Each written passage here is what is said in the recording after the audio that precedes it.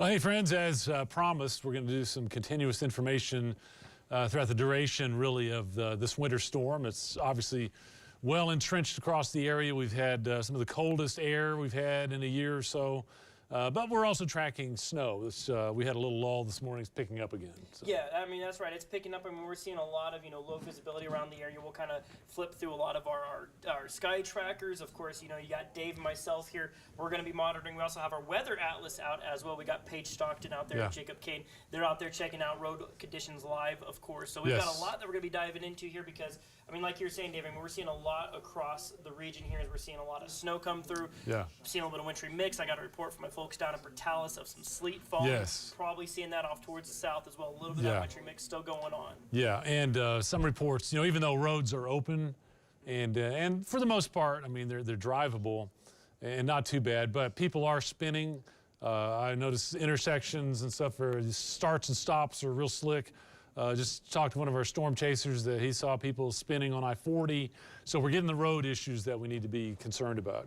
Yeah, absolutely. And of course, like I said, this is going to be this heaviest round that's coming through here as we go on into this evening and overnight period. So you're going to see a lot from myself and Dave here. We're going to be checking out radar. I'll be diving into high definition model runs here on the stream. Of course, here in about an hour and a half, we have the news at 6, which Dave's going to be doing that on broadcast as well as 10 o'clock tonight. But we're basically going to be keeping this stream going all the way through. The remainder of this event going into tonight. Sure. I mean, we'll shut her down at some point tonight and just kind of let it snow, and then we'll wake up tomorrow morning and kind of see what the storm has done. But we're in it now for the next several hours, so if you want to go about your business, check back in every now and then, let your friends know that, hey, you can get us on YouTube, Facebook, NewsChannel10.com.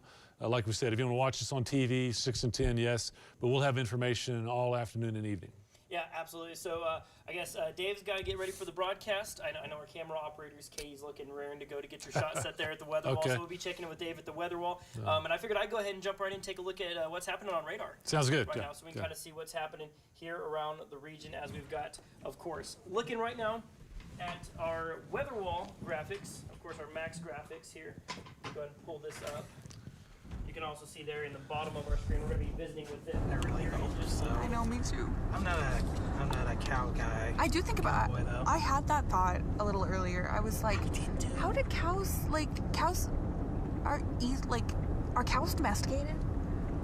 Yes. Yeah. So, we keep dogs and cats and other animals in.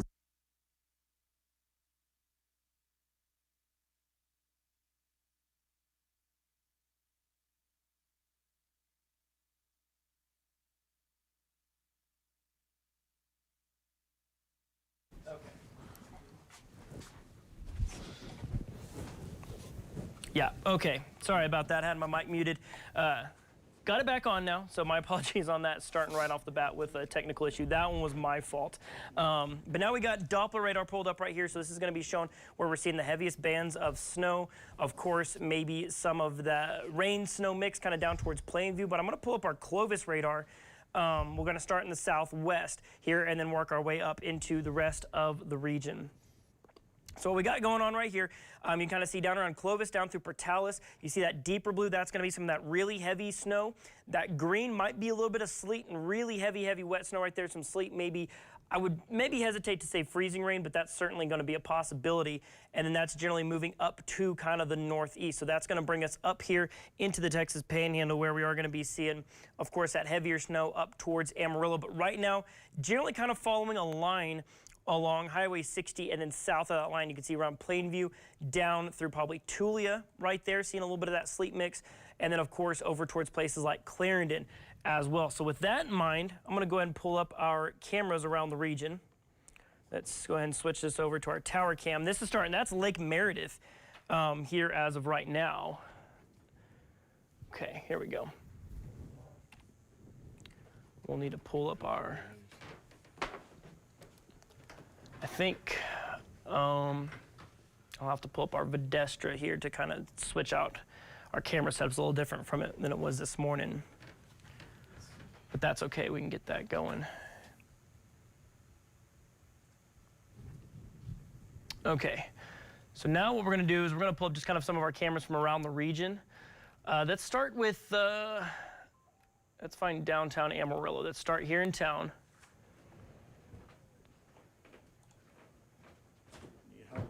Yeah, so I'm trying to route our, so I see y'all changed the tower cam. Is that through Vedestra now? Yeah. Okay, so that's going to be, oh, right there. Take me at the wall. You can do tower cam right there. Okay, there we go. Okay, so we'll get that out of the way. Okay, so that's downtown Amarillo right now. Are you wanting to click through some things, Dave? No, I'm just going to give you time to set whatever you want. I think we've got it set up, but if you want to go to the wall, we can do that. Okay, so here we go. So we're going to get an update from Dave here real quick. We're going to pull him up at the weather wall. And so, Dave, I'll let you take it away. Okay, of course, first alert. We started talking about this, back around Tuesday or Wednesday. That just means that everything has come together for these impacts that we're now talking about. We'll stay in our first alert mode through the rest of today, tonight, and even tomorrow morning, because tomorrow morning, even though the snow will have pretty much finished up, we'll have whatever the storm left behind. We'll definitely have some slick roads until we thaw that away. All right, I got to point this out. This morning was the coldest that we've been since last winter. Last winter, we had one day that we went down to -4. We got down to -1 in Amarillo this morning. Actual air temperature. Clayton was -3. We had -2 at Dumas. Guyman in there at -2. Dalhart -1, but single digits elsewhere. So everyone was at least close to 0. Now, here's a live look as we look around Bushland. Here's I-40. Again, you see it is snowing. We have accumulated there a little bit. Traffic moving, it's just a little slower than it was yesterday. So we're going to kind of keep an eye on that. Again, we got our units out driving around that we'll look at here in just a few moments. Here's Lake Meredith. Again, you see some snow on the road heading out to Sanford Yake. The lake continues to kind of steam. Have you seen that, Sheldon? It's really, you know, the water is not warm, but compared to the 5 to 7 degree air temperature right now, that water is a lot warmer than the air. So There's a lot of steam coming off of it this morning. yeah, and that's exactly how you get lake effect snow. I mean, that's it. It's just not a big body of water. So we don't get a lot of enhancement there. But on the other hand, if you're on the opposite side of the lake, you can enhance it there just a little bit. That's just kind of a neat picture right there. This is downtown. Boy, that looks like winter time, doesn't it? Again, snow is falling. We've accumulated a little more. I mean, not going gangbusters, probably 1.5 inches or something like that, but a lot of snow down the roadways. And one thing we need to point out is sometimes when we have minor accumulations, you know, the roads kind of slush over, they evaporate, they dry off, it's no big deal. This moisture is not going anywhere because it is so cold, there will be no melting whatsoever. We're just going to, whatever accumulation we get, it's going to continue to kind of pile up on that. And once again, you know, traffic is moving. It has slowed down a little bit. That's good. You will be able to get around, at least for the time being, but you're definitely going to have to allow extra time now. And that's, you know, we've mentioned this before, 9 out of 10 times you have an accident or some problem on snowy roads, it's due to speed. So if you back your speed down, that eliminates most of the risk. The other issue that we run into is not enough distance between you and either another car or a stoplight or a curb or whatever it might be. If you allow a lot of time for you to let your engine kind of slow down, your momentum slow down without using the brakes, because, you know, you can't use the brakes, sometimes it's not going to work. The brakes, you might lock your tires, but you slide. So if you back your speed down and allow a lot of distance, that eliminates most of the chance of accidents, as long as everybody is doing that, because if other people don't slow their speed down, they're going to run into you. So that's just what we deal with. So there's kind of the interchange area. Again, traffic moving, but accumulations continue. Now, these are current temperatures. It's a lovely 4 here in Amarillo. Canadian is 3.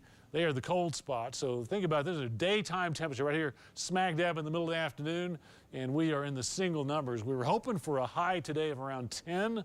I don't think that's going to happen. It's 10 at Hereford, 10 at Clovis. That's about the warmest we have. The wind is not as strong as it was yesterday, but it is strong enough here at 10 to 15 miles per hour to still give us those dangerously cold wind chills. I mean, right now, currently in Amarillo, it feels like -14. The same up at Perryton. Most areas are about -10 or below. The lowest I saw this morning, I think we had a wind chill of -21. So that really gets us down to those dangerous levels. And if you're out in that, you know, you can really suffer or succumb to hypothermia, frostbite, and, you know, 20, 30 minutes. I was outside doing a live report a little while ago, and it just doesn't take long to really, really get you cold down to the core. and of course your extremities, your fingers, your ears, in my case, the top of my head. I mean, you can really get, you know, frostbite and actually have damage to your skin there. Okay, so wind chill, we're definitely dealing with that. Here's our winter advisories. They haven't really changed much. You see, late yesterday, the Weather Service kind of backed the winter storm warning down in the northern part of the area, but most of us still continue in the winter storm area. We have a winter weather advisory there in the northwest. Still have the same kind of cold, still have some snow, but the heavier snow amounts, I think, are going to be across, especially the south and the eastern parts of our area. Let's take a look at radar. You know, we had a round of snow overnight. We had a little bit this morning. That kind of wrapped up. We took a break, and this is kind of the afternoon round that has been pretty formidable. We've picked up some more accumulation. We've had a mixture of some sleet and some snow down across the southeast. Been really slick there around Clarendon and down towards Memphis and Childress. I think Highway 86 from Tulia out to Silverton. We're going to keep an eye on that for a little more snow. Sheldon, you got something? Or? Yeah, I was just going to get, you were talking about those winter storm warnings. So the latest phrasing from the National Weather Service for Amarillo and kind of the northern counties, that's where we have a warning for 5 to 9 inches. It's 4 to 8 down in the southern panhandle, but they do say kind of far southeastern panhandle could still see totals upwards of a foot, and then about 4 to 8 inches off in eastern New Mexico. Okay, so that's the National Weather Service talking about still some significant amounts. We haven't seen real big totals yet, but these are some of the stronger bands, and we'll get some more in here this evening. So we still think the bulk of our accumulation is coming in both today and then again tonight. So to run through that again, a lot of it's down to the southeast, kind of a mixture of snow and sleet. All that's frozen though, and that's going to accumulate. Right there around Tulia right now, we have a pretty heavy band. That's going to be moving up towards Clarendon and Shamrock. Here's Amarillo, and this goes all the way back out to New Mexico. Reports of some sleet around Portales, just south of Portales within the last 30 minutes or so. Here's Amarillo, and we still see it kind of developing and kind of feeding our way, coming at us from the west. Again, you saw the shots there from downtown, and we'll look again here when we wrap up. We'll send it out to our weather atlas, see what's going on. But, you know, we are accumulating slowly across the area. So most of the area getting some kind of snow. Here's that southeastern quadrant. You know, Childress, we've had a lot of sleet and ice and snow down that way. Wellington getting involved with that. Shamrock over to McLean, Clarendon, the whole southeast part of the area. Turkey, Kittiquay, and then back to Silverton, back to Tulia. So that's where kind of the heaviest is right now. The northeast, we haven't spent a lot of time talking about that. The snow has increased there over the last hour. I'm going to call that light to moderate, especially up around Follette, Lipscomb, Canadian, back to Pampa and Borger, snowing, just not all that heavily. And then that extends up to Spearman, Perryton, into the Oklahoma Panhandle, kind of cuts off at Highway 54 there, Stratford to Guyman. So some light accumulations there. Back in the southwest, we kind of pick it up around Hereford and Dimmitt. Seems like it's picking up in intensity a little bit as that comes in from New Mexico. So starting around Tucumcari, Broadview and Grady, down to Clovis, Portales, Texaco, Farwell, those areas. That's where that latest round is kind of heading up Highway 60. Dimmitt, Friona, Hereford, all getting in on some of that, and that's what's coming towards Amarillo. So the longer this lasts, you know, the more accumulation we get before it kind of shuts down, I think, for the evening hours. And that's what I'm going to show you. Here's our model run. Shows the snow going on until 5, 6 p.m. Then we start to take a break as that round kind of moves off to the east. There's our nighttime round that comes in something like 11 p.m. to 2 or 3. And this is where we have a little uncertainty on how strong that last round is going to be. Some models are still, pretty prolific on it. Some are backing down a little bit. So you know how it goes with these snow totals. They are the trickiest things that we keep up with. So that's going to determine really the final results. But Sheldon was calling out those numbers from the National Weather Service, still expecting, I'm going to say, a few to several inches, depending on where you are. It'll come down to if you get into one of the stronger bands and it sits over you for a while, you'll get more snow than, say, 20 miles either side where that band was not right on top of them. So anyway, by 7, 8 a.m., we're wrapping up the snow and it's out of here. These are some numbers that I've been throwing around. 1 to 3 across the northern part of the area, something like 4 to 8 across the south, depending on where you are. For Amarillo, I'm really liking the 4 or 5, maybe 6. It's going to come down to that last round overnight. The further southeast you go, I think, the better chance you have of getting these kind of numbers, something like 8 or even above. So that's going to wrap it up, I think, now for me, Sheldon. I know you got more, and we want to get out and see what those roads look like, so I'll send it back to you. Yeah, thanks, Dave. So, I mean, that's what we're keeping an eye on. So, we're going full team coverage on this event. So, you can see below me, we're going to be keeping an eye on live radar. We've got our tower cams around the region, but you can also see right next to me here, we got Paige and Jacob out live in the Weather Atlas. They've got some live looks at road conditions right now. So, Paige, I'm going to go ahead and send it out to you. They're out in the field. I want you to go ahead and tell us real quick where y'all are at and what you've been seeing so far. Hey, thanks Sheldon and Dave. Y'all have been great giving us all those updates. I'm Paige Stockton, reporter with News Channel 10, and this is my photojournalist, Jacob Kane. We are out here. Just want to do a quick intro, and then we'll move it over to our cameras. Visibility is not too bad out here. We can see pretty well, but Jacob, you probably have a better idea of kind of like what the roads are feeling like. We've been driving for about 45 minutes, 50 minutes, right? Yeah, so like there's been snow buildup on the least traveled part of the roads, like you can see from the camera. Yeah. That the left side of the road, the passing lane, has a lot more snow accumulation on it than the right side. So yeah. Vehicles and the snow plows have been keeping some of the snow off the road, but still there's a lot of snow on this. So like Dave was saying earlier, please control your speed and keep plenty of distance between you and the car in front of you. Yeah, we are heading south. We are towards Happy right now in Tulia. As Dave said, that's where we're going to get a lot of that snow band. So we're heading out in that direction to see kind of what that is going to be looking like. Have greatly not seen a whole bunch of cars out on the road, so that's really great. Again, if you can stay home, I know some people have to work, some people have obligations, we understand that. Make sure you stay slow if you do have to get out, and if you don't have to get out, just don't do it. It's not worth it at this point. And then a bunch of safety tips, which NewsChannel10.com has a bunch of great articles about what happens if you get stuck or what happen, warming stations and things like that. Make sure you don't get out of your car. Water and blankets. Making sure to stay safe just in case. But we are heading south towards Tulia. Everything is looking pretty good right now, but we are trying to stay as safe as possible and just making sure that we are safe and that we are just make sure you check up on people that are going to be out. So yeah, that's kind of what we're doing right now, heading south towards Tulia. We'll be giving y'all updates, as well as Dave and Sheldon will be out here.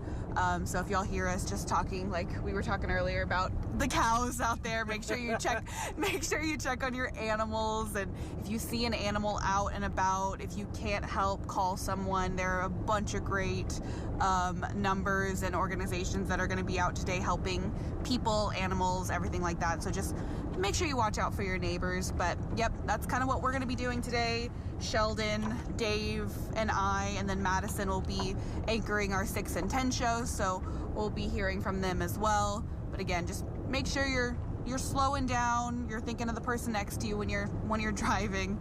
This is also a good point, not that this person is doing it, but if you are driving near someone, that snow is going to raise up and block your viewpoint. So you want to make sure you have a good amount of distance in between you and any car that is around you. I mean, within 15 minutes, we saw somebody on the side of the road that was having to get helped by police because I don't know if they got stuck or their car stopped working or they got a flat or something, but I think it might have been like a rear end crash. Oh, really? Two cars was there? I wasn't sure if that other car just stopped to help. So I don't know. It wasn't that bad. No. The people were out and making sure that everybody was okay, and the police had gotten to them, so that was good. But we're just watch out for your neighbors. Make sure you get a good distance in between. Make sure you go pretty slow. You don't take unnecessary risks. Yeah. But yeah, we're gonna be out here giving some coverage with Dave. Somebody on the stream said heavy snow is coming down in Clarendon. So Clarendon's getting hit pretty hard apparently. Mm-hmm. But I want to say, I mean, I'm not an incredible expert, but I want to say we got maybe a quarter mile visibility, Yeah. maybe a half mile, somewhere in there. Yeah, visibility is not all that bad right now because it is right before 5 o'clock. Like, it's not, it's still supposedly bright outside. So once it gets later into the night, 6, 7 o'clock, 8 o'clock, sorry, I did that. there's a meme. Towards 7, 8 o'clock, there's a meme, I'm sorry. Okay. Towards 7, 8 o'clock, there's gonna be much less visibility, and that is when Dave is saying that we're going to get a big brunt of that snow. So right now it's not bad, but give it an hour, give it a couple of hours, really just give it 30 minutes. With weather like this, you really never know what is gonna happen. The old saying is true, if you don't like the weather, wait around for 5 minutes. Today, it'll get worse. Yeah, exactly. But We're just passing Happy now, by the way. I'm not sure. Hey, can you check on my phone the real-time IRL, make sure that's still updating? in your personal phone? No, Oh, okay. work phone. Let me see. My real-time IRL. Yep, you're good. Yeah, cool.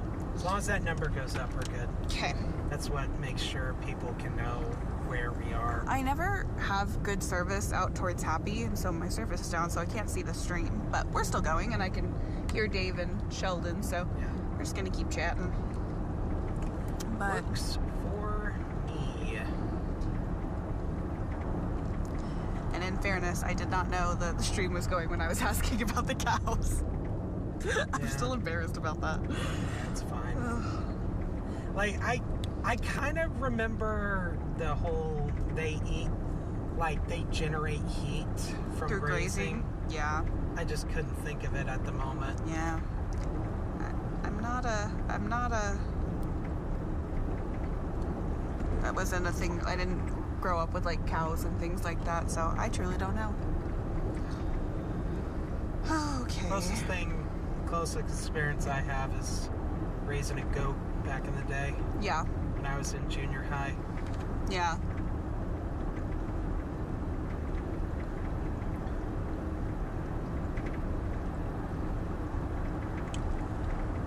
Again, we're heading south towards Tulia because Dave said that that is going to be the biggest kind of band that we're going to see of snow as of right now, I guess. Yeah. Again, and I want to preface this, Jacob and I are not meteorologists. We are just going to be showing you what we're seeing out here. Like, we're out in the field, so we're going to be seeing what we see out here.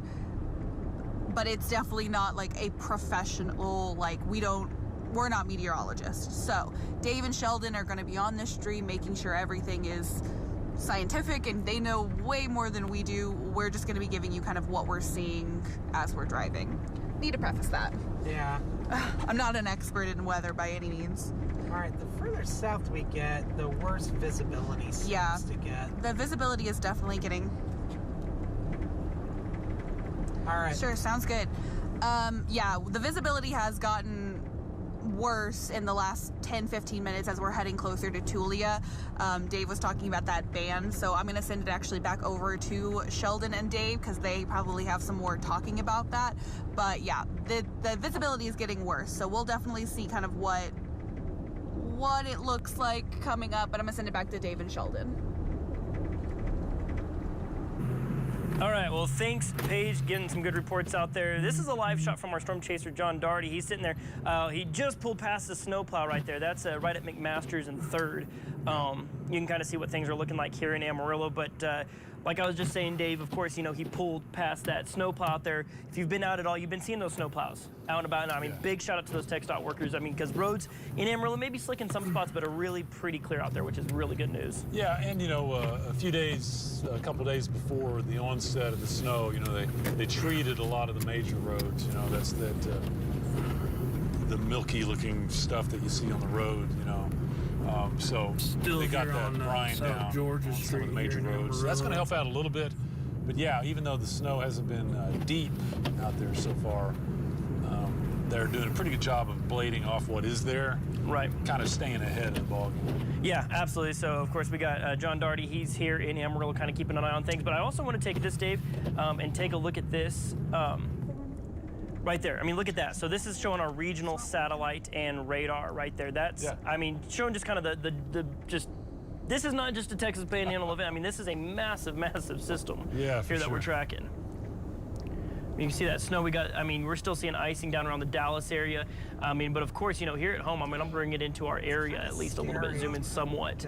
I mean, you really see, I mean, we're getting that snow. And I think this is, you know, this is what we call, you know, our composite radar. So it doesn't always show kind of the most complete picture. But of course, I think we're probably still seeing some, you know, potential for some sleet and wintering mix way south of us.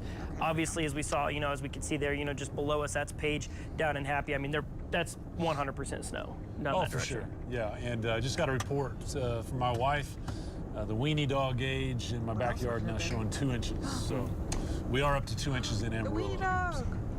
Yeah, so we got, so I like that. So you're the weenie dog gauge right there. So I mean, that's, I feel like 2 inches. Once you get to 2 inches, I mean, that's weenie dog that alert. He puts in the ground or whatever, and it comes up to like its legs. They're dragging bottoms back there. I know. But, you know, we anticipate adding on at least a couple more inches, I think, depending on what that nighttime round does. That's the I guess the big question right now is how well that last round tonight, or how heavy it's going to be.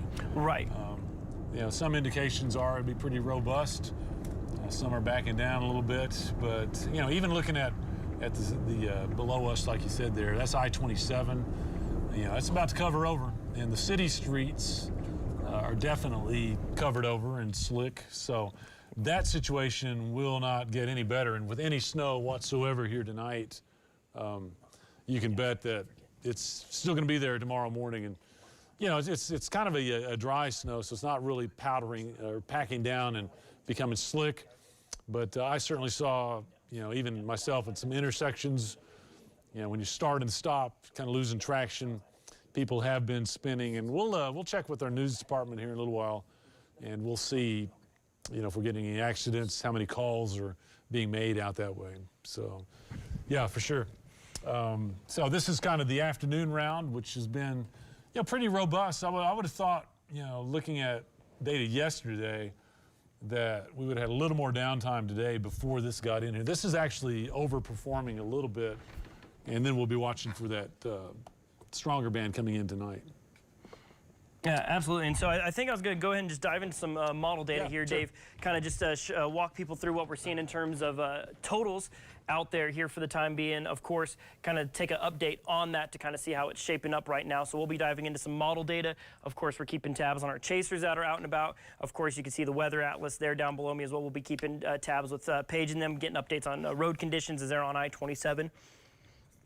Also, for those of you on Facebook and on YouTube right now, if you got any questions, go ahead and drop them in the comments. We'll be trying to get to those here as we can. And one of my favorite things that I really want to see, of course, on days like today are the reports we get from people. I mean, those snow reports from people of what they're seeing in their own neighborhoods, that's certainly what we want to be seeing. So with that, let's go ahead and take a look at our model data right now, kind of see what those updated totals might be looking like. Because, of course, if you watched our stream this morning, we were diving into our, of course, early morning runs. Now it's time to kind of start taking a look at what those afternoon runs are looking like, because it's been evolving here as we go throughout the day. But like Dave was saying, I mean, I would say, I mean, compared to what we were just seeing this morning, Dave, that I would say, like you were saying, it's kind of overperforming right now, because we were thinking this was going to be going a little bit later. So it's kind of really packed a punch here early. This one started a little earlier and probably a little stronger. So again, if you might look on your model there, we'll be now focusing on that band from 11 p.m. to 2 or 3 a.m., kind of the last hurrah, and that'll do it on the accumulation, you know. So come down to how much we get out of this current band, and then we'll take a little break, and then we'll see what goes on top of that. Yep, so really monitoring that here real closely. So what I'm going to do is I'm going to just kind of scroll through our radar here first, kind of what we are seeing as we go throughout the rest of this evening. So this is showing what it thinks is going to be happening kind of right around 5 o'clock in the afternoon. So I'm actually going to minimize this and show you what's happening on radar. And I would call that a pretty good initialization right there. You can kind of see the Texas Panhandle off towards Lubbock. If we take a look at what that model is showing there, that's pretty close. I mean, I'd say that's a really well handle on things. You're going to see a lot of that pink is that freezing rain. That's down around central Texas. That's where a lot of that nasty icing is going to be going. Now, you will see things look like they kind of quiet down around here in Amarillo. I'll kind of draw a box for those wanting to keep track at home, that right there is kind of the Amarillo region in that yellow box right there. So we're going to fast forward through here because you'll see we kind of get this quiet period here across the next couple hours. That's around 9 o'clock. But then we kind of get this secondary wave that comes through overnight. Now you'll notice Amarillo's kind of right on that far, far edge of it. They're up towards the north. You'll see kind of right there Highway 60 into the south, and then things really start to break up as we go on into Sunday. But the real big thing with this that I think has really got a lot of value is diving into what snow totals look like once it's all said and done. If you want to see here, Dave. We'll put a box around Amarillo's number, but we're going to, of course, show everybody's.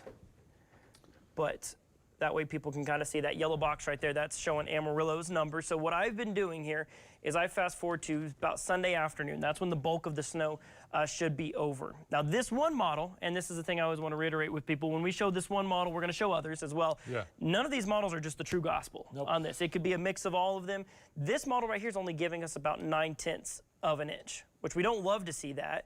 But like I said, that doesn't necessarily mean that's the case, because this one right here says about 2.8.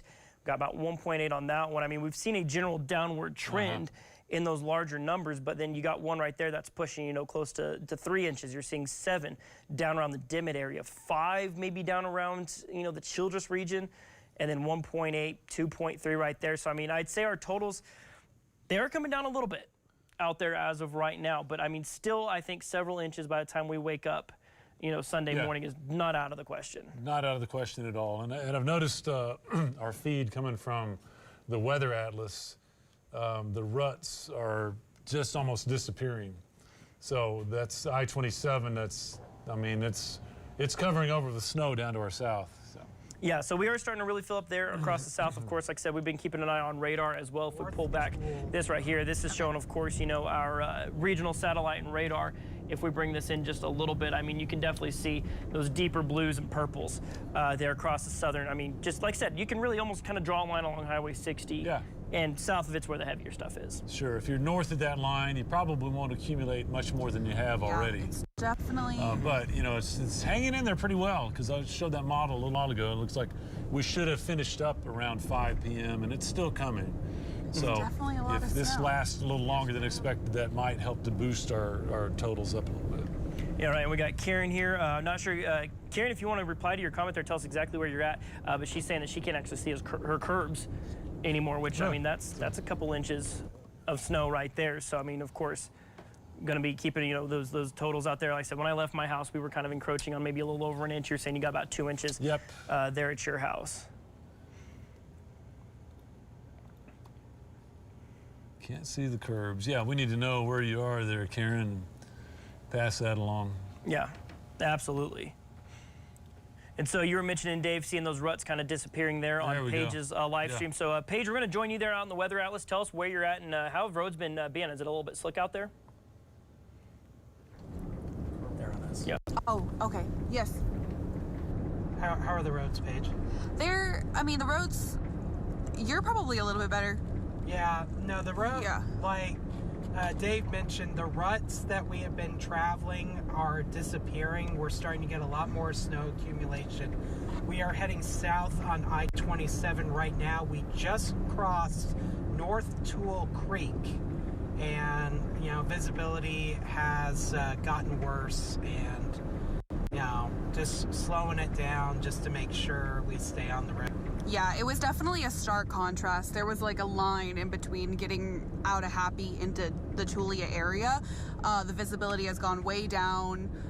There's definitely not like you cannot see what side of the road. There are no really good kind of inclinations of when kind of which side is which. So just really, really make sure you slow it down.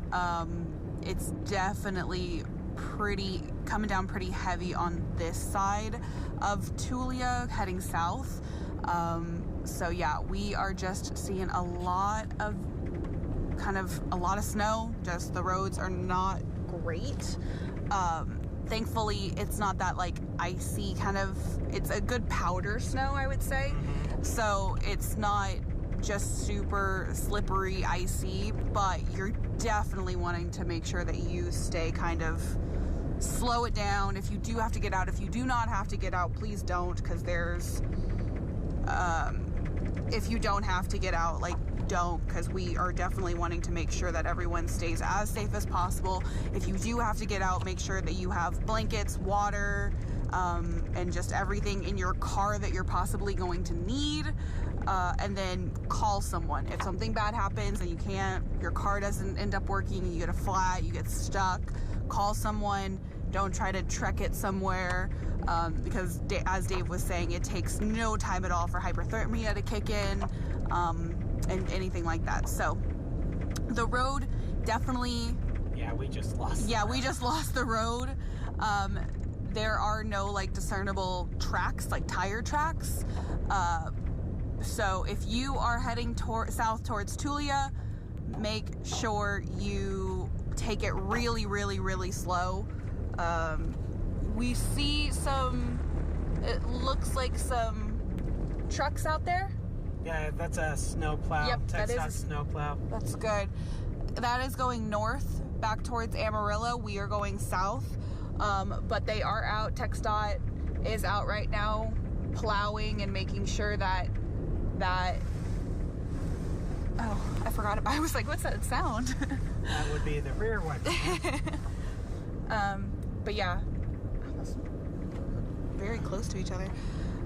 We are going really pretty slow, 35, 40 miles an hour down this highway. We probably won't go much above that, just to make sure, because we really want to make sure. Oh yeah, we're down to almost no visibility. 50-yard visibility that we're looking at right now. I don't know if that's just the snow or if that's the fact we got a semi in front of us kicking up the snow. It's probably a little bit of both. Yeah, our visibility is very, very low right now. And that brings up the good point. Make sure you got lots of space between you and the car in front of you. Yes, very, very much. Oh, another semi just came out of nowhere. Did you see that? Yeah, no, that's... Okay, he's stuck. Yeah. Okay. And again, just like that was maybe 50 feet ahead of us, and we didn't see that. So visibility is super low. Make sure you are going pretty slow, because if you're going fast and you don't have that good visibility and that a semi is just sitting on the side of the road, and again, there's no discernible roads right now, we want to make sure that we kind of take it slow. If you have to get out, if you don't have to get out, stay inside, watch a movie, enjoy watching the snow from the comfort of your couch with your family. Yeah, stay with us. Yeah, you watch us. Dave's talking about sledding. I could go sledding. You think they're gonna go without us? That'd be rude. It is rude. All right, we just crossed the Tulia city limit. Yeah. And I was barely able to tail that. Okay. I'm not sure this is good snow. Like for sledding, this is probably good snow for sledding. I'm not sure about like making a snowman or anything. You want it a little warmer for that. Yeah. Well, I mean, Dave was talking about being like... All right, folks, just going to run you through some graphics and some of the latest information we have as we continue our team first alert coverage here at News Channel 10. You know, we saw this one coming several days out. We talked about some dangerously cold weather. We talked about, significant snow accumulation, certainly impacts that can be dangerous. That's why we're in a first alert situation. How about this one? -1 this morning in Amarillo. You know, the last time we were that cold last year, I think in February, we got down to -4. So we may eventually get, below that. So it's going to be the coldest air that we've had in a long time and all across the area. Here's a look from Bushland. Still looking wintry out that way. And keeping an eye on I-40, got our units out, but it's also good to have camera shots looking down to see what's going on. Continues to whiten up and accumulate a little bit. You see the trucks moving on I-40, but I noticed the speeds coming down. And that's good, and I've mentioned that before. That's pretty much the secret or the key to really limiting your chance of being in an accident. Just slow things down. Usually people have an accident because they were going too fast, either lost control or didn't have enough time to stop and that's when they have an accident. So if you just from the start know that you're going to have to take it slow and easy, that can really reduce that risk. So once again, I-40 getting kind of wide out there, no doubt. We are accumulating. Here's Lake Meredith, a little less snow up that way, but we are seeing some light accumulations there across the lake area. Downtown, I just saw a snowplow go by just a couple minutes ago, so the city is doing what they can to kind of stay out ahead of this. But no doubt, here's an overpass. You see frozen moisture on that. We're getting a little more accumulation. We're up to about 2 inches now in the city, especially in your neighborhoods and everything where we're getting some wind blocks. We're taking a look at I-40. Yeah, so travel is doable, just kind of a slow go right now. Current temperatures, we're just not warming up today. It's 4, so we've come up, what, a whopping 5 degrees from that -1 this morning. The warmest we have anywhere in the area is 11 out of Tucumcari. Hereford and Dalhart in at 10, 3 over Canadian, and these are close to your daytime highs. So once again tonight, temperatures will be going back down probably to 0 or below. The wind, it's not horrible, but 10 to 15 miles per hour when you're starting off pretty close to 0 anyway.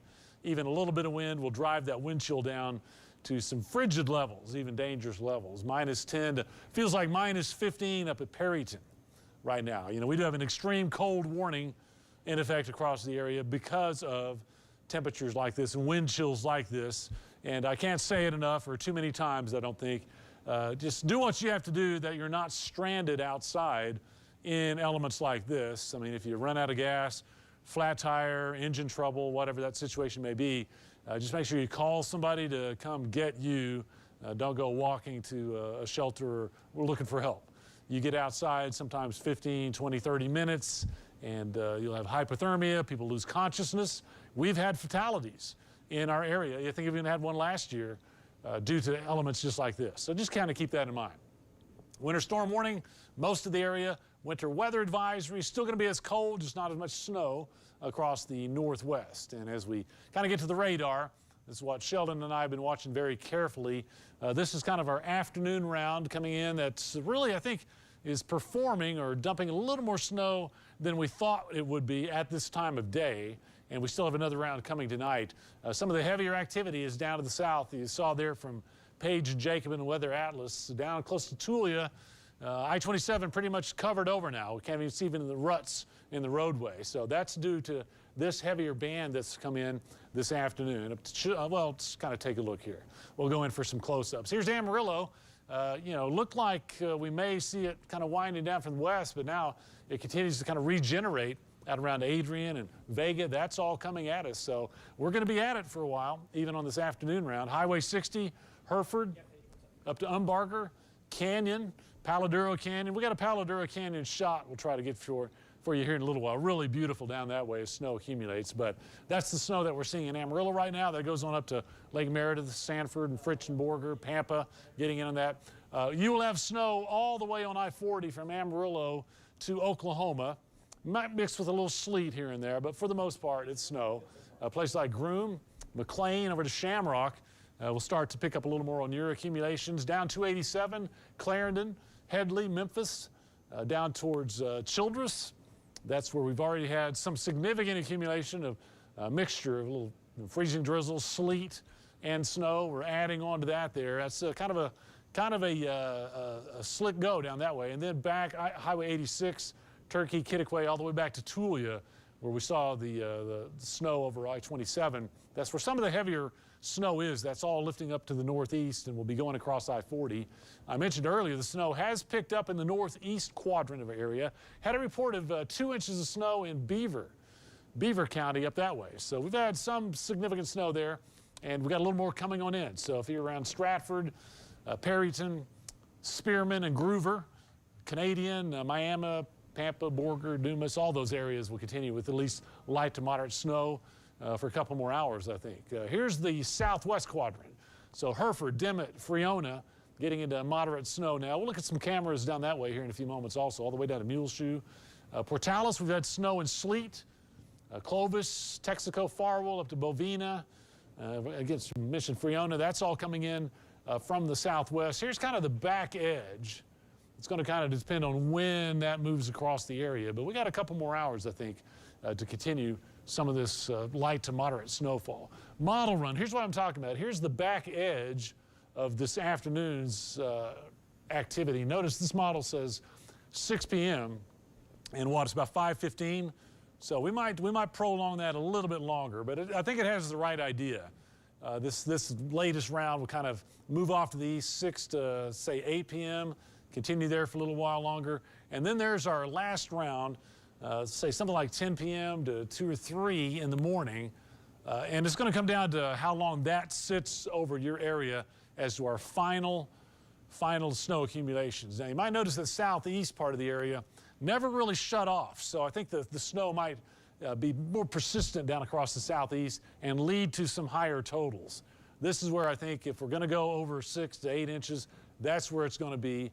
For Amarillo, it could be anything like 3 to 6, depends on how long we get that last band to persist. 7 a.m. in the morning, pretty much out of here. So again, kind of tricky on our final totals, but the general idea is less snow up across the northwest, 1 to 3, something more like 4 to 6 across the central panhandle, and then say from Tulia off to the east. That's where I think we might have some of the higher totals.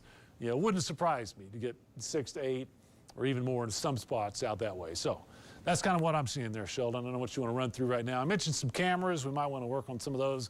We do want to look around Amarillo. Let's take John's video and see what's going on there and just kind of check on some roads. Yeah, we can definitely do that, Dave. Of course, keeping an eye on radar as well. Also, we have some questions from some viewers we want to get to, but also, if you want, Dave, Paige was wanting to kind of get an update on where you think she should be heading location-wise there in the Ellis. If you want to hop on Unity, talk to her. I should be glad to hear from you on that. Will do.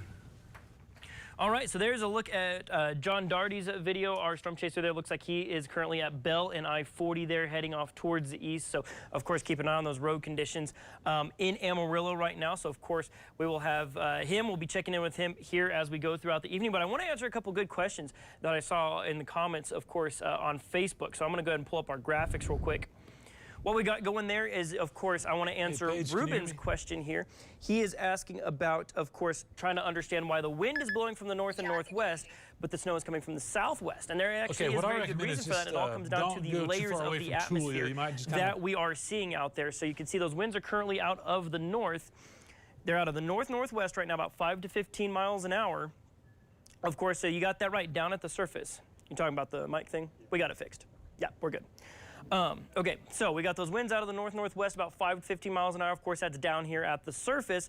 That's where the wind is coming from. But if we go ahead and take a look at what the jet stream is doing, this is the higher levels of the atmosphere. This is why the snow's coming in from the southwest. This is actually where that big low pressure system is right now. This is actually what's kind of steering this whole weather event. That's that big low. It's sweeping up all that Pacific moisture up and into our area. So that's actually what's kind of steering this particular system. So in the lower levels of the atmosphere, we have those winds coming in out of the northeast rather, and then out of the southwest is where all that moisture is coming up in the higher levels of the atmosphere. So that's where the snow is coming from. It's coming from higher up. You know, that steering flow is kind of what's kicking it off. That's where that trough of low pressure is presenting that lift, and then down closer to the surface where that cold front came in, why the temperatures are so much colder down at the surface. That is, of course, why we're seeing the snow, of course, come in from the southwest, wind rather coming in from the northeast. And then we also had a pretty good question here from Angela. I want to preface this by saying there's no such thing as dumb questions in weather. Every question is a good question. And of course, talking about snow formation, where the moisture comes from, everything like that. Generally with this system, of course, and with any time snow forms, you get that rising air, you get all that moisture, you get the really cold temperatures, and that snow basically crystallizes into, of course, those snowflakes that we see. Now, of course, as we know, warmer air can hold more moisture. So, of course, as it falls into warmer air, it can melt. And, of course, those raindrops, more moisture molecules can stick to that, become a little bit bigger with those raindrops there. But the thing about wintry weather and kind of what we're seeing, of course, with that warmer air at different levels of the atmosphere is when that when that moisture is falling through the air, it starts falling as snow, and then it's going to hit a certain point, it's going to start to melt, and then it's going to, of course, either refreeze or it's going to fall as a liquid all the way to the surface and either hit the ground as rain, or if it's really cold at the surface, it'll hit the surface and freeze, become freezing rain that we see out there. But the big thing to remember with is it's going to be falling as snow, and if it ever hits a point in the atmosphere where it melts, it will not become snow again. It's either going to become sleet or freezing rain. It will not become snow ever again. It has to become snow as it rises up through the atmosphere and then crystallizes. So, Angela, thank you for your question on that. Of course, so like I said, you're not wrong. That rain, of course, can generally start as snow, but when it melts, it warms up. It can hold a little more moisture with it, whereas those little snow crystals can be a little bit drier due to that lower moisture content that you see. Let's see what other questions we might have right here. Okay. You got some cameras you want to look through, Dave? Yeah, I'm just kind of setting some new shots here.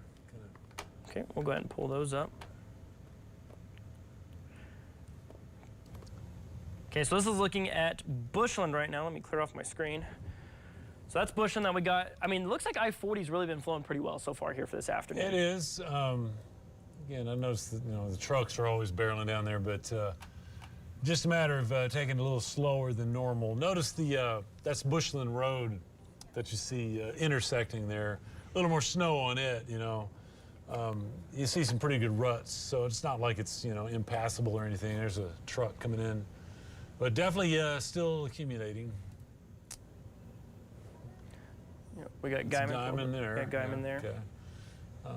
And Guyman's picked up a little more. Looks like they're kind of on the edge. Amarillo fully involved here. The visibility is pretty low here in town right now. Yeah. And again, I just looked out. I think we got kind of a solid 2 inches around Amarillo right now, and maybe a little more in neighborhoods where you don't have as much wind, so kind of settles in.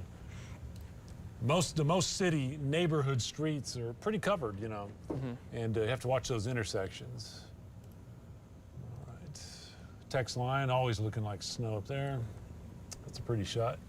Yeah, text line has kind of been a winter wonderland for the past couple days. Freona, though, looking pretty good too. Freona's picked up, and I think I don't know. It's hard to tell, but they got a good coating down there. They've been involved in this second band for quite a while.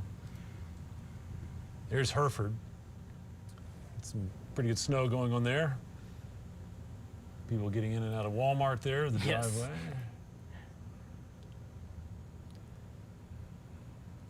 If this one wants to load. We got a few that are kind of lagging behind a little bit. This has been one of my favorite shots. This is the one that I talked about earlier. So this is down at the floor of the Palo Canyon State Park, and that's photo worthy right there. Oh, absolutely. I see. That's one. I mean, that's borderline postcard. You can see the West Texas Mesonet site right there, just off in the distance. And accumulations there is up quite a bit since the last time I looked at that particular shot. It's Highland Park. I believe when the sun was out on that one, that was kind of pointed out back towards the airport. I believe is kind of the direction it was earlier, but obviously can't see all that far off in the distance. Okay, this is off. Let's see, 136, kind of out past IBP or Highland Park and off to the northeast of there. Right. Yeah. And that's 136 between Borger and Fritch. Yes, down right there. Yeah. Okay, some ruts there, but looks like one lane certainly looks better than others. One lane. Okay. Okay. Panhandle. Yeah, common sight there down on the bottom of your screen. I've been seeing a lot of trains just stopped. I kind of live near some train tracks on the southeast side of town. The trains were stopped out there as well. Okay. Borger starting to accumulate. The snow's picked up there a little bit, last 30 minutes or so. And here's Childress. Man. Okay, so this is the southeast. I think they've probably got a little more on the roadways down that way, because they had all the sleet and everything, and even a little bit of ice last night. Now it's all snow, it looks like. Right. Some slow-moving traffic there. Probably pretty strong band. I mean, what we're seeing on radar right now. Right. And then up at Follett, that looks pretty snowy there too. Northeast part of our area, finally getting some of the snow there. But I don't see anybody with multiple inches. More, maybe 2 or 3 at the most. Yeah.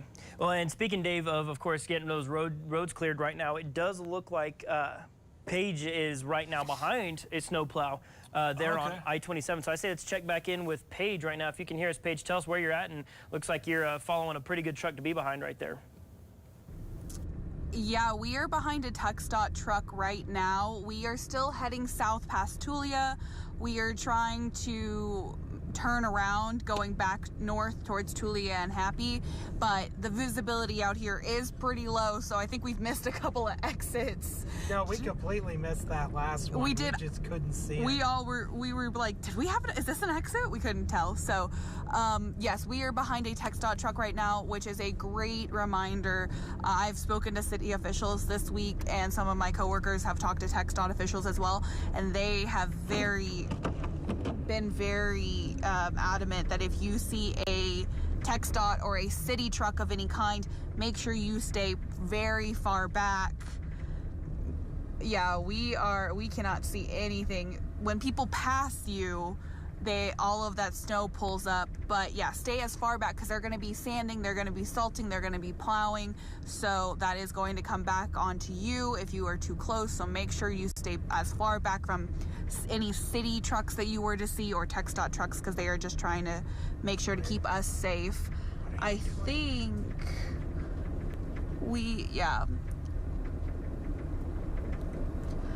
the visibility is 0 when any car passes by you for a good 15 to 20, sometimes depending, like we just had a semi pass us, so it was a little bit longer. But anytime a car passes, I think you're about to maybe see one pass us right now, that visibility goes down to 0 for a good 10 to 15 seconds. So we're going 30 miles an hour down this highway right now because we are very much trying to be as safe as humanly possible, and we are behind this TxDOT truck. So we're actually just trying to get back north towards Tulia and Happy, but the exits are so kind of hard to see that we are having a hard time knowing like how to get off to turn around.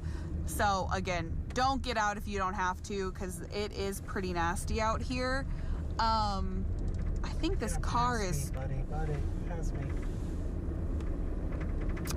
We've had some people go pretty fast by us, but we're going under 30 right now. So I would say people that are passing us are maybe going 45, 50, which for me, that seems a little fast, but again, your comfortability level, make sure that you are as safe as possible.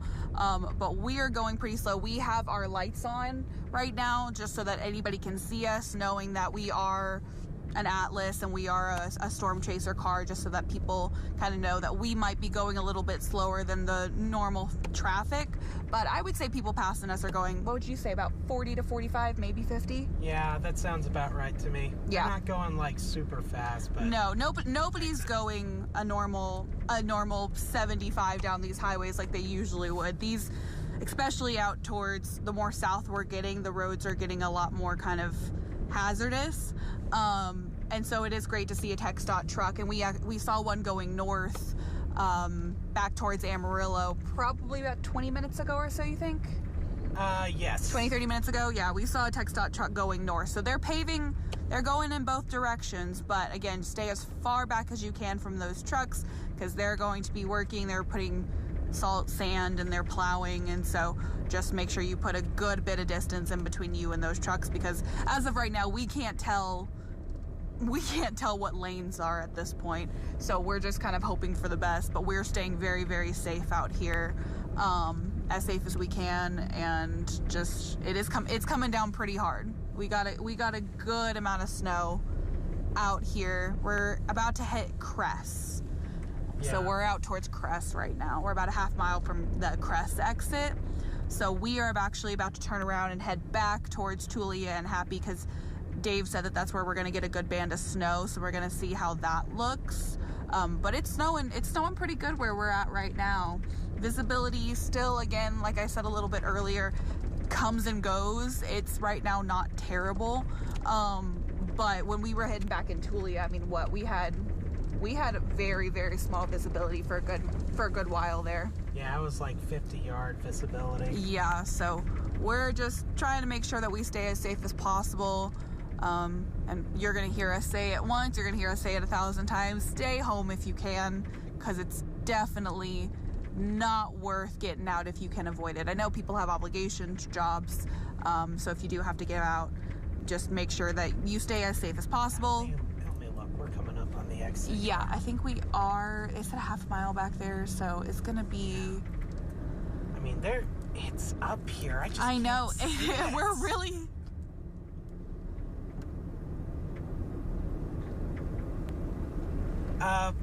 We did see some vehicles coming off the road. We saw one truck pull over that was apparently having some engine trouble. We passed by a sedan that had that right little right orange thing that indicates that the vehicle had been searched and there were no occupants. Yeah, so we are trying to exit right now. Sorry, guys. We're going to be a little focused, just making sure that we can see this exit, because they are... Okay, Yeah, I we're think still you're on good. the road. Yeah, you're I good. can't see a road, but there's a road underneath our tires. Yeah. We're going to...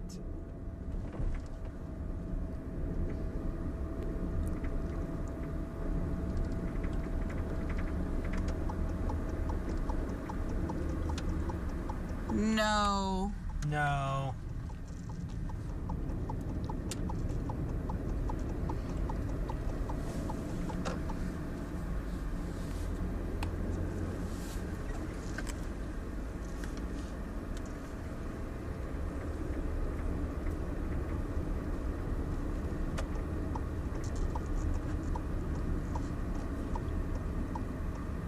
Yeah, no. I can't even...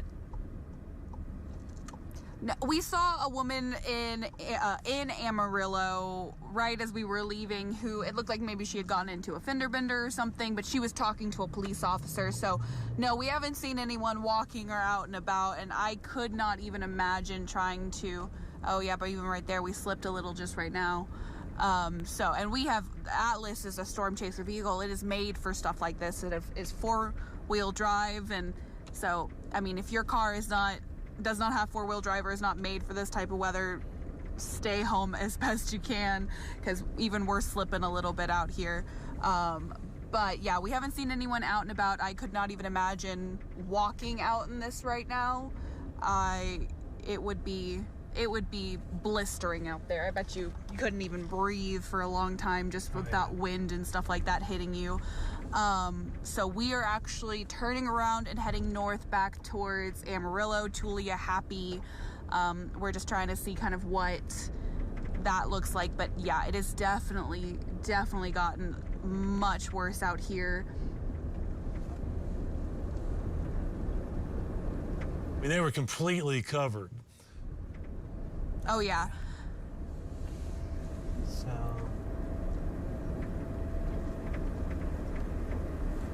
Does this work? Do I get turned? Oh no. Yeah. We're gonna get turned around here. Yeah.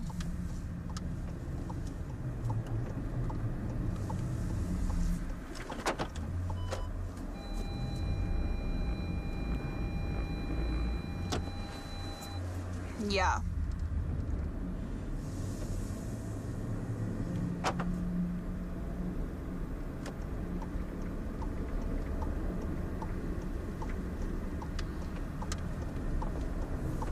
Yeah, that's going to be kind of the biggest part of being out on the road today, is just not being in any type of hurry, because you're going to have to be patient, because a lot of these roads, you can't see the left lane from the right lane. And so you just kind of have to think of the neighbor. If you're driving by someone, they can't see as much as you can't see, so make sure that you are kind of giving a lot of space in between that person in front of you or that person behind you, because if you are having to be out in this, the people also next to you are having to be out in this, and they're probably having just as more difficult of a time. And because you can't see what that road looks like, you don't know which side to be on, and so they can't see which side to be on. So it's just thinking of your neighbor, thinking of the people around you, and trying to be as safe as possible, because we're all having to, if you have to be out in this, having to navigate this. So we are actually heading north back towards Tulia and Happy, just to kind of see what that looks like. We did see a TxDOT truck a little bit earlier paving down north this way, so there is a kind of, we can see a road, thankfully. First time I've seen a road in the past 2 or 3 minutes. Yeah, exactly. We're seeing some roads, so we're happy right now. But I think if you could kind of look at the road pretty closely, I think we are just right in the middle, because I think those are the lines for the middle of the lane. I think you know what, I can't tell, but to me, I think the right-hand lane is clear. Yeah, I think the right-hand lane is clear right now, but again, Clear-ish. Clear, yeah, that is very true, Jacob. Clear-ish. I think everything as of right now is clear-ish. But I saw TxDOT working their way through this, so thankfully we have a little bit of a rut right here to drive in, so it's not as bad. But I mean, even a little bit earlier, we kind of just a little bit fishtailed, but not even fishtailed. It was a slippery. It was slippery. Well, and a couple of things I want to point out. One of the things that some of our viewers in the past have been confused about is because of the way our camera works, our dash cam works, it looks like we're going faster than we really are. We're not. We're not going above 40 miles an hour right now, just because, like Dave was saying, you can cruise at a higher speed, and then all of a sudden you are, it's just white. You don't have a road anymore. So if we hit something like that, we don't want to be going fast when we hit that. And another thing I want to point out is, like, even if you have a four-wheel drive vehicle, and you think, oh, I've got a four-wheel drive vehicle, I can handle this. Snow doesn't give you traction. 4 times 0 is 0. So it doesn't matter how many wheels you have turning. If you hit 0 traction, you're going where inertia wants you to go, and not necessarily where you want to go. That is a good point. Because it's definitely a little rough out here heading out, but we're going back north towards Tulia and Happy. But Tulia, I mean, when we were in Tulia even 30 minutes ago, it was the visibility was very, very low. Yeah. So we're still just trying to make sure that we are being as safe as possible. And people passing, like, the snow comes up and you have very little visibility for a good 15-20 seconds, so make sure you have plenty of room if you're having to be out right now in between you and the car ahead of you. But yeah, we're just making our way back towards the Tulia-Hapia area. Tulia-Hapia? I think is what I just said. Tulia-Happy. Tulia-Happy area, to kind of see what that looks like. That's both north and south Tool Creek. Yeah. So, and then Dave was mentioning that there's going to be another hit later tonight. Mm-hmm. I think he said like 11 p.m. to 2 a.m. or something like that. Yeah. So, we'll see.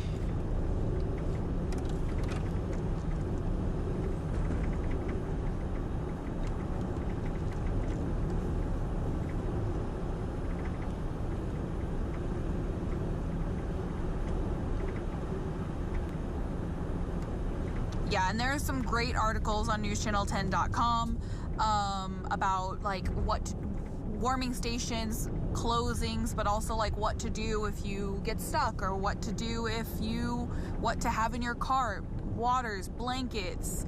Don't get out if you get stuck somewhere. Call someone as best you can, because it's definitely not.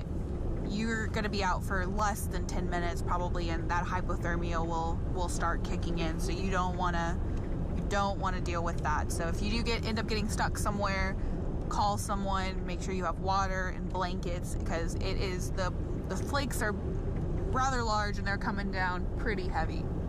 So we are making sure to kind of be as safe as possible. We have our lights on, so that people kind of know that we're going to be going a little bit slower, since we are in this chaser car. So people have been kind of passing us if they need to, but again, we're going pretty slow. Everybody's going slower than they usually would, just because of the weather that we have out here. So Well, there's just not a lot of traffic, period. No, definitely not. Thankfully, this happened on a weekend, and I know people definitely have to work on weekends and have obligations and things like that, and so we definitely want to make sure that if you do have to get out, that you're safe as possible. But we are heading north back towards Tulia and Happy. TxDOT did hit this part of the road. We saw them about 30-45 minutes ago hitting this portion of the road, so we have little ruts here as of right now, but with the way the snow is coming down, that easily can be covered up in 30-45 minutes an hour. So you want to make sure you stay aware. First Alert Weather app, I know a lot of people are watching this stream right now. We have a First Alert Weather app that we send out notifications from, that you can download on the App Store, KFDA Weather. And then we will be watching on Amazon, Roku, all of those like streaming services. We're on those as well. So if you need to stay up to date with what we're doing, we are there as well. Sorry, I'm getting... Any Facebook questions you can see, or are Let you me still in see. SOS? I am...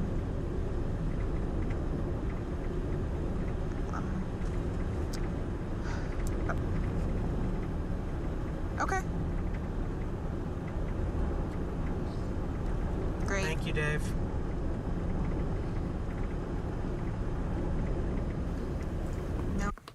All right, thanks for that report, Paige. Taking a look at visibilities around the region here right now, as we are seeing down to 1 mile here in Amarillo. We're seeing 1 mile down around a lot of the region here as we head on into this afternoon, and of course getting ready for this evening. We got about a little over 15 minutes until, of course, the news at 6.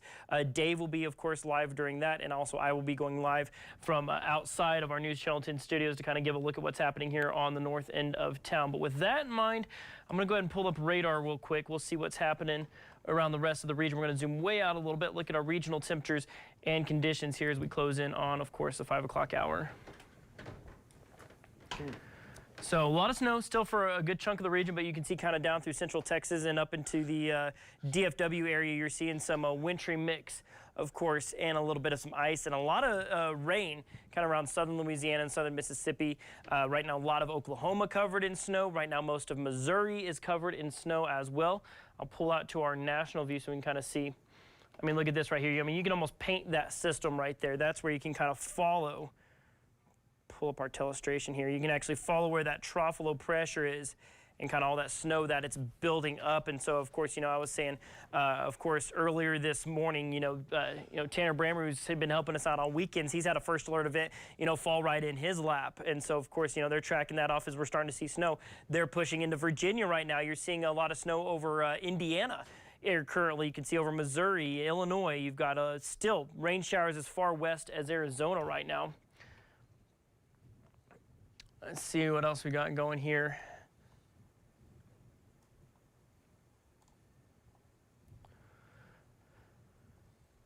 Of course, just reiterating how cold it has been here. Of course, we'll take a look at our temperature trend, how temperatures have changed over the course of today. I mean, we dropped down to 0 at 5 o'clock this morning and spent about 3 hours below 0. And since then, I mean, as you can see, we've held steady at about 5 degrees. So that 10 that we originally had, like Dave was saying, I don't really think we're going to be getting there. Of course, stay tuned for his full forecast. Of course, a little bit later on here in about 15 minutes, he'll have your 7-day supercast, everything you need to know with that. But if you are wanting to go outside right now, of course, you have to prep for the snow, but you also got to prep for the cold. As right now, our wind chill is sitting at about 10 degrees below 0 right now. The least cold temperature in the entire region is Tucumcari, sitting on 11. But one graphic we liked using this morning, let's go ahead and pull up our regional temperatures. Let's see, that's going to be right up here, see what it's doing around the rest of the area, because for most of the morning, and I'd imagine probably even still right now, we were actually colder than Angel Fire, and we still are, very much so, as it's currently 5 here in Amarillo. We've got 28 over in Angel Fire, 41 in Albuquerque. I mean, we're colder than Denver, Colorado, but now you can see, St. Louis, Missouri has dropped down to 8 degrees. It's 14 in Little Rock. It's 40 down in Houston, 29 down in Austin, 43 down in El Paso. So we're seeing some very deep cold air, but you can see exactly where that cold air, completely stops as of right now as well. So, I mean, we're seeing that cold air sticking around.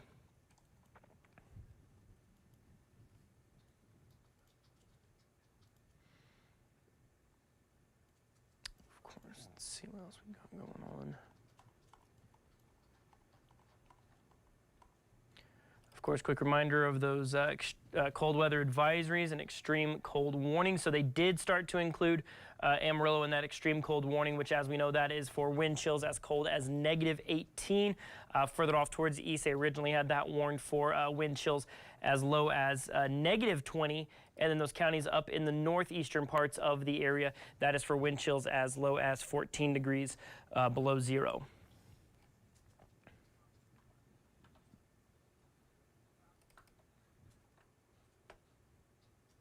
Still seeing that snow sticking around kind of central to southeastern parts of the area. Checking, of course, latest on power outages. We had a few kind of reported around Amarillo. Got one down around Claude as well, maybe 3 customers down in Claude without power. Okay, how many customers do we have affected? So about 5 customers affected. They're up in Stinnett right now. Got a power outage up that direction. Kind of northern Moore County seeing a power outage up that direction as well. Southern Perryton right now seeing some reports of a power outage up that direction. The good news is we're not seeing widespread power outages. That's the good news. And so that's good to see there. Claude Highway got a power outage out that direction, kind of right along Wheeler Lane, south of town, a little ways. Yeah, about Western and 45th, we got a power outage affecting about 7 customers right now. What do roads look like? What's TxDOT saying?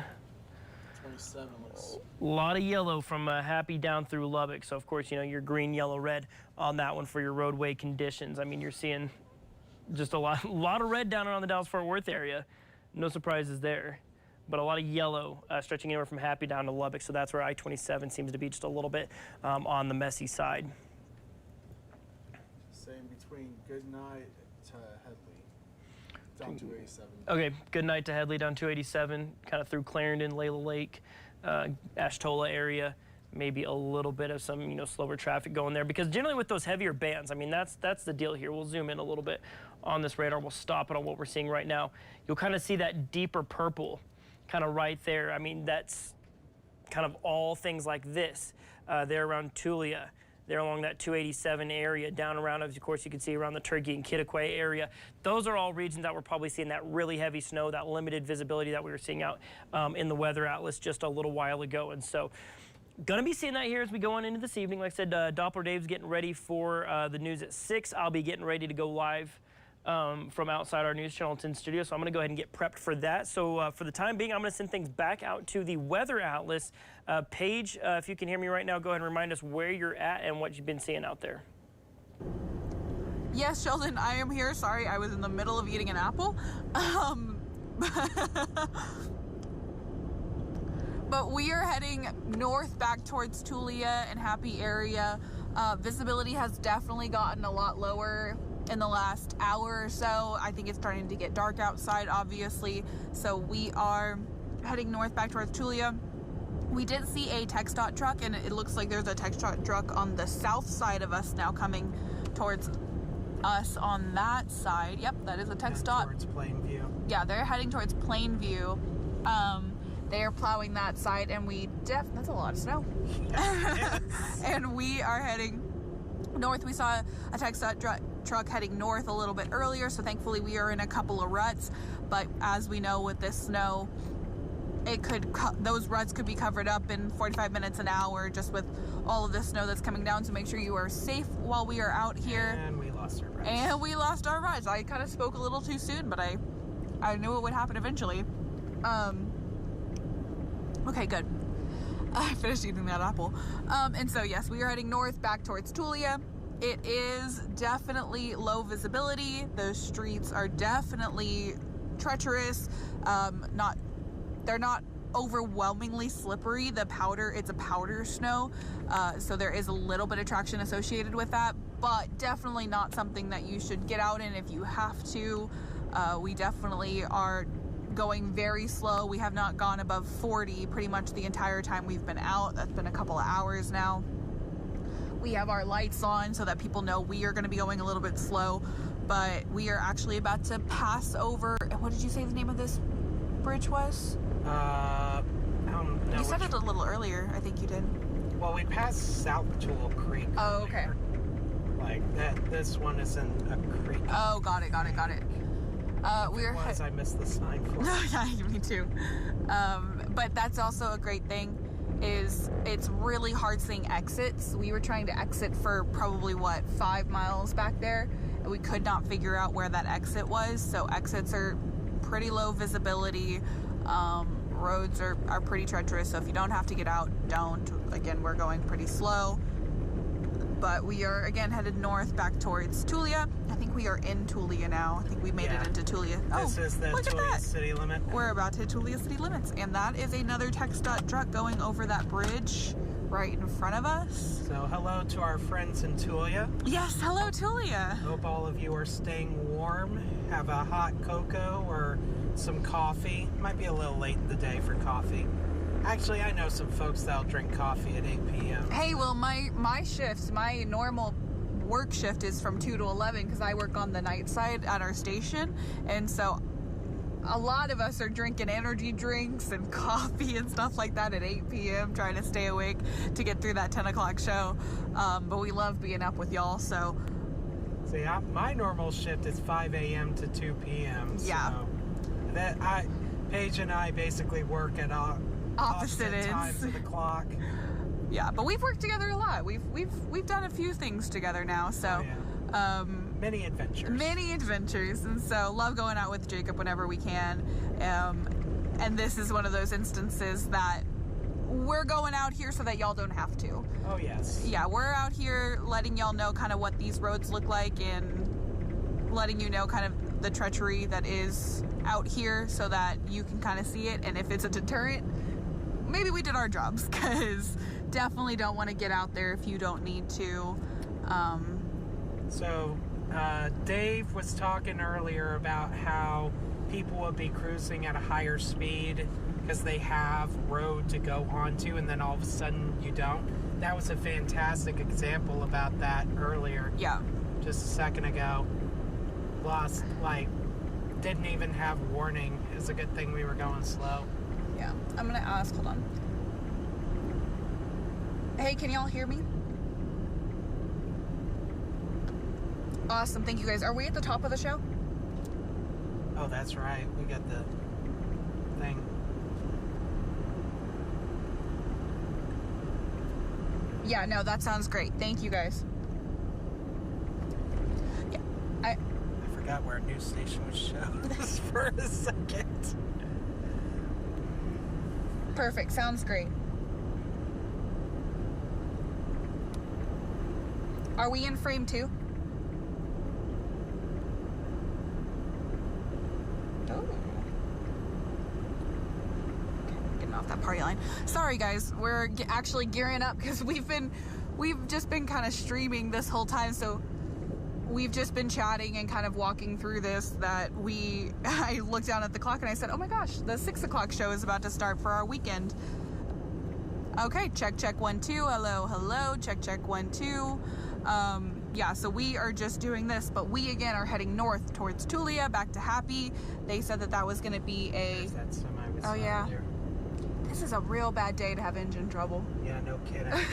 Well, he did the right thing, though. He called for help rather than going out looking for it. Oh, yeah. Do not get out of your car if you can avoid it, because that is just not a good idea. The wind chills, I think he said, was like negative 12 or something like that. Yeah. And he also mentioned that wind chills that low, it takes no time at all if you're outside to start getting hypothermia, to start seeing that sign of frostbite. So in this weather, it takes no time at all to actually start seeing those signs. So if you can avoid it, please make sure not to get out of your house at all.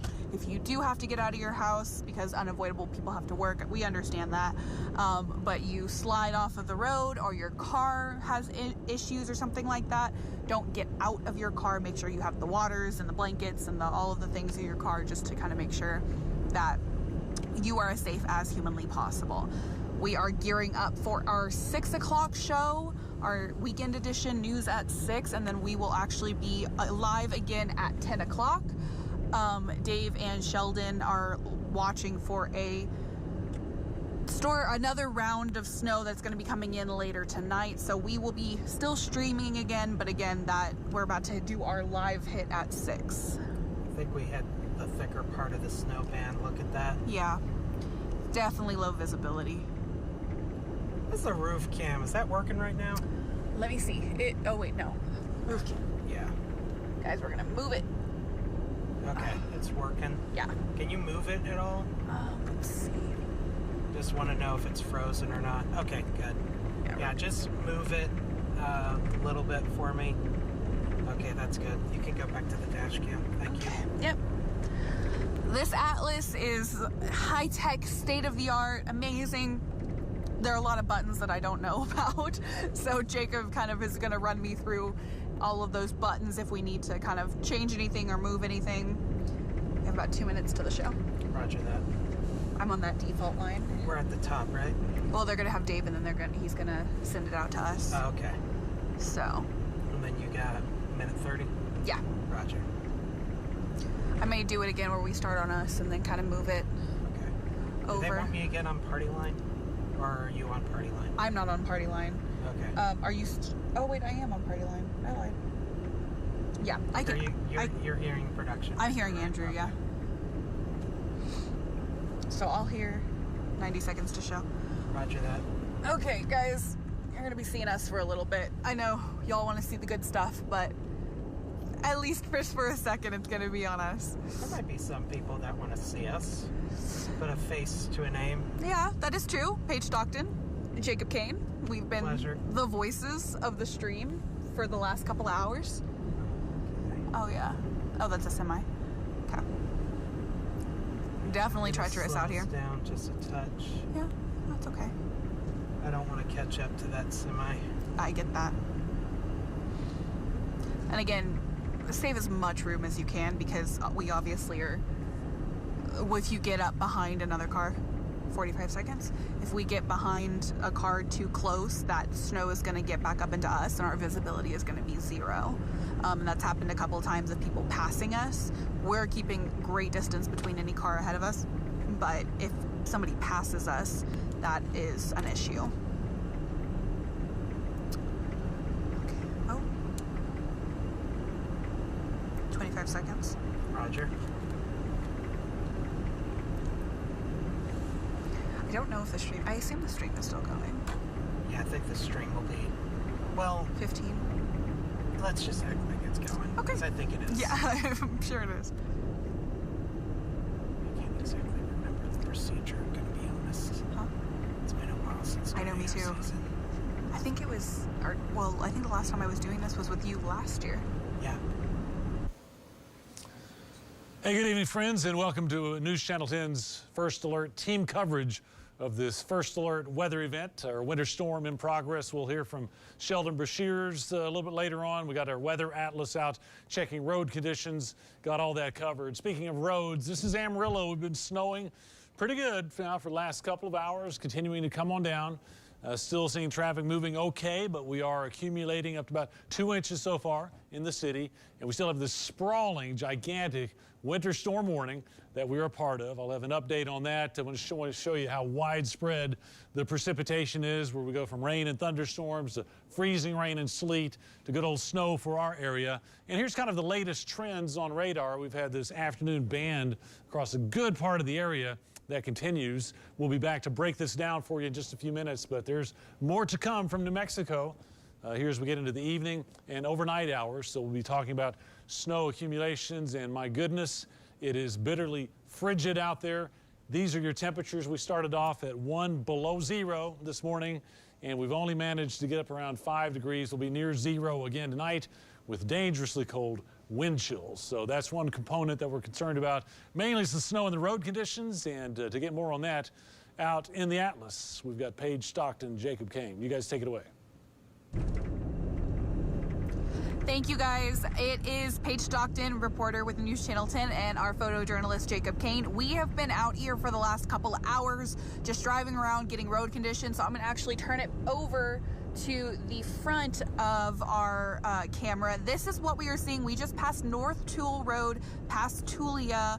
Visibility is pretty low, guys, and thankfully we've seen multiple TxDOT trucks coming in and out on both north and south side, and so they have put a couple of ruts in for us, but that can be easily overtaken by the snow. It is coming down pretty heavy right now, so we, like I said, we are going north past Tulia back towards Happy. We're in that general area back towards Amarillo, and this is what it is looking like. We've been driving about, what, 3 hours, 2 hours or so, and it has been pretty treacherous. It's not as slippery because it is a fine powder snow out here, but not saying that it is not treacherous, so do not get out if you do not need to. Obviously, we understand that people have jobs and obligations, so if you do have to get out, make sure you have waters, blankets, anything you might need to if you were to get stuck, and do not get out of your car because it is, like Dave was saying, so cold. It will take no time at all for that hypothermia or that frostbite to start kicking in.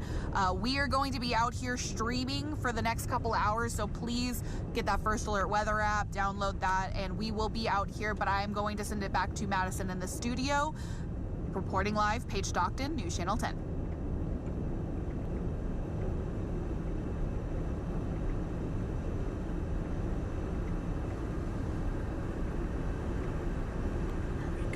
Yeah, we're good. Okay.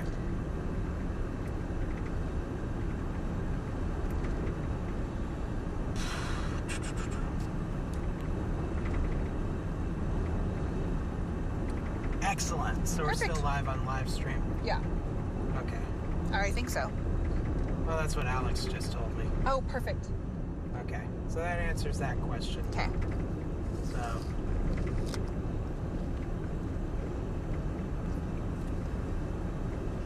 Got a really good deal on those too. The apples? Mm-hmm. They're good. And they're like, it's not too much. Exactly. I think with apples, I love an apple, but sometimes it's too much, and especially when you're like eating it on the go or something, you feel... I'm taking off the frame because I'm hearing the show as it's going, and so I'm like trying to talk but also listen to the show at the same time. Yeah, with these apples, it's just like bigger apples can almost be too much if you're on the go, so this is like the perfect amount. I know, right? Yeah. But Get that fiber. that was a good little snack. My dad would be happy to hear me talking about fiber. Shout out to Jacob's dad.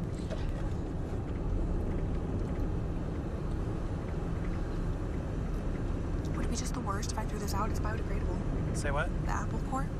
Hang on to it. Okay. We're gonna be at a gas station soon enough. Yeah, we're good. Just put it where I put the banana peel. Just put it on my scarf. Yeah. Okay. I'm trying to talk to the freaking thing, but you must select one or more channels as listened or talk before you... The top row, the green part, Uh-huh. you gotta select one of those. The blue, you just listen. So Oh. blue Yeah. channels are channels you're listening to. Green channels are channels you're talking to when you press the button. Perfect. Do we only have one hit in the 6 o'clock show?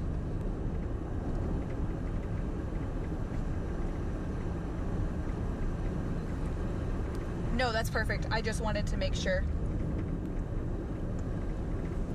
It's just a 30-minute show on the weekend, right? Yeah. Okay. Okay, perfect. Yeah, we're going to be on the party line, so if he does decide to put it back out to us, just let us know, but we'll be here. Okay.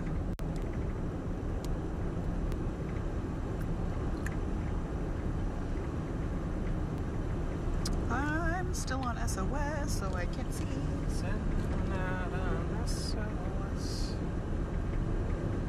Are you on the weather? Yeah. Okay, cool. So you'll listen to weather. I'll listen to default of the show just in case. Yeah. So. Well, I'll give you a heads up if I think Dave's gonna toss to us. Yeah. Because, I mean, Dave will be able to... I can hear Dave on this as well.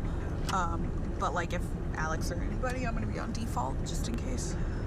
This is an all-weather, basic show. Right? Literally. Which honestly, for weekends, it makes the weekend people's job a little bit easier because it's so focused on weather that we're just trying to like help in any way we can, as opposed to like doing a whole show ourselves. Oh yeah. Okay, we're in the break, the first break. Give me a break. Oh, Sheldon.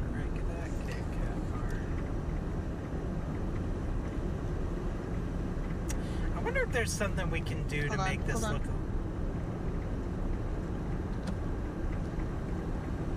Okay, perfect. Is he gonna send it back out to us during his main weather, did he say?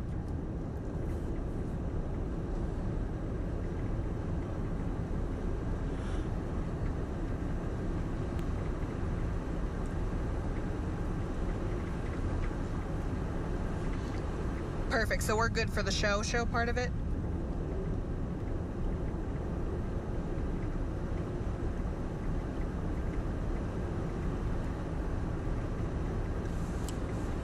Sorry, Alex started talking to me. Yeah. Did Alex ever figure out that? No, that's perfect. Thank you. So we got Alex back now? Yeah. Well, I guess I already knew that. He just talked to me.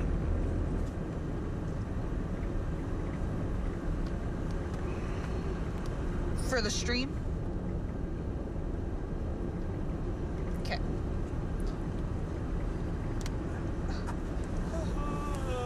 Okay, perfect. Thank you. So Alex just said that he is going to be sending it back to us after the stream. Okay.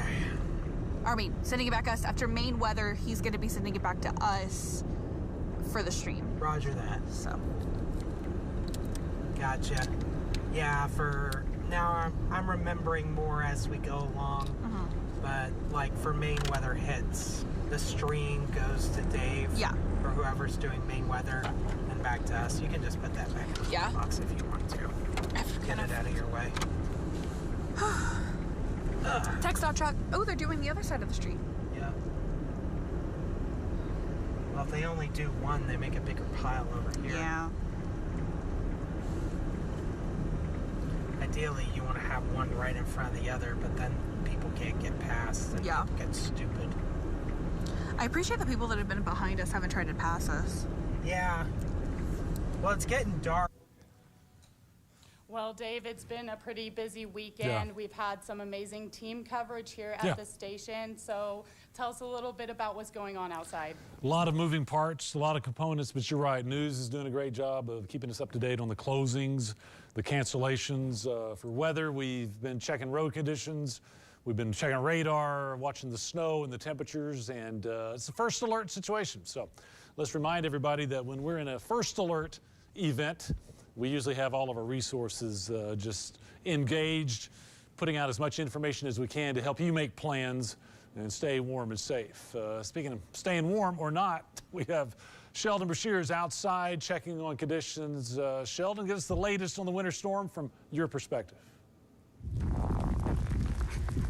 Yeah, that's right, Dave. I'm going to lean with the not on the side of that one because it is pretty cold out here. But I'm just outside of our News Channel 10 studios here on the north end of Amarillo. When I came out just a little bit ago, I took a couple of measurements. First off, we got about 2 inches on the ground, 2 inches of snow here on the ground in Amarillo, Texas right now, at least here on the north end of the city. And then also I took a measurement of the temperature. We were down around about 5 degrees with a wind chill of about -7. I was getting ready to say about how the snow was almost coming straight down. Didn't have much of an angle to it. The wind wasn't really too bad, but the wind's actually picked up just a little bit out there. You can kind of see it blowing across my camera screen right here.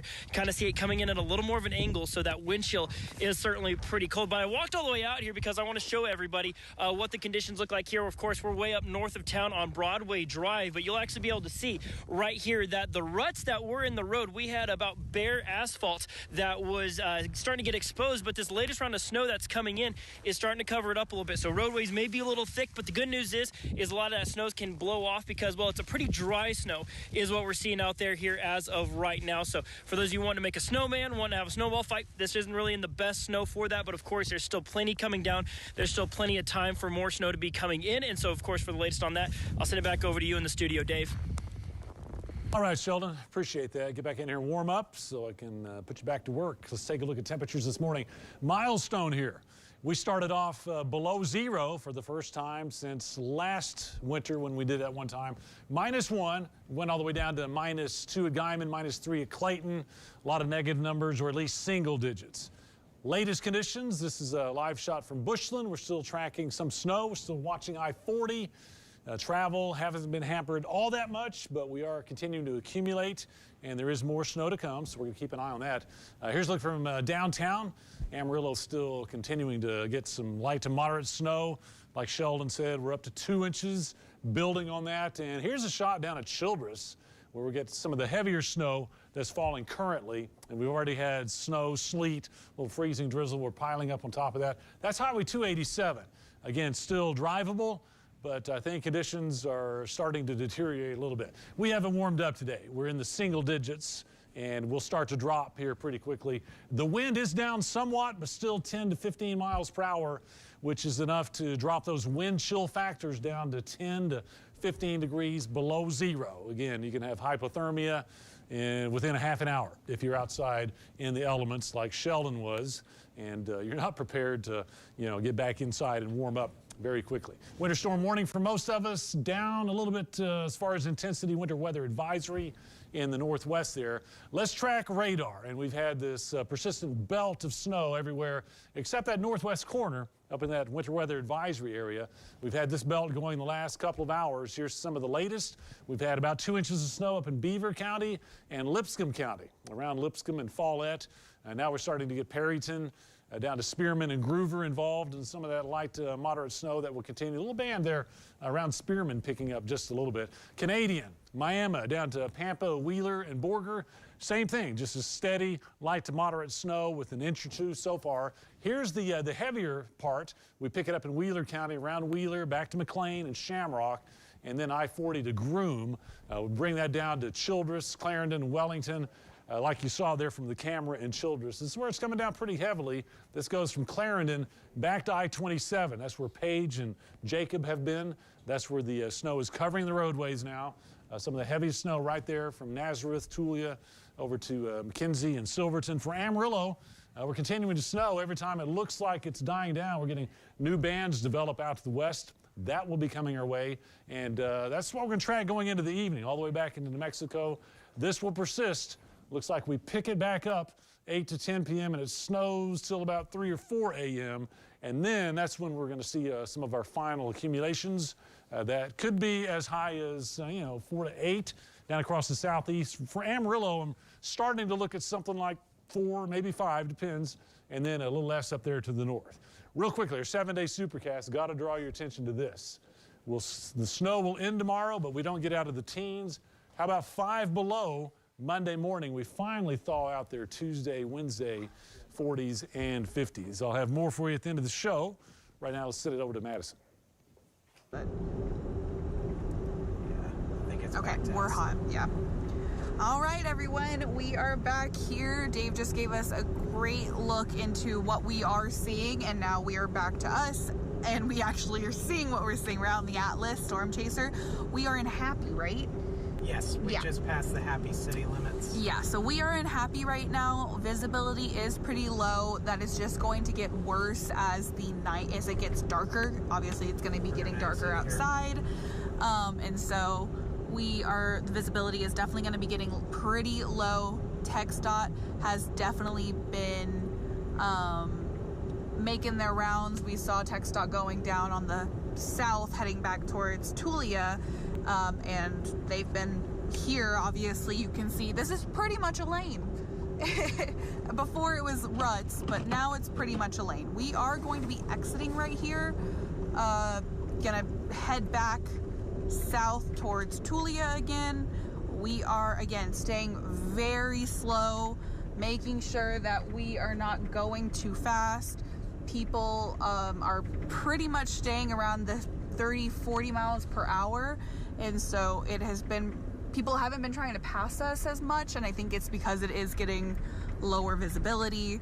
And so people are trying to stay extra safe, which is great. If you can, don't leave your house at this point. It's really cold outside, and it takes no time at all to hit that hypothermia frostbite level. So we are actually turning around and heading back towards Tulia, because that is where Dave has said that main Turning on Farm to Market 1075. Farm to Market 1075, and happy turning around. And again, these roads,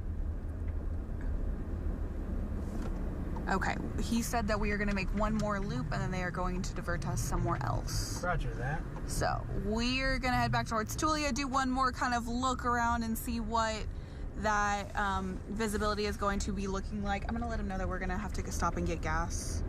Once. We don't have, if they, well, it depends on where they're diverting us to. Okay.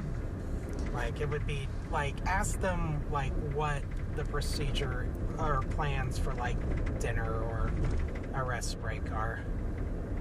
Because we are... How much gas do we have? We are at 2/3. So we ought to be okay for a while.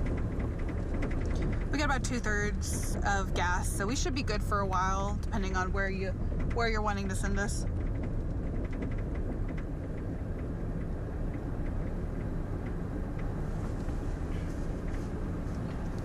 North 27 back to I-40, and then take I-40 east. I-40. Go down to 87. 287. Roger. Okay, we got it. We just turned around and are heading back towards Tulia, but we'll make our way that way.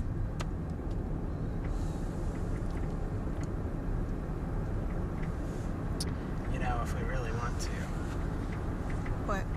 that's how we get to Buc-ee's. Heck yeah, guys. Guys, don't get out unless you're going to Buc-ee's. That was a joke. I'm kidding. That was a joke for the people watching the stream. Little haha, joke. It's very cold outside. Don't get out if you don't have to. But we are heading south towards Tulia. Sorry, we just turned around. I was about to say north. Which my family, I'm terrible with directions. I cannot tell my south from my north, from my east, from my west. I'm really bad about that.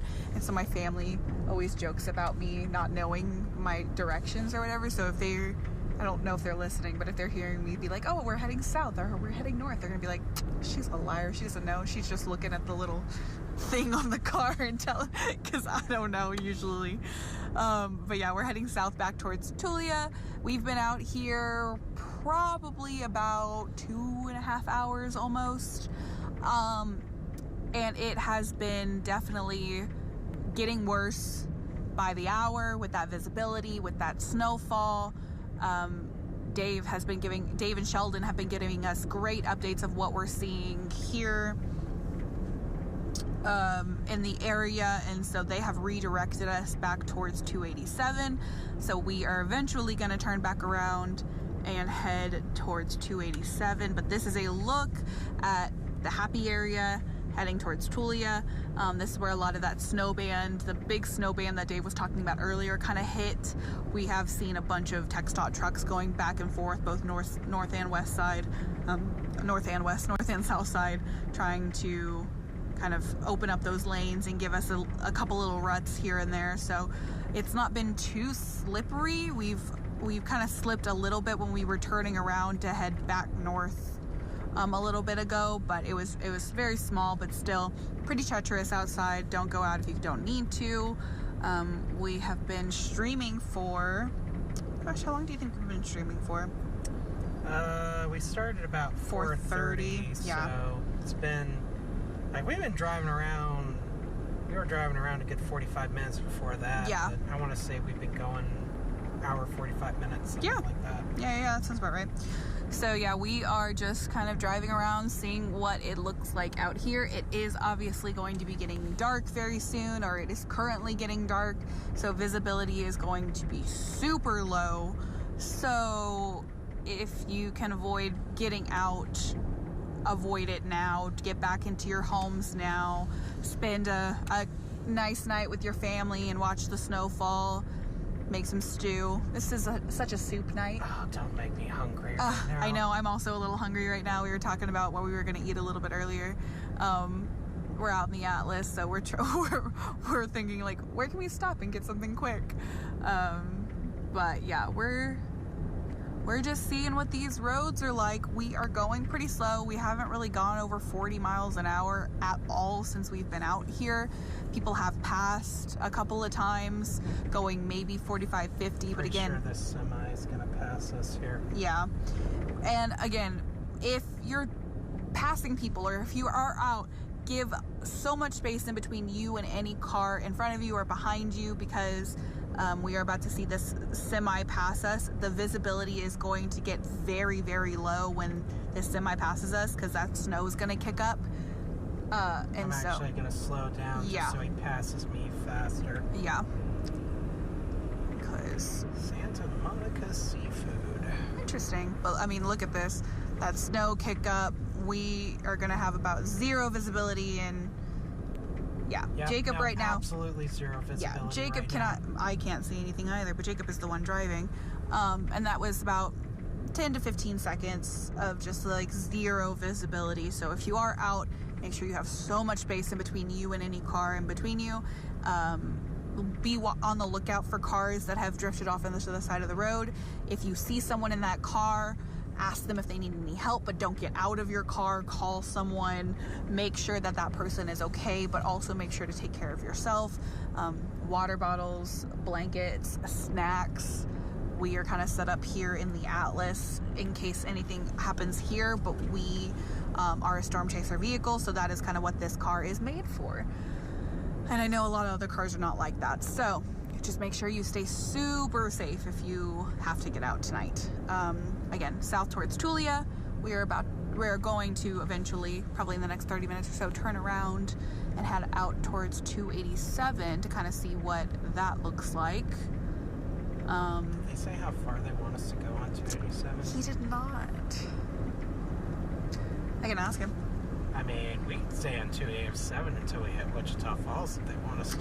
I don't think that's what they want. I don't think that they want to give us that much overtime. That's how I head home. That's how I visit my parents. Yeah. It's going on 287. I'm really bad with roads. I've lived here for 15, 16 years now, and I know the term 287, but that road, I'm just like, I don't know exactly where that is. So you got, when you go east on 287, you're going towards DFW. Oh, okay. When you go north on 287, that's the Dumas Highway. Oh, got it. Okay. That confused, like whenever I first started properly living in Amarillo, that confused me too. Yeah. Mostly because I didn't need to go many places until I started working at NewsChannel, and now I need to go everywhere. I know, that's been the fun part of this job, is just like I've lived here we moved here in 2010, and I just started working at NewsChannel 10 in 2023, and I had never been to Perryton or Canadian, or I mean, I'd been to Hereford, but like Borger. For me, I wasn't in like sports or anything like that. I was a choir and theater kid, which I'm sure surprises everyone. I'm so shocked. I know. Just so shocked. You'd be surprised at how many people in this news industry are theater kids. But Theater nerds for life. heck yeah. But we went for like competitions and that aspect of things, but like I had never been to a lot of these towns, and since working here I've been to almost, I think, every single little town in the Panhandle twice over in the 2 years that I've worked here. So it's great. It's a great job, and it's so much fun getting to kind of see all these little areas that I had never been to before, because I may have and I think I've passed Tulia, because this is the way we go when we are going back towards my hometown. Mm-hmm. So I'd gone through Tulia, but I'd never stopped in Tulia for anything.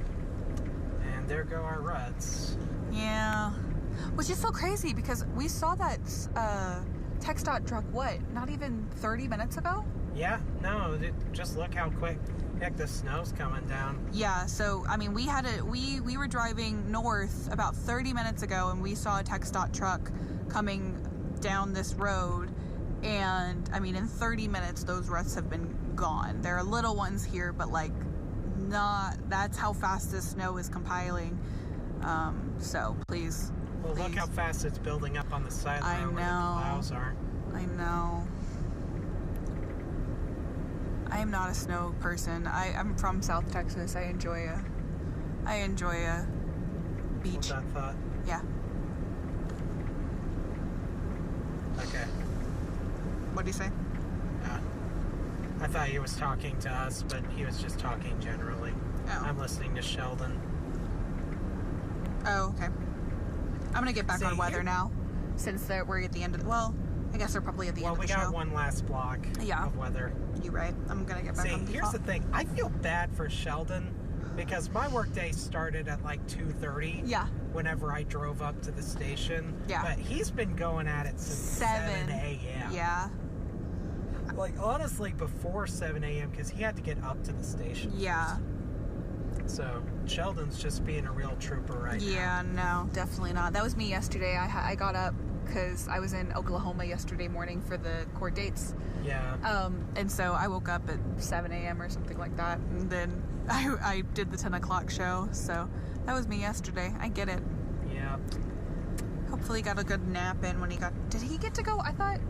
Did he get to go back home for a little bit? Yeah, he got to go back home, I think. That's nice. Yeah. I think it was just a, hey, good morning. Yeah, I think it was from like 7 out. to like 9:30. I think they did. Something like that. I mean, you can't keep Sheldon away from weather for very long enough. Well, welcome back, Dave. We've had some amazing team coverage here with that ongoing winter weather, and tonight this is kind of something you're used to, being all the way back from Pennsylvania. So how is it looking out there, Dave? Okay, we had a couple of inches of snow in Amarillo, up to 4 down. Snowing, and will be for a while. Plus, it's going to be dangerously cold tonight as we drop down close to 0. Snow will be ending by tomorrow morning, I think, but tomorrow we only get to 19, and really got to look at that Monday morning, -5, and then we'll finally get above freezing about Tuesday. But stay tuned. We're also streaming continuously on our platforms. First Alert coverage continues. Awesome. Stay with us. We'll be back at 10. And weather. All right, are we doing IDs Right. or anything? So keeping an eye on Doppler radar here right now. Of course, you saw Dave just wrap up the news at 6. Going to be finishing up some stuff here in the studio. Are y'all having to shoot something? IDs, okay, cool. So right now, you're seeing those heavier bands of snow work their way through. We still got some new stuff happening here in our studios while they're getting ready to do that. so I do want to point out here real quick, seeing a little bit of a band of snow kind of work its way into the west side of Amarillo. So we are still seeing, of course, that ongoing snowfall, but maybe a heavier little chunk of snow getting ready to blow in probably here pretty quick. So watching that as it rolls its way into the west side of Amarillo. We'll zoom out a little bit. You can see this is what we call Doppler with precip type. You can see where some of that heavier snow is right now. Like Dave was saying, I mean, it certainly looks like probably like Childress is going to be probably one of our big winners. Without a doubt. And so here in a little bit, we'll send things back out to the Weather Atlas while they're finishing some stuff up outside. So, of course, stay tuned. And Doppler Dave, myself, will be hopping back on here in just a little bit. But for right now, Paige, I'm going to send it back out to you if you want to go ahead and give us a quick update as to where you're at and how things are looking outside as the sun's going down. Yes, we are out here right now, and Jacob was just showing me some of the kind of cool tech that it has on this Atlas. We are heading south back towards Tulia. We are being diverted after this to 287 to kind of see what that looks like. So eventually we'll turn it around, but the visibility is getting much lower. It is getting obviously darker outside, so we are wanting to make sure that we are staying as up to date and safe as we can. TxDOT, again, we saw TxDOT like 30-45 minutes ago come through and pave have their snowplow doing this road, and I mean, it's very quickly getting snowed back over again. We have a couple little ruts here, but it is definitely getting low visibility, treacherous outside. So please make sure that if you are having to get out, don't if you don't, but if you do have to get out, please be safe. So high beams are worthless right now. Look at this. Yeah. Yeah, it's definitely... Thankfully, we don't see... I can't see anybody... There's nobody in front of us, and I don't see anybody behind us either. Again, we have our safety lights on so that people know that we are going to be going a little bit slower than maybe... Almost lost it there. Really? Yeah.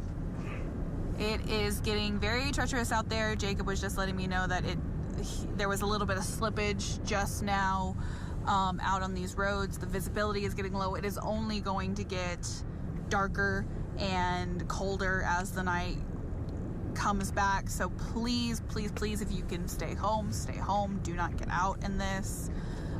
It is not going to be fun if you get stuck or anything like that. But if you do get stuck, please make sure that you have the necessary equipment that you need in your car, waters, blankets,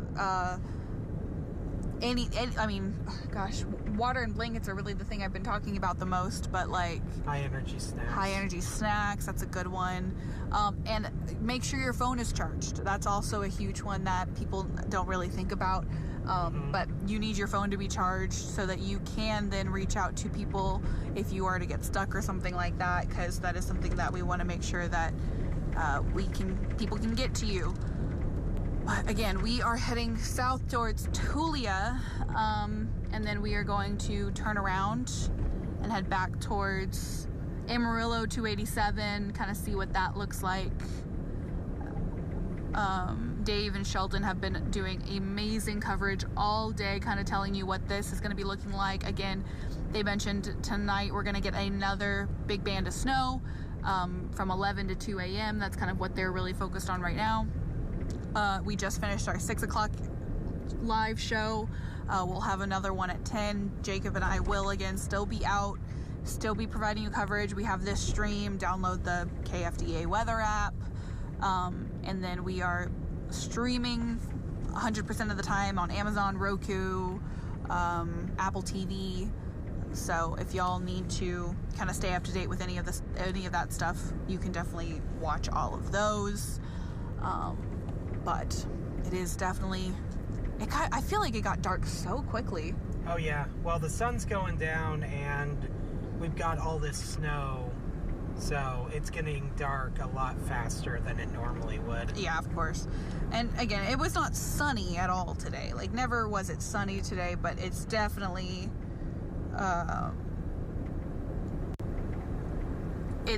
getting very, very dark outside. So if you do have to get out, please be safe. Please be safe. Aw, that's cute. that is cute, Dave. Sorry if we just randomly talk about something or hear. We are listening to Dave in studio, Sheldon in studio, all of our production and everybody in studio, just trying to make sure that we stay up to date. Yeah. We are going to... Somebody's about to pass us, so this is a great example of if you have to be out, make sure you get... And I just lost the rut. Okay. We are just going to make sure we are safe. We lose visibility anytime somebody passes us. It gets super low visibility, so just remember that. Remember to be watching out for that, because the visibility gets nearly to zero, and we have lost our ruts that we were driving on. So thankfully we have like, that's incredible. They're like just dumped snow. I know. Right, because I mean we saw TxDOT. They came by, I mean, less than an hour. It had to have been less than an hour ago. I want to say, like, we saw TxDOT on this part of the road less than 30 minutes ago. Yeah, less than 30 minutes ago, we saw TxDOT in the left-hand lane, plowing and doing those things, and now those ruts are gone. Like, I mean, I cannot see the road. Oh, I think that person... Did he crash out? No, he's okay. He's driving now. Okay, good. I think he might have lost it for a second, but... I think he did. Yeah, no. So here's the other thing, folks. Like, main roads, that's what TxDOT is focusing on. Those side roads, the exits, the intersections, that's where the snow and ice is piling up. That's where you need to be going very slow, because, you know, inertia is going to make you keep going Yeah. the way it wants to go. Sir Isaac Newton knew it a long time ago. Yeah, it's definitely pretty treacherous out here. We have not seen just a whole bunch of vehicles driving out around here, which is great. That we do not, if you can stay inside, definitely stay inside.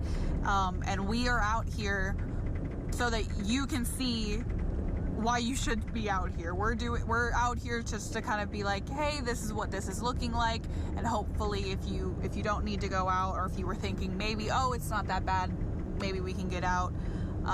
Hopefully we can kind of dissuade you of that, because it's definitely getting pretty rough out here. I'm reading some of the comments on here on our live. Whoop. Yup. It's just a big piece of snow. Yeah. Let's see. Must have been a rock or something that Yeah. skipped the plow. I feel like singing that Frozen song. It's not copyrighted though. I feel like those people with the ice, the first Yeah. part of the Frozen movie. Mm-hmm. That's how I feel right now. I know exactly what you're talking about. Let's go to live.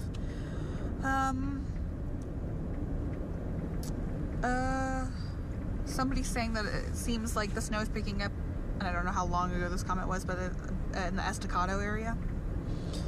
Okay. But yeah, I think that's about where we're going. Yeah, we've been diverted to 287, so we are heading south towards. Have we made it to Tulia yet? Not yet. No, I didn't think so. So once we hit, we're still headed south on I-27, but once we hit Tulia, we're going to turn around, head north back up into Amarillo, go on eastbound I-40 until we can get to 287 east. Yeah, and that's a text dot. I don't know if y'all can see it, but that light that is kind of flickering ahead of us, that is a text dot truck. And so they're out. This semi's been here for a while. They had some engine trouble. We saw people trying to work on it, but I guess they decided to just kind of leave it. But yeah, the ahead of us, that looks like a text dot truck. So that would have meant, I mean, unless they came off this exit right here.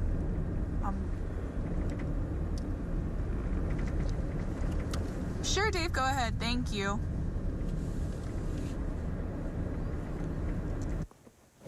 All right, folks, just going to kind of keep you posted with what we're seeing going forward here for the evening. So I'm going to kind of take a look at radar, and here is our latest trend. And as we do this, you can kind of look down below me, below my picture there, and that's where Paige and Jacob are on I-27 down around Tulia, and continues to snow pretty heavily there. Visibility down, but every time I look, it seems like we got a little more snow on the highway there. Now, a couple things to know there is that so far it's been a pretty powdery, light kind of snow. But the more we get, the more it settles, of course, and gets packed down. And the more traffic we get on that, I think the slicker it will become. So, as we've been mentioning, key there is just taking it slow and easy. And not getting overconfident, because you can be cruising along doing okay, and then all of a sudden you hit a spot that's, you know, packed more or more slippery, and that's when you lose control. Also, I don't want to sound like a broken record, but almost every time that we have somebody get into an accident, it's because either they were going too fast, or somebody else was going too fast, or there wasn't enough time to slow down and stop. Got to remember that you know, brakes don't do a lot. It can stop your wheels, but if you don't have any traction, you're going to slide there. So just keep that in mind. So here we go with the latest trends on radar. We still have this belt from southwest to northeast across the area. Just some preliminary numbers that I've heard out so far. Right at 2 inches so far for Amarillo. That was about 30 minutes ago. We've had up to 4 down at Clarendon and down towards Childress, where some of the heavier snow has been, and it still continues there. So that really looks like the area that we're going to have the highest amounts when it's all said and done. I'd say if you drew a line from Tulia to Clarendon up to Shamrock, southeast of that line. So that's going to include places like Memphis, and it's going to include Wellington. It'll likely include Silverton. It will likely include Turkey, Kittiquay, places like Childress, and also Paducah. Those areas, I think, will end up with the higher amounts, and just, you know, still have some models telling us that that could go over, you know, 8 inches down that way. I'm thinking really for Amarillo, depending on how long this snow continues, and it looks like it's hanging in there pretty well. You know, something like 4 or 5 inches are going to be solid. If the band picks up and sits over us a little bit longer, of course, we get a little more. If it shuts down a little earlier, we might not get that much more. But, you know, even the 2 or 3 inches on top of the roads, and if you look down at the weather atlas, you can see what it already looks like on roads down at I-27 and the frontage. We're going to have a lot of that. So let's just say we already have road issues, and they will get worse. Just how much worse remains to be seen. Now, I'm going to tour around a little bit on radar here, because I know that's a lot of what folks really want to see. And let me zoom in just a little bit using my left hand. There we go. Oh, that's good. Okay, so you see Amarillo there. We're still involved in some moderate snowfall. Looks like it's picked up a little bit here in the city with this heavier band coming in. And as I mentioned earlier, it seems like every time we look out to the west, it looks like it's over with. It redevelops. So it's been really firing up again out in, say, Curry County, especially Clovis up to Grady and Broadview, out towards Melrose, Cannon Air Base. Portales, Sheldon, you get the latest from home there. Yep. Be sure to let us know. Yeah, the folks reported about 2 inches. 2 inches? And we're all snow there, right? All snow. They had a little bit of sleet mix in earlier in the day, but a little bit of sleet mix in, but they switched over. I think the sleet is done. I think it's all snow now from now till the end of the event. So we had some pretty good sleet down around Childress and Clarendon, down 287 earlier. As Sheldon said, Portales and south of there, we had some sleet earlier. But now I think we're cold enough throughout the whole atmosphere that it's just snow. So I don't think we're looking at any more sleet or freezing rain. Now it's just we're adding on snow to what we already have. So yeah, we'll watch that back edge, but it looks like we're going to be in it for a bit longer. Again, for Amarillo, a good solid 2 inches now. I can verify that from my house. Report from my wife, 2 inches on my own weenie dog gauge out there. Building towards 3, I'll let you know when we get that. It'll just come down to, you know, when we get a stronger band in. It's picking up in Deaf Smith County, out to the west of Hereford, big time there. That's some good moderate snowfall. So I think this is going to be the evening round that we talk about that just kind of gets started earlier. And that's the thing with weather models. You know, you just really got to watch the trends. And earlier today, it looked like we had a trend where this band would move off to the east and kind of die down, and we would wait until about 10 p.m. and get another round that kind of fired up and kind of kept things going. Now it's starting to look like, and I think we got some corroboration on some models, that really this band is just going to hang on. It's just going to hang on, and we'll still get snow overnight, but I think it's already started and is going to continue. Once again, I invite you to keep checking the stream there coming in from the Weather Atlas down close to Tulia. Yeah, and that's where Paige and Jacob Kane are out driving in the Weather Atlas. They've been doing a great job of really watching that I-27 belt. They've reported some slipping around there. The ruts are getting harder and harder to find. They are blading it off, but it's kind of hard to keep up, especially at night here. So, you know, it's passable, but it's not, you don't want to get on I-27 and try to do 75 like you normally do. In fact, I think they're cruising at about 35 to 40. Fortunately, not a lot of traffic on there. That's good news. Okay, let's look elsewhere. Draw your attention down to Hereford, Friona, Dimmitt. That's where it's picked up the last hour or so, and it looks like that intensity is really coming up there. So I don't think it'll take long to get some accumulation going there, or at least building on our accumulation. You see I-27 Canyon, looks like the snow picking up there, down to Happy, Tulia, Plainview. Lubbock has had their issues also with sleet earlier, some ice, and now snow. But that darker blue band you see around Tulia where the Atlas is extends over to Clarendon and then Shamrock, with kind of another band down close to Childress. But that's a solid belt of lift and moisture. And that's what's happening, is we're finally getting the main part of that upper level low that's been lagging back behind. You know, initially it was just, hey, this Arctic air is so cold that any moisture in it is going to freeze out. So that's why we had the lighter snow yesterday. Now, though, we're getting more lift and a higher moisture content, not necessarily at the ground level, but aloft a little bit. So that's all freezing out and dumping. So this, you know, we're finally getting to the last 12 hours, I think, of our storm as far as precipitation. The cold is going to linger. And I'll come back to this. I'm going to save this so I can return to it. We got temperatures up. I bet we do. There we go. So these are current temperatures. And they'll change here in a few minutes. But, you know, it took all day. We started off at 1 below 0. Didn't mean to do that. We'll just kind of go through it this way. And this gives us also time to look at some other visuals come in. In Guyman, you've kind of gotten out of the heavier snow. Earlier, you got about an inch and a half, it looks like. Very cold up that way. You, I think, got down to, what, -2 or 3 this morning. Here we go. This is downtown. Okay, yes, I do think the snow has picked up a little bit in Amarillo. You see a lot of snow on the roadways. I do see plows doing their job, and looks like the exit ramps there coming off the interchange to downtown. Folks are taking it kind of slow and easy. Visibility, only a mile or two, and that's as of, you know, when we started the hour. We'll get some new numbers coming up here in about 10 minutes. I really love this graphic here.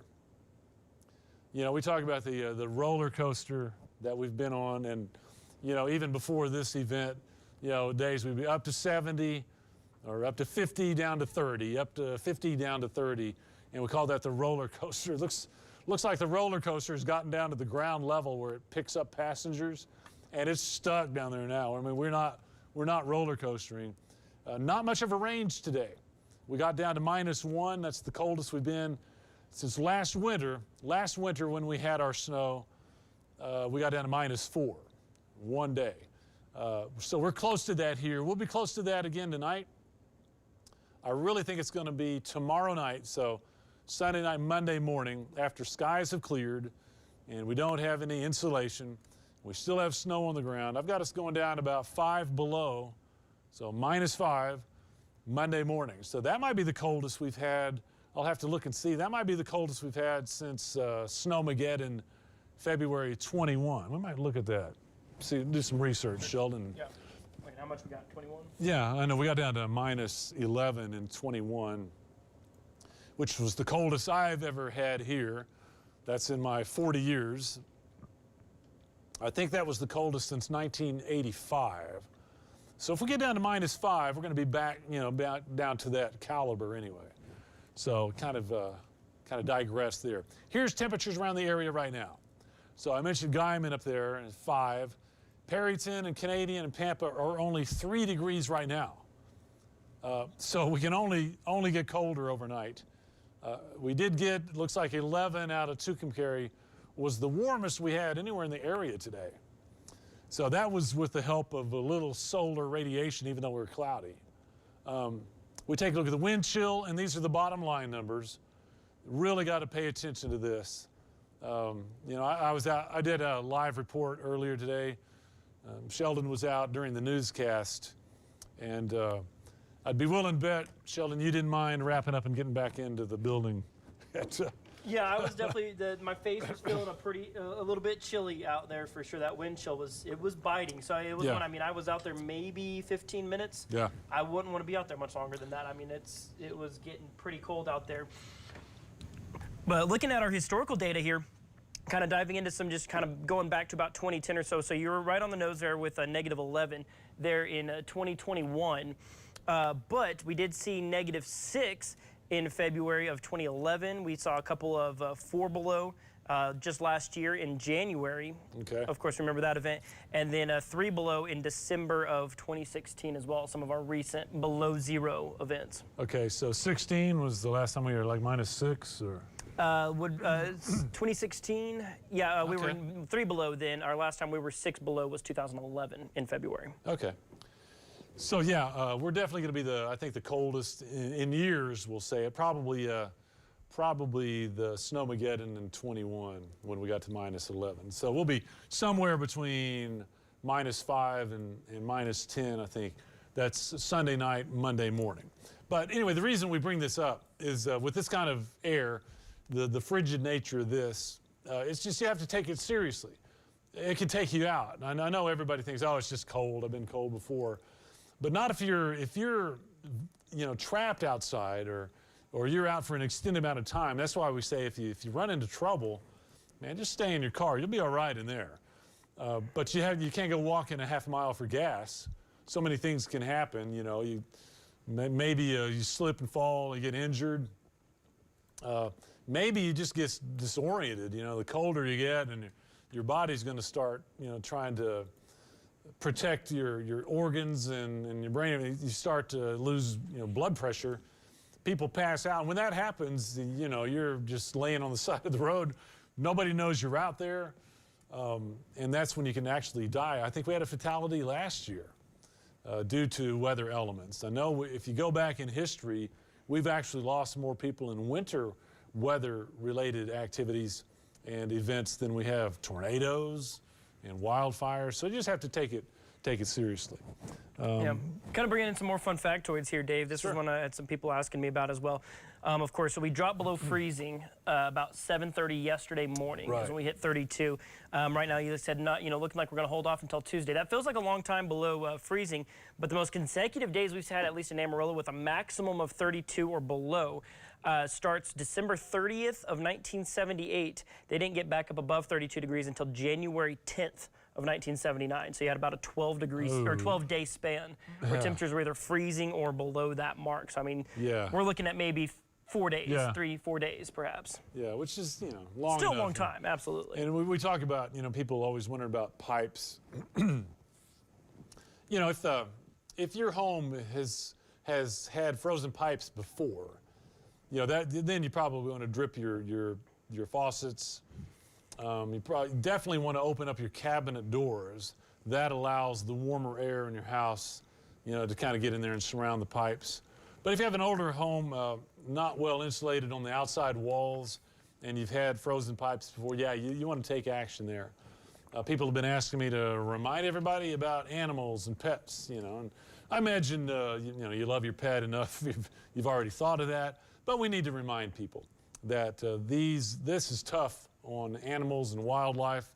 I know we even try to protect birds and squirrels in our yard. We fill bird feeders. We have a heated water bowl out there. Do that kind of stuff. But for your own pets, definitely bring them into the garage or get them out of those elements. Make sure they have extra bedding. Get them inside if you can. But even livestock, obviously, you're breaking ice and you're doing what you can in barns to try to keep livestock warm too. Okay, the wind, that's dropped off a little bit, but still got 15 up there at Guyman. About 10 miles per hour for Amarillo. But we saw those wind chills. It's still going to be below zero. All right, here's the wide picture. Anytime we see that precipitation still out at El Paso or coming into Arizona and New Mexico, that's the core of our upper level low. So we're still getting ripples of energy out ahead of that. So we have our current one and really one more that might just kind of morph into an extended period here of snow. So we'll get to that. Here we go. Here's our radar, satellite and radar. And yeah, I don't think it's going to slow down now. If we look back out in Deaf Smith and Oldham counties, that's new development. That's spreading across I-40. That will be feeding up towards Amarillo. So, it's picking up big time at Portales and Clovis. And that's also, I'll be heading off to the east. I would invite people, if you're watching our stream here, I guess if you're hearing me, I guess you are, but, report in what kind of snow you're getting. Report in what you've had so far.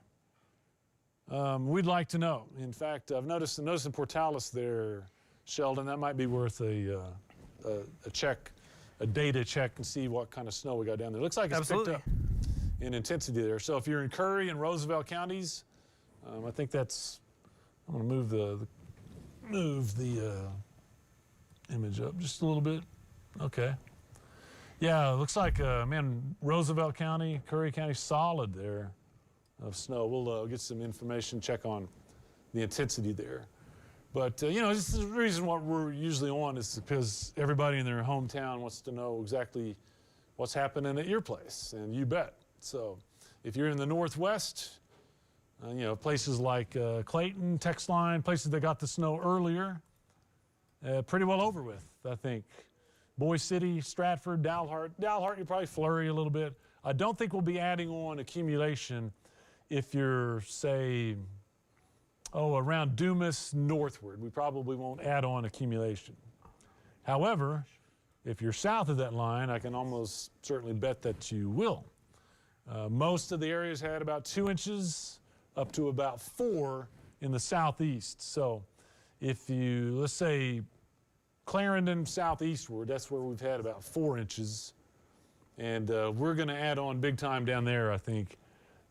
I mentioned this earlier. When it's all said and done and we do snow totals, I think Clarendon to Childress back to Tulia, kind of that triangle or oval, if you will, that's probably where we're going to have the heaviest amount. And getting a good report, it's just real heavy, fine snow. They're down at the house right now from the folks. So heavier, it's picked up a little bit. It's still very fine and dry. Right, okay.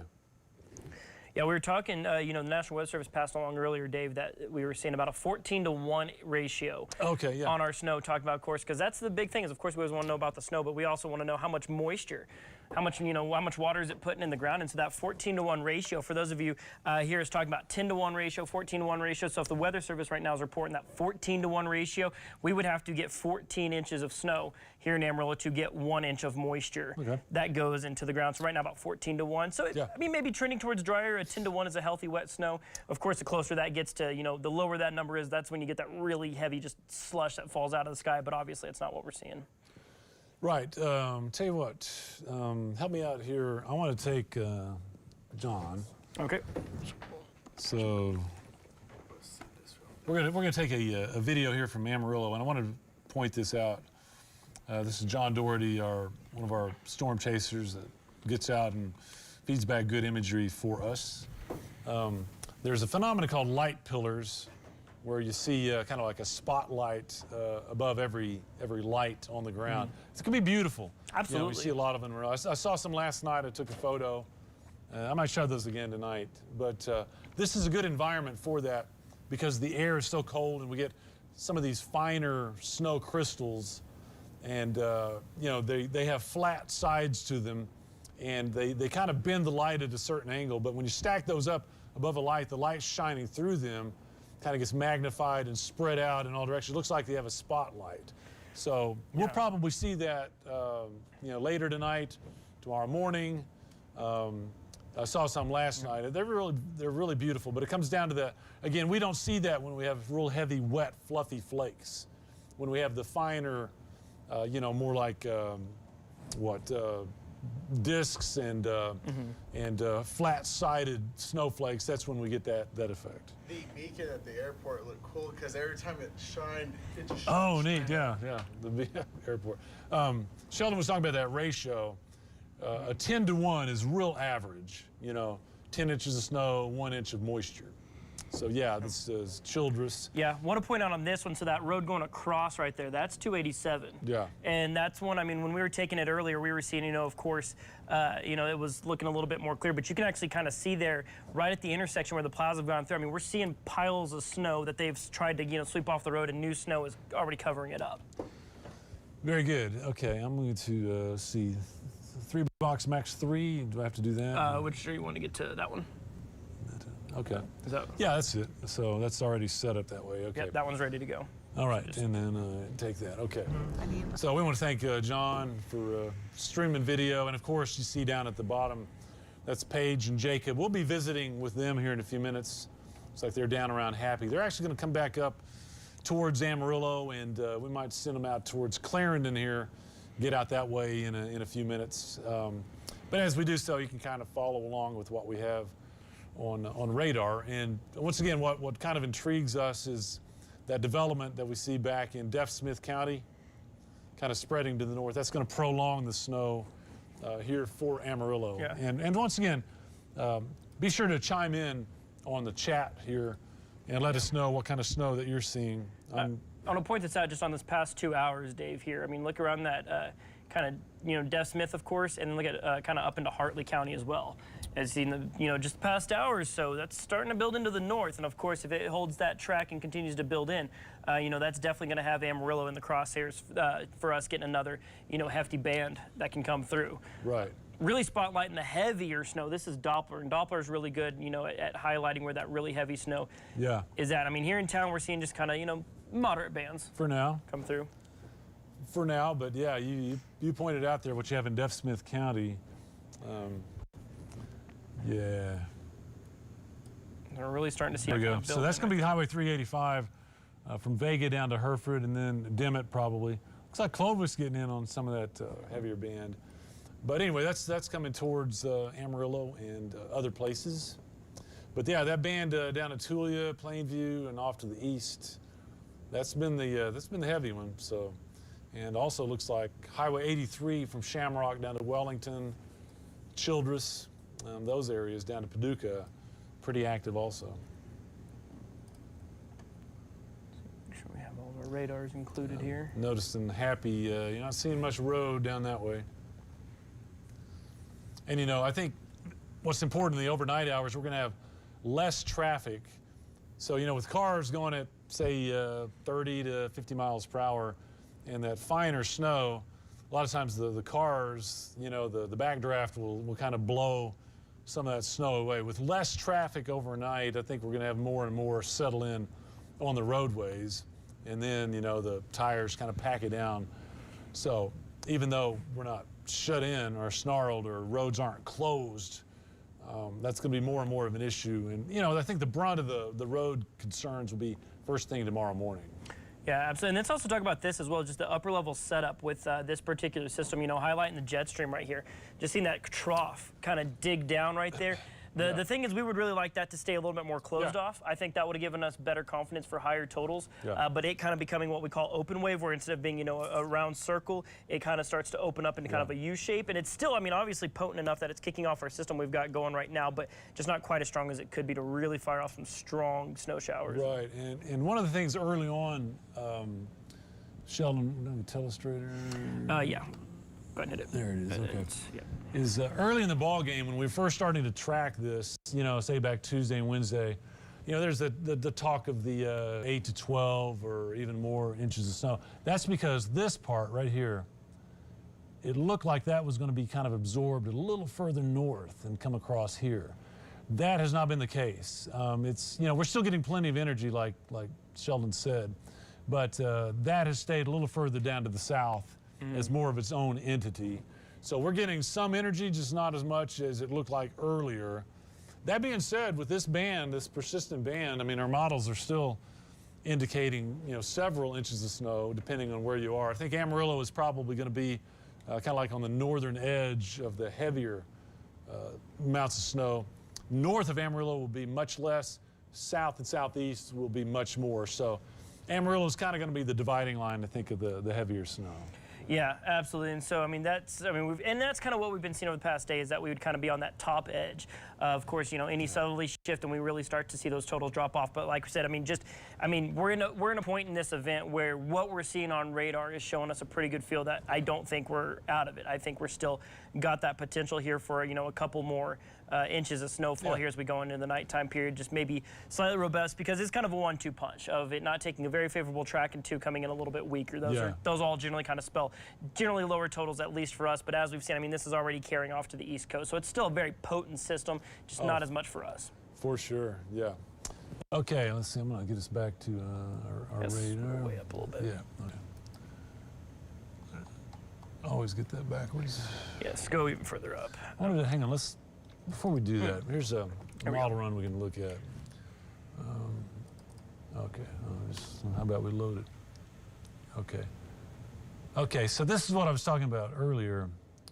Back it up here a little bit. Okay, notice this little break from 7 to 10 p.m. That's not happening. We're not getting that break. And the model thought, okay, well, we'll break and then we'll pick it up again from 10 to 2 or 3 a.m. What I think we're really seeing now is that's just going to stay intact until 2 or 3 a.m. We'll take it from now all the way. So that works in our favor for some slightly higher totals than what it looked like maybe this afternoon. Yeah, and So, that's yeah, look at that. I mean, you can kind of see that back edge is just staying intact and not really pushing off to the east. That's one of the nice things to be able to do during the event is look at the first frame of the model run and then look at your current frame of radar. Does it match up? If it does, Sure. you're initializing well, but if it's not showing that, Yeah. then of course, everything from there on out, you kind of have to take with a grain of salt to kind of see, like I said, do those gaps fill in, but obviously the gaps are already filled in. Exactly. So coming in, yeah, it's picking up out there, about to move into Hereford, it looks like. So looks like it's coming towards Amarillo. Yeah, building up towards Adrian on I-40. Okay, so. You're going through Oldham County there, it's starting to kind of fill in. Yeah.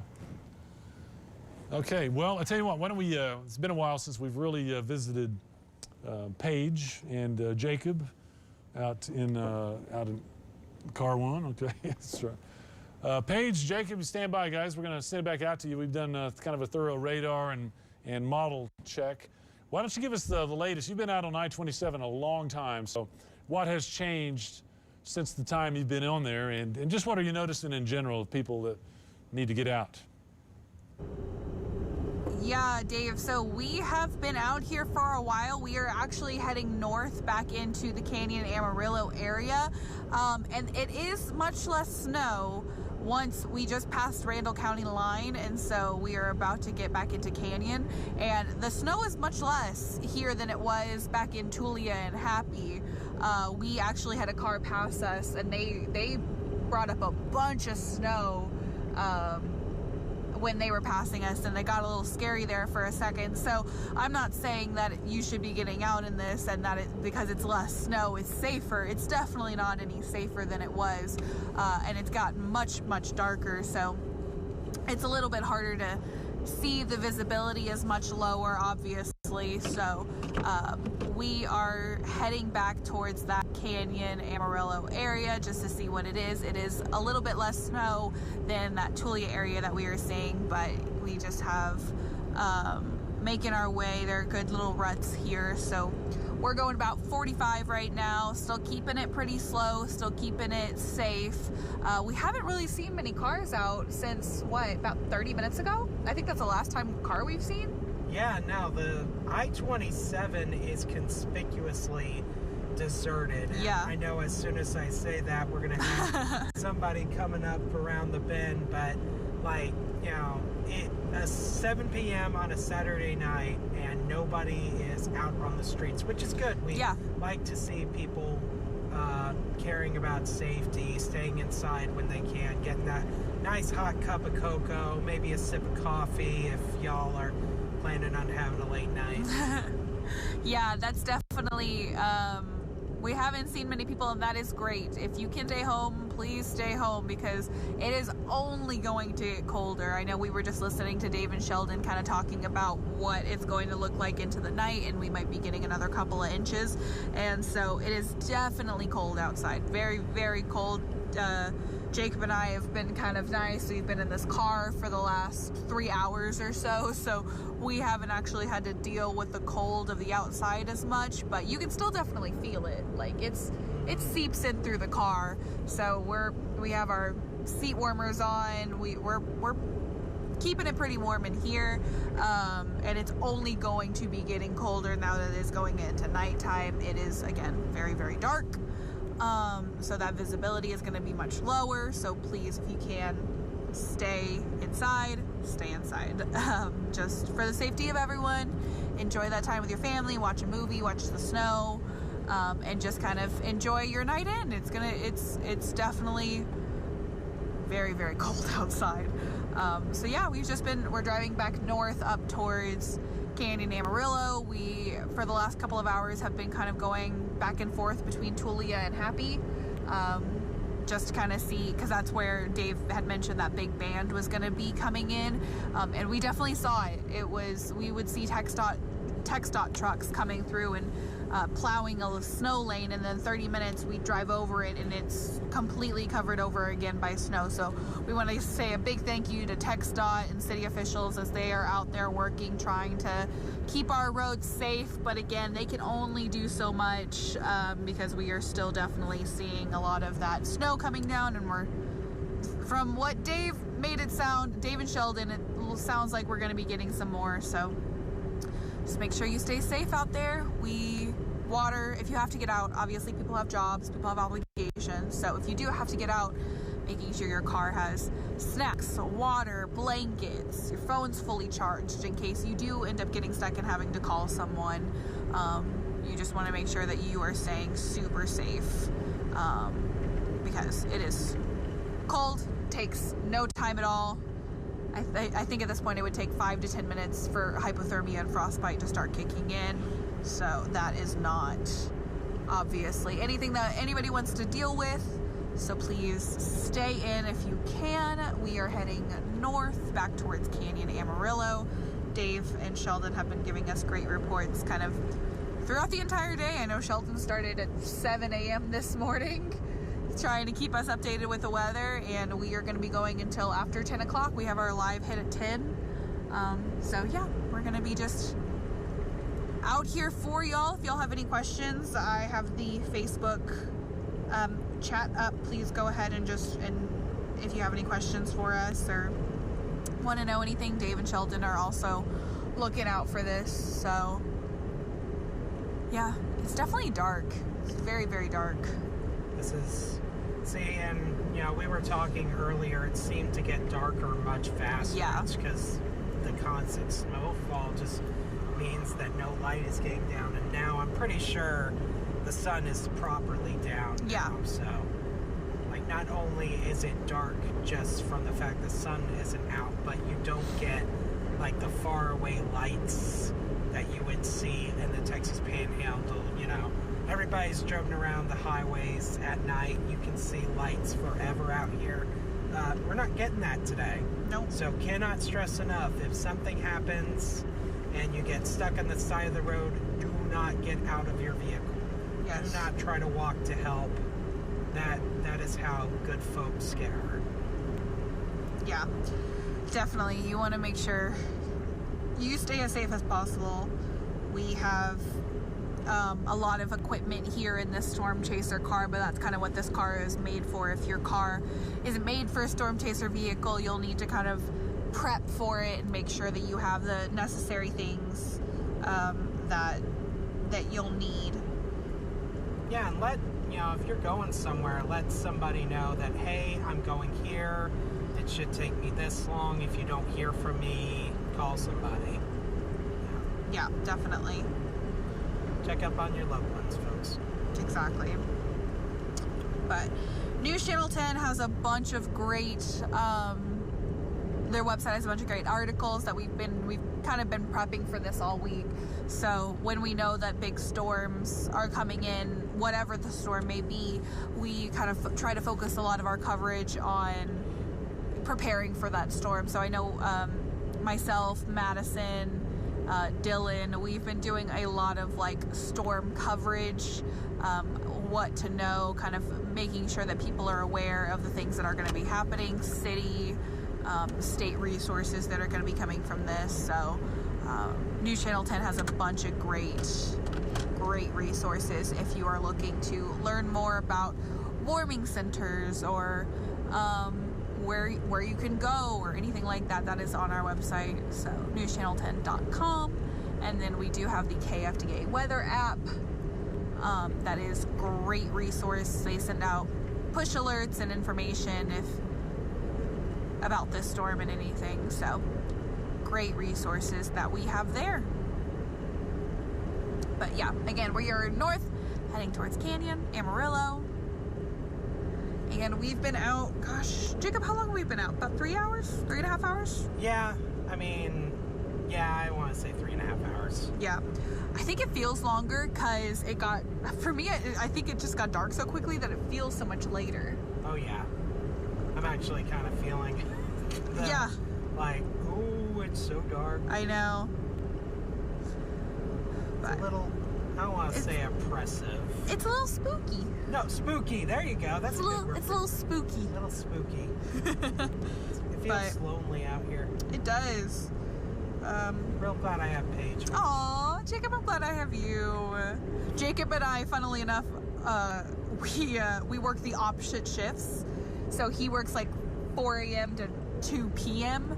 and I work 2 p.m. to 11 at night. So we have opposite shifts. But this is the second time I think that we've been out. We were out last year too. Yeah. During that crazy snowstorm for all of their weather coverage. Or was it last year? Or was it 2 years ago? I think it was last year. It had to have been, yeah. I want to say last year. I do know that this storm is going to knock the pants off of that one. Yeah. Yeah, last year's we got a good bit of snow. Yeah. But it definitely wasn't this. I don't think it was this cold. We got a lot of snow last time, but it wasn't this cold. I think the -1 of it all.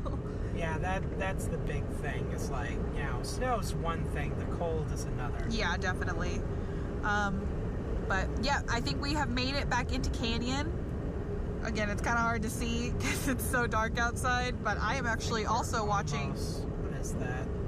That is... I can't read it. Hungate? Hungate. Yeah, we're basically to Canyon right now. Yeah, I'm also watching the stream, just like any text or messages that we get on our Facebook or whatever, and I'm watching it, and it says Canyon. So I trust it more than I trust me right now.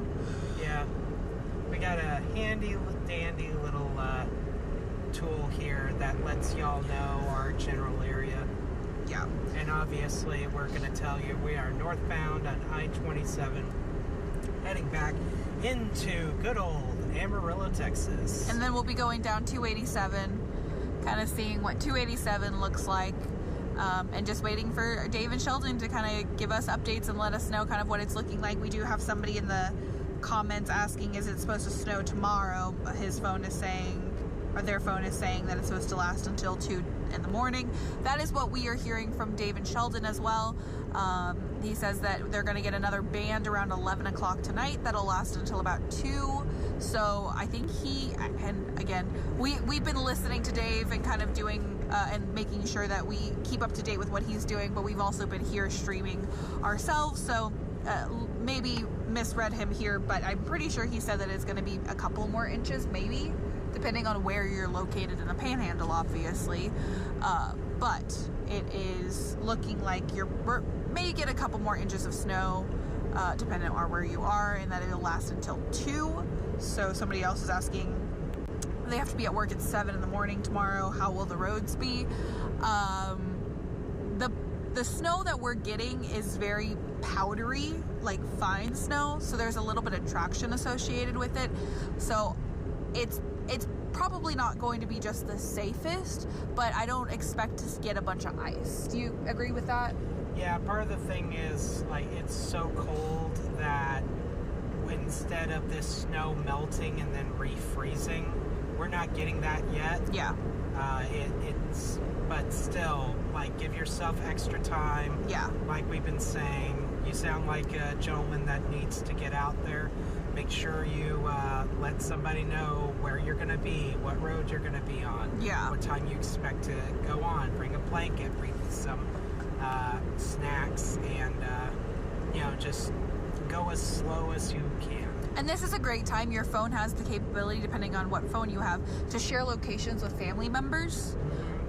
Like I have my location shared with my family, so if anything were to happen, they know exactly where I am as long as my phone is charged. Another great point, make sure your phone is always charged before you go on any trip, because if your car ends up stalling out or something happens, you want to make sure that you have constant contact with anybody who may be able to come and grab you. Don't leave your car. So just make sure your phone is charged is another great kind of point. So I don't think we're going to be getting a lot of ice again. And I prefaced this a little bit earlier, but I'll do it again. we are not meteorologists. That is what Dave and Sheldon are for. We are definitely not experts in any of this. We are just telling you kind of what we're seeing and what we're hearing from Dave and Sheldon. I don't expect that they were imagining just a whole bunch of snow as of yet. So but it still is a little slippery out here. We've slipped a couple of times while we've been out. So again, just take it slow. We haven't really been going over 40.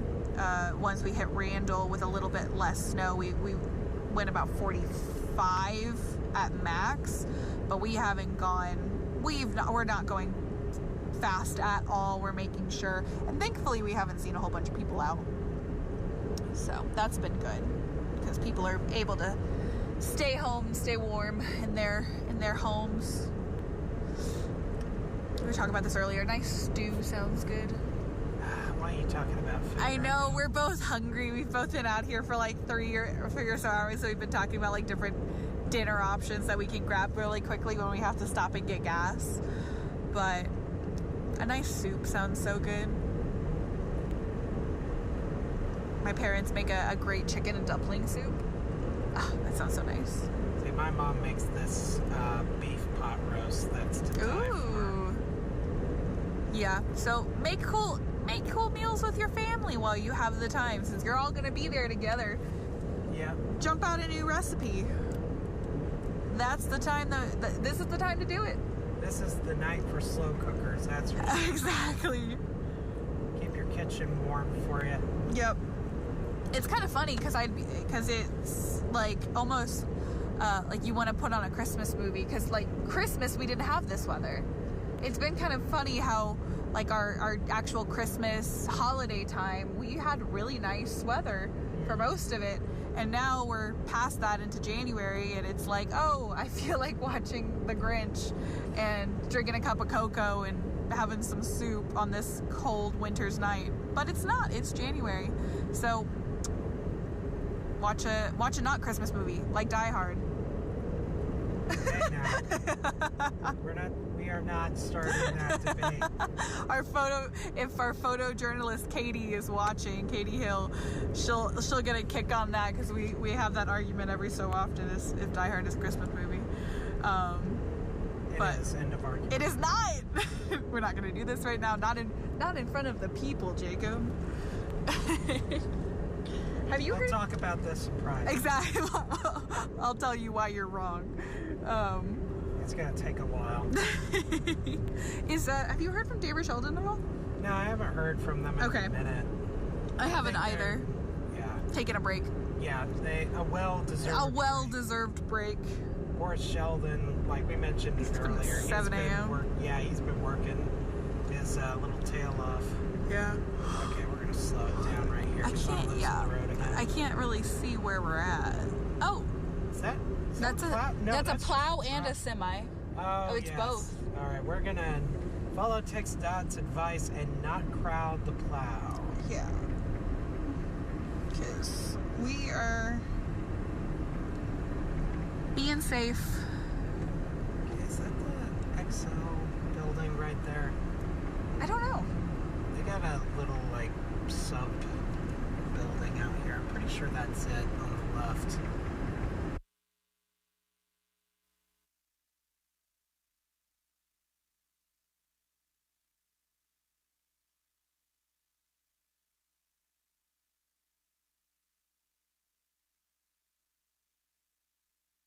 Oh, there we go. Okay. Make sure my mic's unmuted. Okay. I think we're good to go now. All right. Got to remember to hit my switch on the camera there, or my mic, and that way everybody can hear me. Sorry about that. So we're good to go now. But taking a look at our sky trackers from around the region, kind of what we're seeing outside. Obviously, you got, that's Childress. That's one we've been keeping a close eye on, but let's start right here in the Texas Panhandle. That's one we've been seeing a lot of, but I'm going to go ahead and spin this around now. We're going to look north up Buchanan from downtown Amarillo, what we're seeing outside. Visibility does look like it's improved a little bit, but those roads getting a little more snow on them. They're not quite as snow covered as they were just a little bit ago. So we are still seeing continuing snowfall here. Things certainly look a lot quieter up in the northern parts of the area, which of course, as radar would attest, up around Guyman right now. Obviously, not seeing any snow being really added on to anything. There's bushland, of course, those trucks going up and down I-40. It does look like roads are staying okay out there as of right now, but still want to take it slow out that way. Lake Meredith, of course, the sun's already gone down. We've got a few places where the sun goes down. Those cameras aren't of much use anymore. We've got our Pantex cameras. This is from Texline. Still seeing a little bit of snow on the ground, but doesn't look like much more is falling currently. Here's a beautiful shot from Friona. Let's go and take this one full screen. That's a really pretty one as the snow's kind of coming from behind the camera here right now. You can see that snow kind of blowing there away from the lens. Does look like whatever tire tracks are down there in the parking lot do look to be kind of getting covered up a little bit here right now. So let's keep tracking around the area, what's happening. There's Hereford. Still some folks going to Walmart right there. Still a lot of that tall grass sticking up through the snow. Our Hidden Falls Ranch, obviously pitch black out there. Powder Oak Canyon State Floor, obviously pitch black as well. This is Highland Park, kind of looking back up towards kind of the airport region. Does look like maybe somebody's about to drive by right here, so maybe we'll see what they're... Looks like they're driving all right. Looks like the road, they're not having to go too slow. That's good news.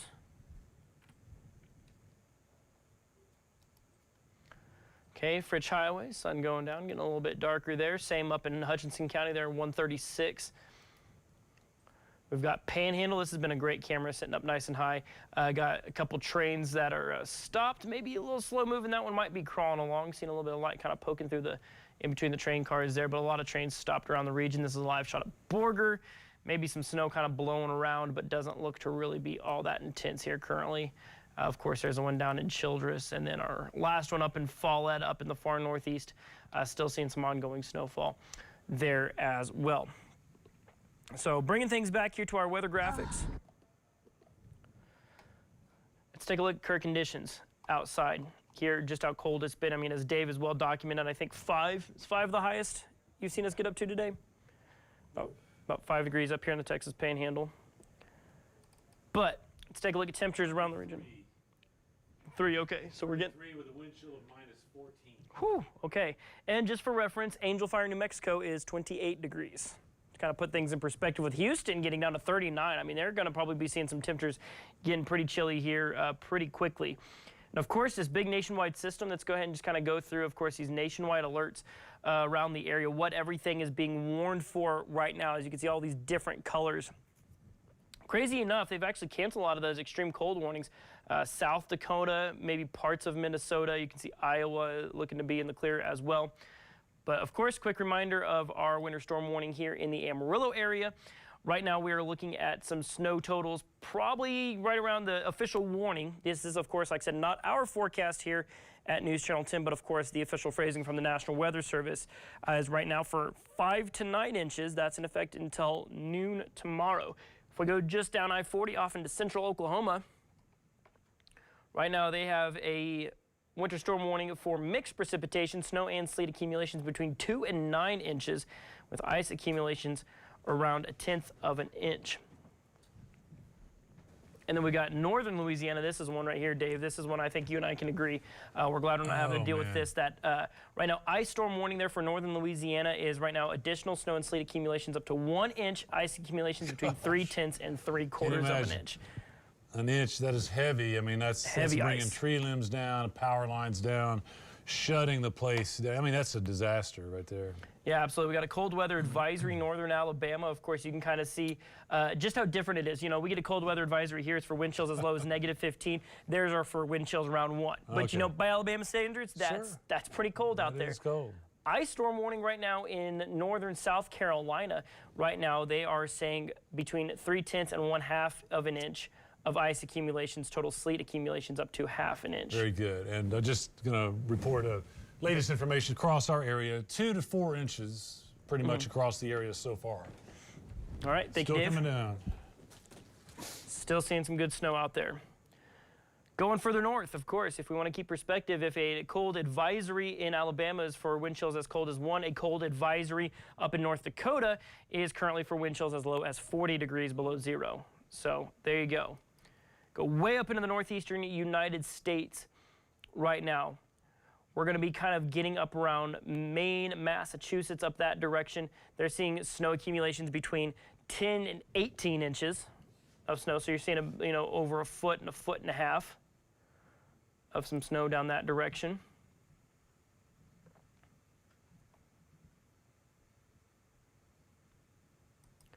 Winter weather advisory there in North Carolina. Right now they're looking at freezing rain expected. Ice accumulations of a trace to 2/10 of an inch are possible. Highest, of course, they're away from the coast, going up into central Colorado. If you go up at the Colorado Avalanche Center there, they actually have an avalanche warning until 5 p.m. on Sunday because of their high winds, heavy snow. Nothing like that we have to deal with around here. Winter storm warning up in Kansas. They're saying accumulations up to 6 inches across southern Kansas. And then now officially, Dave, we have an extreme cold warning for the southern tip of Texas, as far south as you can go. Right now they have a extreme cold. Let's go ahead and make sure I get the right one pulled up here. They got a freeze warning. Yeah. They're in effect. How cold are we going there? All right, let's see current temperatures right now. Because, you know, that's my old stomping grounds. I There you grew go. up South Texas, and I can tell you the impacts there. Palm trees. I've seen like palm trees all over Corpus Christi just get wiped out. Oh, man. I mean, if they get a long duration freeze there. I've seen fish floating in the bay because they get so cold they stun. Oh, man. And you get out there with a net and just scoop them up. Wow. So, you know, this is a big deal. There's also the citrus crop, a lot of agriculture down there. So that is a big deal. I mean, it looks like hanging in there. San Antonio is below freezing at 28 and 27 at Austin. Yeah, and cold air continues to seep south. So, again, just the long-reaching, sprawling impact of the storm is crazy. Yeah, and this is a massive system, that cold air just continuing to permeate through the region. If we kind of look at our regional highs here for the next couple of days, you heard Dave kind of talk about this during his forecast earlier. Of course, for your Sunday, we're only expected to get up to about 19. Here in Amarillo, you're going to see 27 down in San Angelo, 23 down in Roswell. Like I said, Monday still below freezing as we're looking at about, right now Dave's forecast has about 29 there for your Monday, and then Tuesday may be the first day that we get temperatures up above freezing there to about 43 degrees here in Amarillo, Texas. You're already starting to see South Texas there get back up into the 50s, and then just generally through the rest of the week we start to see mid to high 40s, maybe getting close to the 50s later on in the week. So of course we'll be watching for that. But on the flip side, I'm going to go ahead and adjust this graphic here to show us what the highs, or rather the overnight lows, look like going into these next few days. So while the daytime highs are going to struggle to get above freezing, of course, you know, we're going to be getting probably down around 0 for tonight for our overnight low. Pretty close already? Yeah, we're already getting there. I mean, we're already working down, so it may get even lower. And then, of course, one of the big things, and this is something I think a lot of folks maybe don't realize, Dave, is, of course, going into Monday morning, Sunday night into Monday morning, we're going to start to clear the system out. We're going to see the sunshine come out.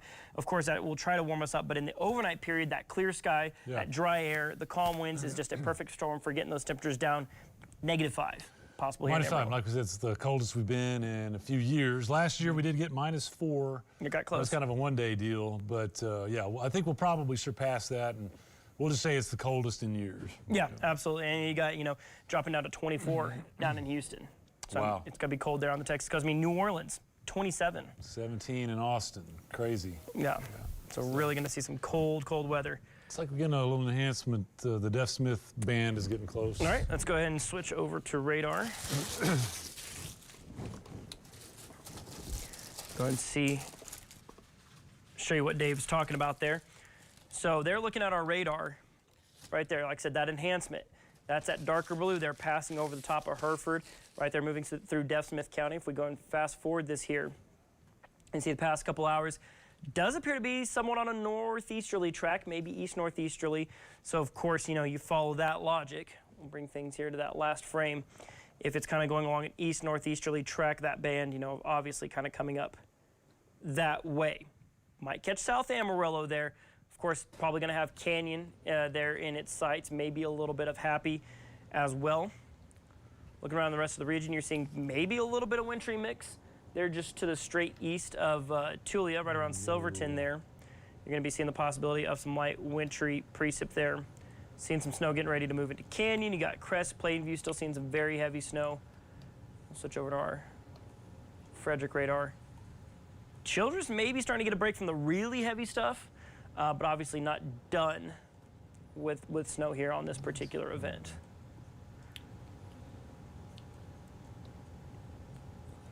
Wheeler, 4.5. 4.5 there in Wheeler, okay.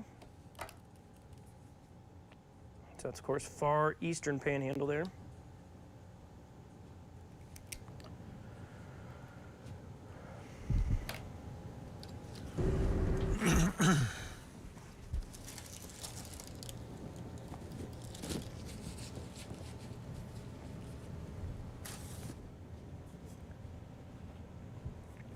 And there you can see dew points right now here in the Texas Panhandle. Not much going for it there. 1 degree below zero is our current dew point. Very, very dry air. Meanwhile, if we want to compare that to, of course, you know, our dew points, but our temperatures, our normal high for this time of year is 53. We were only 1 degree away from breaking a record. Our previous record set back on this day in 1894. That's a long-standing record. There was -2 degrees. We missed it by 1 degree. We got down to -1 this morning, but there's still chance. If we can hit -2, yeah, if we can hit -2 before midnight, we're still absolutely in the ballpark of setting a record low for the day today. I did see some reports around other parts of the region. Let's go pull this back up here of some other places in the Panhandle that did set some new record lows. Let's go back up. Let's check. Where is that at? Yeah, Dalhart got -1. That was a previous record. That was Dalhart. Your previous record was 3 degrees set back in 1966, 1969. 3 degrees was your record. You got all the way down to -1. Borger got down to 0 right on the nose.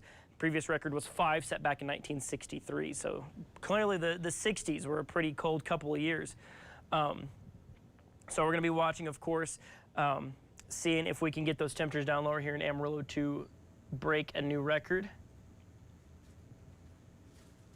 All right, let's see here. And here's one. This is a bit of a tongue twister to say. So, so far, if we look at our temperature trend, as well documented, so far we've only got up to 5 degrees. So what you have is you have record cool high temperatures. Bit of a tongue twister there, but your cool high temperatures is a very low daytime high.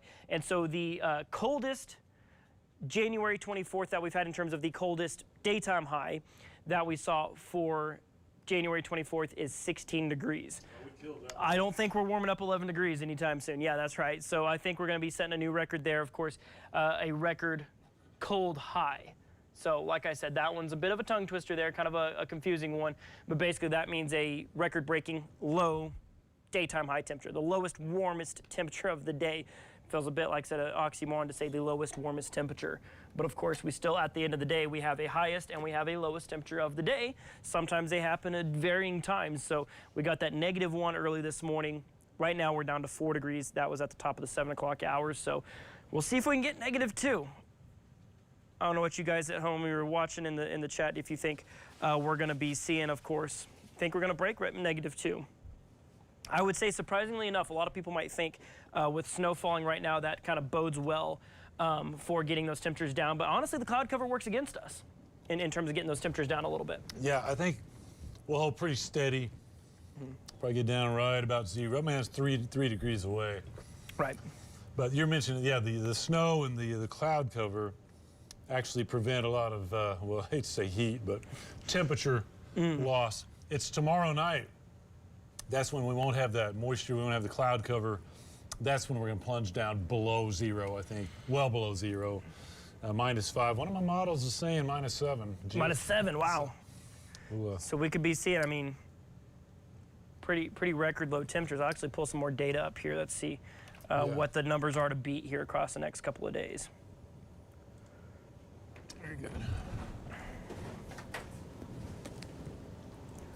So if we're looking ahead to Monday, that would be the 26th. So right now the forecast low is -5 degrees.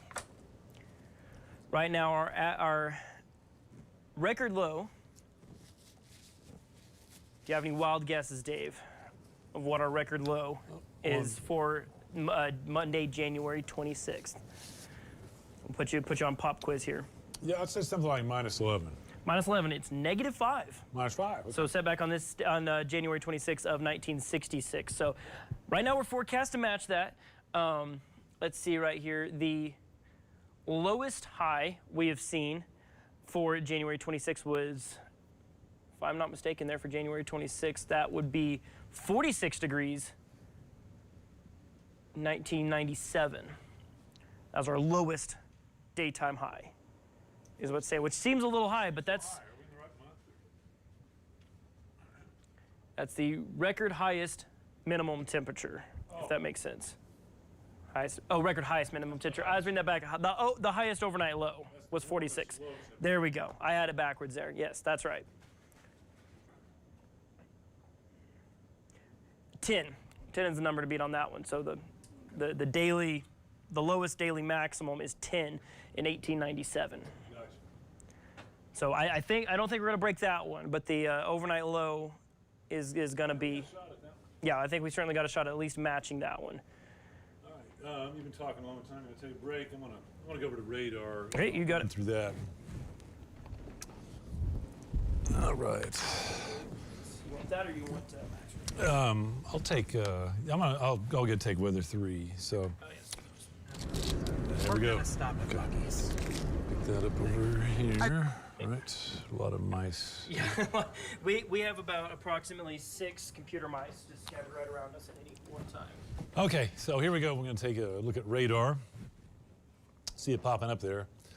So yeah, same situation. We've got this just kind of conveyor belt of moisture that's moving across the area from southwest to northeast. Just a steady band of lift and moisture. So you know, looks kind of the same as it has last hour or so. It's not like when we have individual thunderstorms and those move around. And so this is just like a layer of moisture, layer of lift. Everything's freezing out of it and dropping. So if you're just joining us, by the way, we would like you to chime in if you can report how much snow you have at your house. We've had 4 inches reported over at Clarendon, 4.5 up at Wheeler. I think we have about the same down there at Childress also. Here in Amarillo, I imagine we're between 2 and 3, and then about the same as we go down, say, I-27, 2 to 3, and it has been picking up out in the western part of the area, say Curry County down into Roosevelt County. We're you know, a couple of inches of snow down that way also. So we'll come in for a kind of a closer look. And we've got a little enhancement about to come into Amarillo there. That's what we see out to the west. We'll take a look at our Bushland camera here in just a minute, see if that picks up a little bit.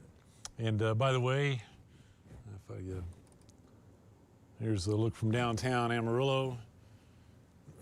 That's Buchanan Street heading up to the north.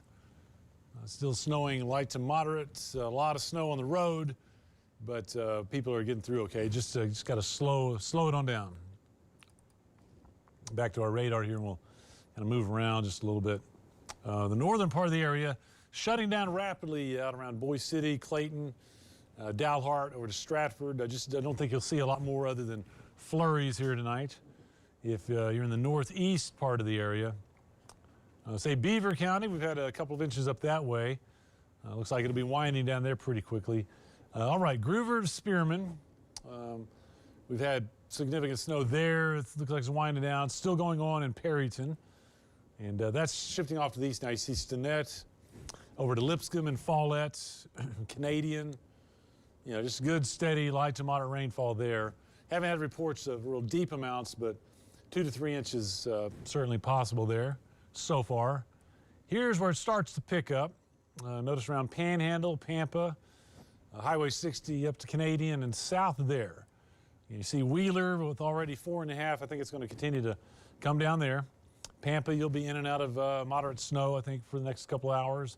I-40 is just pretty much solid snow from Amarillo all the way into Oklahoma.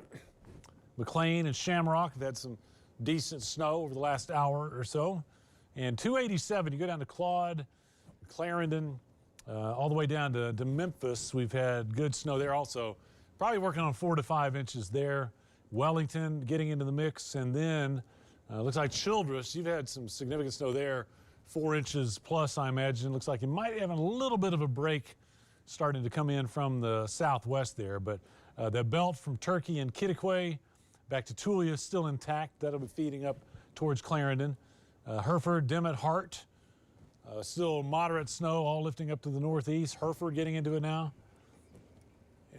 And this goes all the way down to the southwest into Clovis and Portales.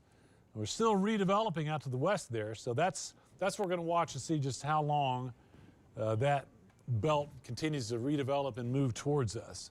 So I think it's going on until the certainly after midnight hours. Amarillo is just going to be on the edge, I think, of some of our higher totals. We're probably working on about 3 inches here, which even that, you know, can give us some road issues.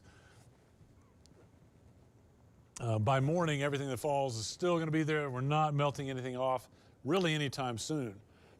I think tomorrow we'll have at least some sunshine get out, which will help out some of the surfaces. The traffic will be, you know, kind of working on some of that also. So we'll just kind of watch and see what the roads look like in the morning. But when we wake up in the morning, the snow will have pretty much done its thing. It'll be winding down and pretty much over with. We'll just come down to how quickly we thaw things off. Keeping an eye on our feed, you see just below me there, that's coming into Amarillo now.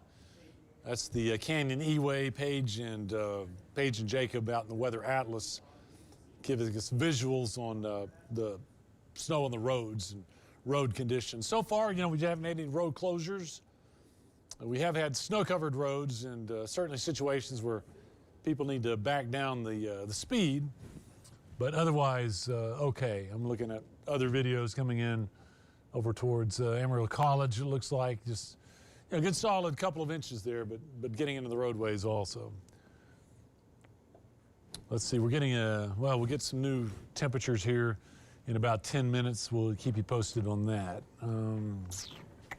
National Weather Service is pointing out that we're starting to get wind chills down around -15 to -20. So, wow. of course, the continuing extreme cold warning, very much warranted. Yeah, here we go. This will be the wind chill currently across the area. So anywhere from, well, we all basically have wind chills below 0. Some highlights would be here in Amarillo, also Pampa and Perryton, 13 below 0, -13. Yeah, I really think it's one of those deals where, I mean, of course, we talked about, you know, the fact that we only got up to 5 degrees today. I'd be saying we're hard-pressed to get wind chills above 0 at any point. I don't, Our wind chills were probably below 0 all day. don't really see how we could, yeah. Got a 1.8-inch report of ongoing snow in Fritch.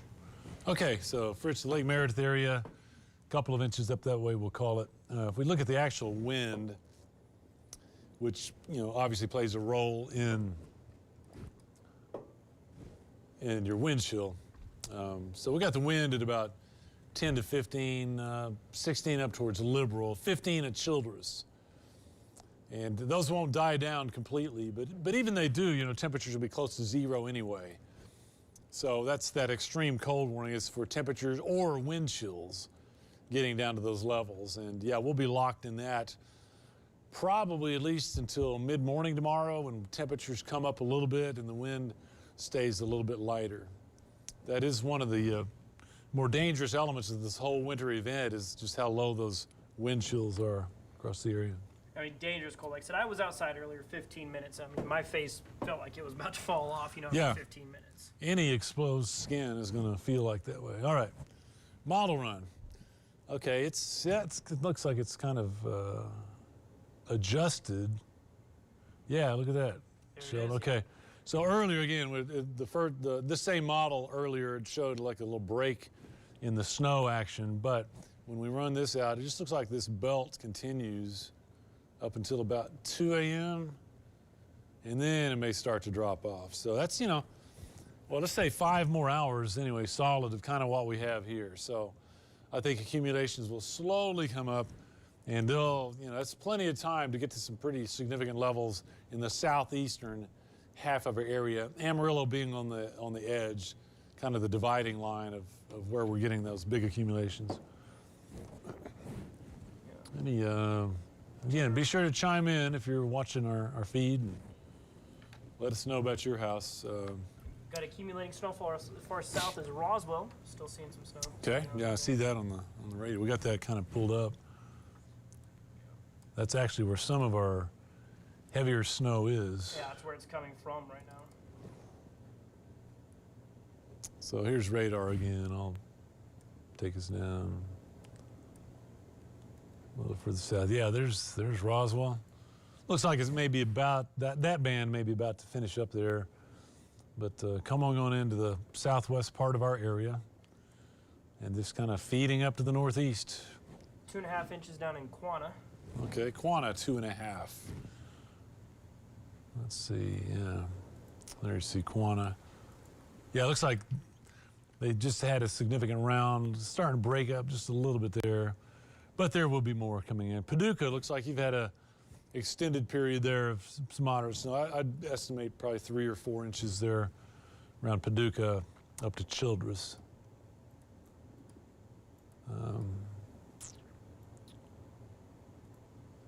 Okay, I know the mountains of New Mexico did pretty well. Looks like it's about to wrap up there. Salvage some kind of ski season. Early in the afternoon, there was a half-inch report in Dimmitt, but that was earlier in the day. Yeah. Look way up into the Taos Powderhorn Snow Tell, 9 inches. 9 inches at Taos. Okay. Yeah. There you go.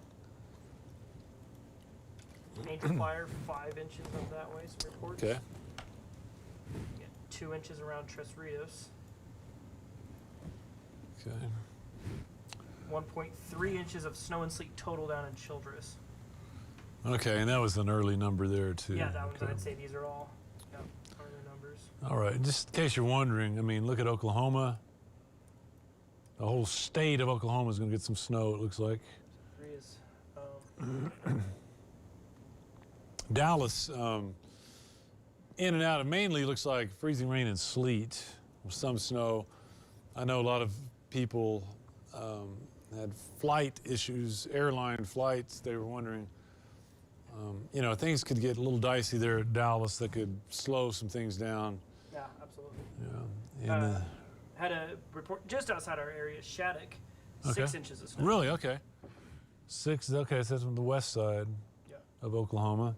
right past the state line. And there you go. There's the snow kind of, man, look at the whole state of Missouri, most of Illinois, Indiana, Ohio, Kentucky. Don't you know I-40's a mess out there? Oh, man. And I-20, you know, heading up into, Mississippi, northern Alabama. Have to watch out for that. Most of the Gulf Coast, Houston to New Orleans and places like, say, Birmingham, that's just mainly a cold rain. Tanner, we've been talking about here at Roanoke, looks like they may have gone over to snow.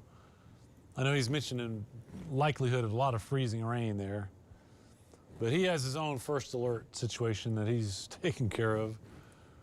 So you won't see him this weekend here for us. Right. If we look way outside of our area, outside of Rusk, they're looking at 1/4 of an inch of ice. Oh, wow. That has been reported down that direction. Okay. Valiant, That's- Oklahoma, just past the state line, about 1/4 of an inch as well. Right, okay. It's a sprawling system, that's for sure. Yeah. Let's come back into our area here.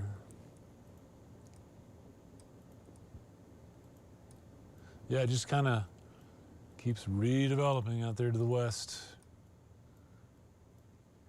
Not So- too many reports in New Mexico, unfortunately, but or at least down southwest of us.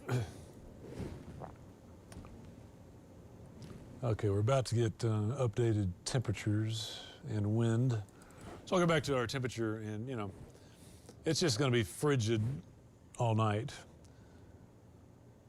But specifically, okay, we've got 4 degrees in Amarillo. And we'll watch these numbers kind of update as new information comes in. Looks like we got 12 out of Tucumcari, about the warmest. And I really think these numbers will stay almost consistent through, say, 2 a.m., maybe 3. Once the snow winds down, and if we get any kind of clearing towards morning, that's when we'll have a quick drop, possibly 2 or below 0. Yeah, just to pass along some public safety information, Dave, we're getting reports just off South Georgia, just south of Claude Road there, kind of south of town a little bit. Looks like there's about 38 folks without power right now. Restoration's Oh, okay. in Excel. Some power outages, yeah. Not a good night for that. But hopefully, blankets, flashlights, candles, whatever you need. Yeah, thankful with this one. I mean, that, and we pretty much expected from the very beginning that ice wasn't going to be a major part of this, and so that's really saving us a lot of heartache with power outage Yeah. issues. I mean, you see that's when you see trees come crashing down, power lines. And, break. you know, not super amounts of wind. You know, yesterday it was like 15 to 25, which is, you know, dropped the wind chill, but it didn't really arc the power lines or anything. let's see. Let's check in with our weather atlas. See what our roads are, how they're behaving in Amarillo. So Paige and Jacob, we're gonna come back out to you for a few minutes, and be sure to let us know exactly where you are, where you've been, and what the roads are like now in Amarillo. Go ahead, guys. That's John. Atlas's. Car one. East on, Got it. Oh. sorry, lost it for a second. We are now going east on I-40, and the roads are not terrible. Obviously, we are wanting to stay safe. We are wanting to keep it slow. We are still going about 40 miles an hour. We're not trying to push it too much. But yeah, we are going east on I-40. The snow is coming down. Thankfully, there's a lot of lights here on I-40, so the visibility isn't too bad. And it doesn't seem like there's much ice right now, but yeah, we're staying safe. We're making sure that we are, again, going about 40, 50 miles an hour right now, and that snow is still coming down. We are just making sure to stay safe. How are the roads, Jacob? So we do have a lot of ruts that we can stay on. As you can see, TxDOT has been out here. It's very clear. Yeah. The areas TxDOT has been blading, in the areas where they have not. On the areas that have been cleared by TxDOT, they're fairly clear, still getting some snow buildup, but we saw, back when we are on I-27 between Tulia and Happy, just how quickly those spots that TxDOT treated can get covered up with snow again. Not only from the snow actively falling down at the moment, but, snow that gets picked up by the wind. This is a very powdery snow, and not a lot of ice, just because this snow that's falling hasn't had a chance to melt, thank goodness. But still, give yourself some extra time. Yeah, and definitely make sure to put a bunch of room in between you and the car in front of you. There are still going to be cars like this semi that's passing us right now that's going to be putting up a little bit of snow, so your visibility will get a little bit lower.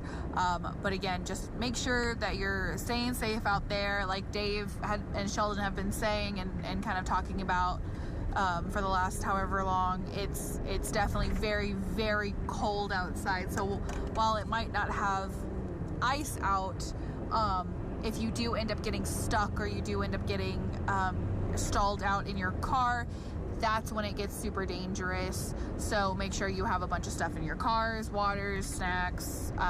Jacob and I have kind of been snacking a little bit over the last hour or so. We are officially out of snacks. We are officially out of snacks. Unfortunately, Jacob brought all the snacks, and I feel bad because I forgot snacks.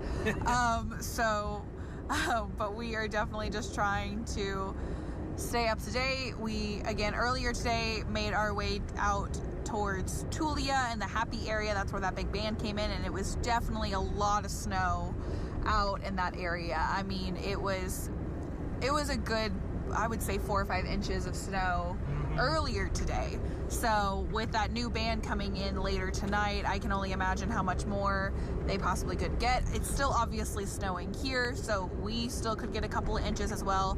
And listening to Dave and Sheldon, it sounds like that could be a good possibility. But we are just trying to stay up to date with Dave and Sheldon. They have been doing great with this streaming. We've been out here since we started out here right before 4 o'clock. So we have been driving for about 4 hours now. And so the visibility, obviously it's dark, so it's gotten a lot lower.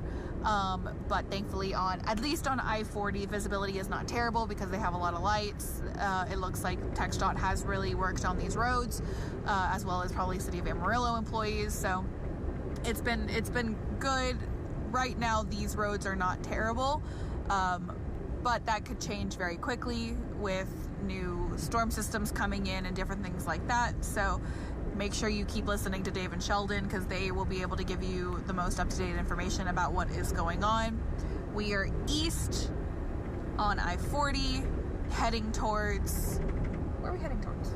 We're going to be heading towards 287 after we make a quick pit stop. Yeah. But right now we are eastbound on I-40. We just passed the Big Texan, heading up towards Lakeside Drive here. Yeah. Yeah. We're Yeah. gonna actually pull off the road. We need to get some gas, take a quick pit stop, and once we're done with that, we're gonna be getting back on I-40, heading to 287 eastbound towards Claude and Quanah. beyond. Yeah. Yeah, this will be our first stop in 4 hours, so we need to get some gas. We need to get some more snacks because we need fuel to. In more ways than one. Yes, yes, in more ways than one. That is very true. Fuel for us, fuel for the car. Yes. Indeed. So. Oh, that actually brings up a good point. So that's another thing. Make sure you guys got full gas tanks Yes. if you can, because if you get stranded, you don't want to get stranded, and you've got a quarter a tank of gas if you're going to be stuck where you're at for a while. Yeah. You want to have that extra resource to keep you warm. Yeah. I'm just gonna let Sheldon know that we're about to Yeah. turn off. So Sheldon, if you can hear us, we're pulling off for a refuel and a pit stop. So you can keep the camera on us if you want to. Okay. Sounds great. roger Thank you, that. Sheldon. I could. So actually, as we're off this road, if they're still on us, you can see just the difference between I-27 and I-40, the major Yeah. roads, and these intersections here. Like, All right, hopping on with some new information here with our first alert weather update.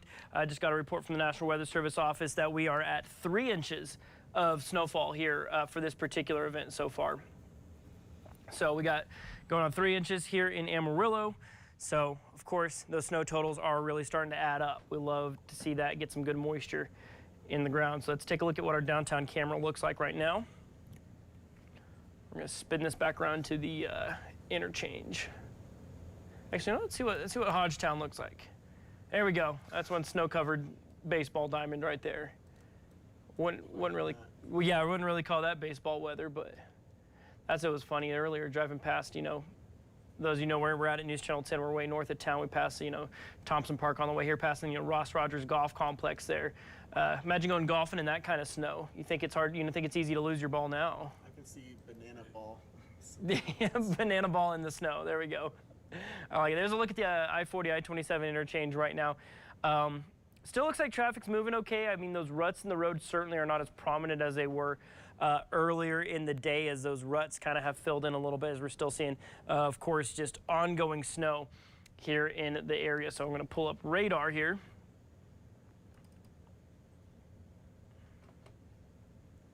Okay, let's pull back on that a little bit.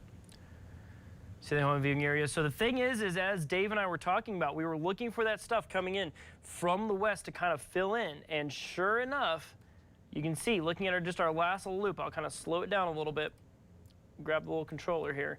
So we saw that, that's about 5:50 in the evening. Now we start to see that right there where we saw that break. And Dave and I were seeing, of course, that's kind of popped up kind of right here around Oldham County. We were thinking, okay, that might start filling in just a little bit. And sure enough, as luck would have it, you'll see as we kind of fast forward this along here, it has filled in. We actually see those gaps fill in almost clear north to Dumas. So that keeps Amarillo in play for still ongoing snow here as we go throughout these next probably several hours here. Let's go ahead and take a look at some comments here. So yeah, Lauren here asking about snow in Amarillo. Recent reports about 3 inches with maybe another couple of inches possible here as we go into the overnight period.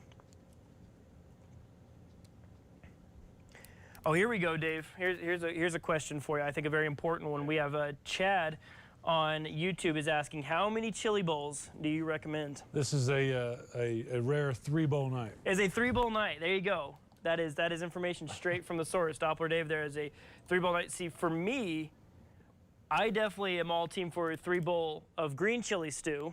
I like my plain old chili, of course, but some good green chili stew as well. That's definitely, but yeah, there you go. You heard it right here on News Channel 10. 3-bowl night from Doppler Dave. I'm gonna go ahead and pull up here on our tower cam. Let's see if I can find the right mouse here. Talking about our brand new fancy radar from our friends over at Pantex. Let's go and pull this one up. So this is the radar, for those of you who are familiar, it's that radar dome that's up in Stinnett. If you've ever seen that up there, you wondered if it worked. Well, before, maybe not so much, but now it does work thanks to some parts off of our radar dome that we had here at NewsChannel 10. And so now we have this right here, which is a exclusive radar. We have, of course, our friends at Pantex and the city of Borger are sharing this with us.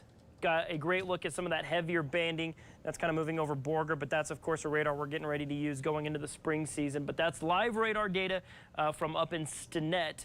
So, of course, we're using that a lot. That's showing kind of somewhere that heavier snow is right now. But if we want to switch back to our Doppler radar, that's just showing our general region here. You can see this right here. We'll switch over to our KMA radar. There we go. Kind of highlighting some of those heavier bands. Looks like still Hereford. Looks like you're about to be in the clear there for right now. We'll go ahead and put this in motion. A lot of that green kind of disappearing a little bit out of it. Now we're just seeing just plain old bands of snow. Littlefield, Plainview, Tulia. I'm going to be really curious to see what reports we get out of Tulia, because that's, I mean, Tulia's been getting slammed for most of the day today. Let's see here. Tulia has been just getting ongoing snow for a lot of our day. But you can see where things have kind of built in from the north of Amarillo right there, getting up around Dumas. Looks like we got an 1.5 inch snow report. Let's see exactly where that is. That 1.5 inch there in Fritch, 4.5 inches over in Wheeler. But of course, that darker blue, that's going to be your heavier banding of snow. So let's go ahead and take a look at our latest model run data here, since we've got this pulled up. Make sure we're getting the latest information out. Okay, let's see.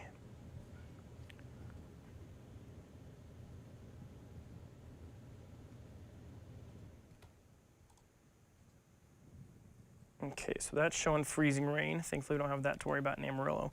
So this is the, let's see how far. No, it only goes, oh, that goes 6 hours. That's certainly something we can use. So this is the latest run right here.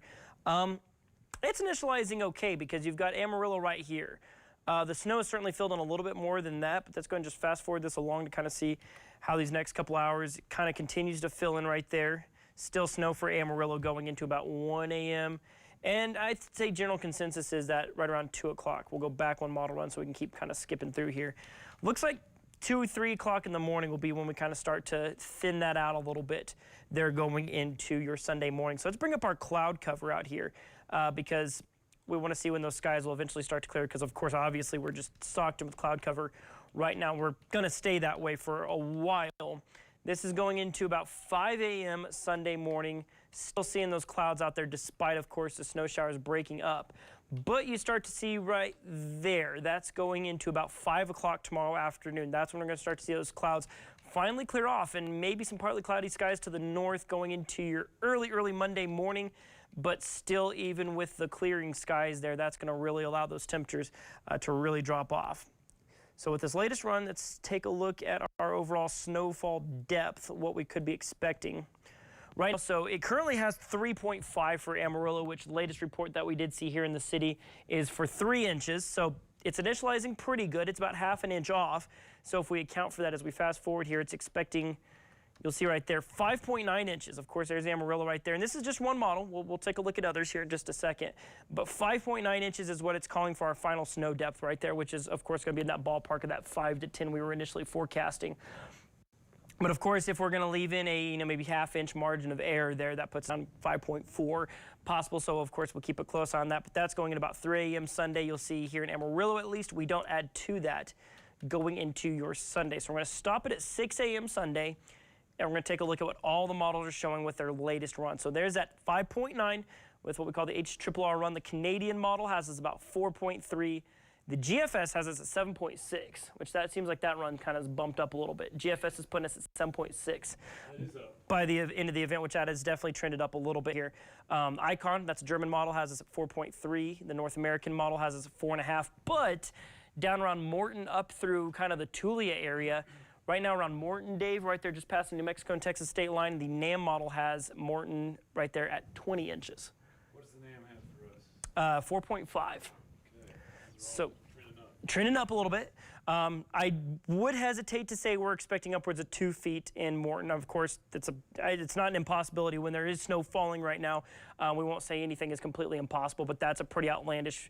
The closer high definition model run NAM, a little bit more erroneous on this one. It drops Morton down to 16 inches, but it drops Amarillo down to 1.9, which obviously, as we know, that's not the case because we're sitting at 3 inches right now.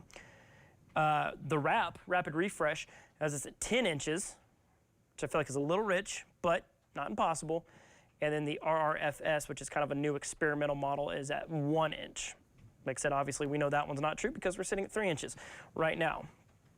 I like the Canadian HRRR, maybe 4.3 to 5.9. I feel like that's kind of within the realm of possibility.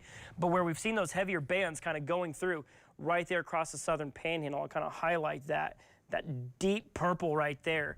I mean, that's over a foot possible, and I think that's absolutely within the realm of possibility the way things have been going so far. A commenter on YouTube earlier, Dave, says the only deep purple they want to see is the band. So like you'd appreciate that one. I do appreciate that. But this is our latest model run, so that would be your HRRR right there, giving us the 5.9. Okay, yeah, it's just, you know, what I see on this, Sheldon, and see if you agree with it, there's going to be a sharp gradient. I mean, somebody's going to get up to about 6 inches, and then just a few miles north of there, it's going to be like 2. Right. So is that Amarillo? Is it a little further north of Amarillo? Is it south? That's something that's really, really extremely difficult to really nail down. It's almost like lake effect snow. You know, Right. Where is that band going to be? But, you know, we're coming up on 3 inches in Amarillo. Yeah, I'm still thinking 5 anyway, but it could go higher than that if that band does take, you know, kind of northern extent. If not, we still end up with 3 to 5. Yeah, absolutely. I'd say based on what we're seeing on radar right now, we've been filling in the north more so than the radars have been picking up. Because right now we're seeing snow stretching all the way north up to the Dumas area. Yeah. And models generally weren't picking up on that earlier. And also, Dave, we can talk a little bit about, because sometimes when the snow comes from the north, we get kind of what this, you know, this Canadian river valley effect. Yeah. I'd say the way we're coming in from the southwest, we don't have any, I guess, significant geographic features that really give it as much of a chance of enhancement as a Canadian river valley. Yeah, if the wind was from the southwest, you know, that might help to enhance on the north side of the rim. But yeah, that's probably not a factor.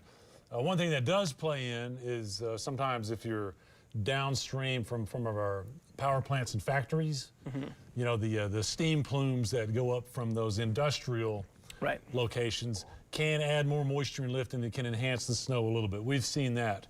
I actually have an acronym for that. It's called LIFT. It's Local Industrially Formed Towers. Okay. There we go. So we may see some of that, but you know that's really hard also. And I think that's really going to be dominated now by just having just a good steady snow that doesn't need enhancement. You know, sometimes those are when we have a little less lift. Right. We've got some pretty good lift tonight that I think will kind of overshadow anything from the industrials. Right, not really going to be needing any help from anything. Looking at, of course, breaking down our freezing rain outlook. Good news is none of that even comes close to sniffing the Texas Panhandle right there. The GSL model maybe has a couple hundredths of an inch down around Childress, but that's probably run its course already. Yeah, that's not really an issue we're expecting. You've got a few outliers, but yeah, that right there, those northerly outcomes, I mean, it's going to look a little more like that in terms of freezing rain here across, you know, the next couple of days. And so, or rather next day or so, really, as it works its way through. That's kind of unusual. If you look out there at Guadalupe Pass, not too far from El Paso, that's something that is rare to have freezing rain and ice in Guadalupe Pass. That's crazy. Yeah, so I mean, I'm seeing a lot of wild things with this particular setup, and then you're seeing over an inch possible freezing rain there in Louisiana. Not envying that. That's going to be bad. And like I said, there's a lot of interstates that go through there. I think I-10 might be okay, but man, I-20, I-40 going through there, those are going to be rough, at least in some stretches, you know. Yeah, absolutely. Got a few folks asking. I see somebody on the YouTube asking about a Hereford snow total right now. Forecast is kind of down that direction. Could be anywhere about 4 to 8 inches based on what we're seeing with model data. We're yet to actually see a full-fledged report. So if anybody does go outside in Hereford and sees how much snow you got, definitely pass that on for sure. Got some folks also talking about some green chili stew going in the crock pot, tacos and rice. So people are eating good. Yeah, and always there's a comment about, hey, Amarillo, dodged winter. I don't know how you can really say that. We've been below zero. We're going to do that 2 more nights. And we do have snow accumulation that's giving us hazardous roads, and we weren't ever the ones that said Amarillo was going to get a foot of snow. I mean, that never came out of my mouth. I didn't say it either. So, I mean, what happens is weather, quote, information just gets out. And that can be anybody. I mean, anybody can get online, make a post, and say, this is the forecast. And then, we're weather guys, so it must have come from us. We did say, I mean, we're certainly in the 6-inch camp. That was kind of my ballpark figure, with the potential of going higher, and we still have models saying that we will.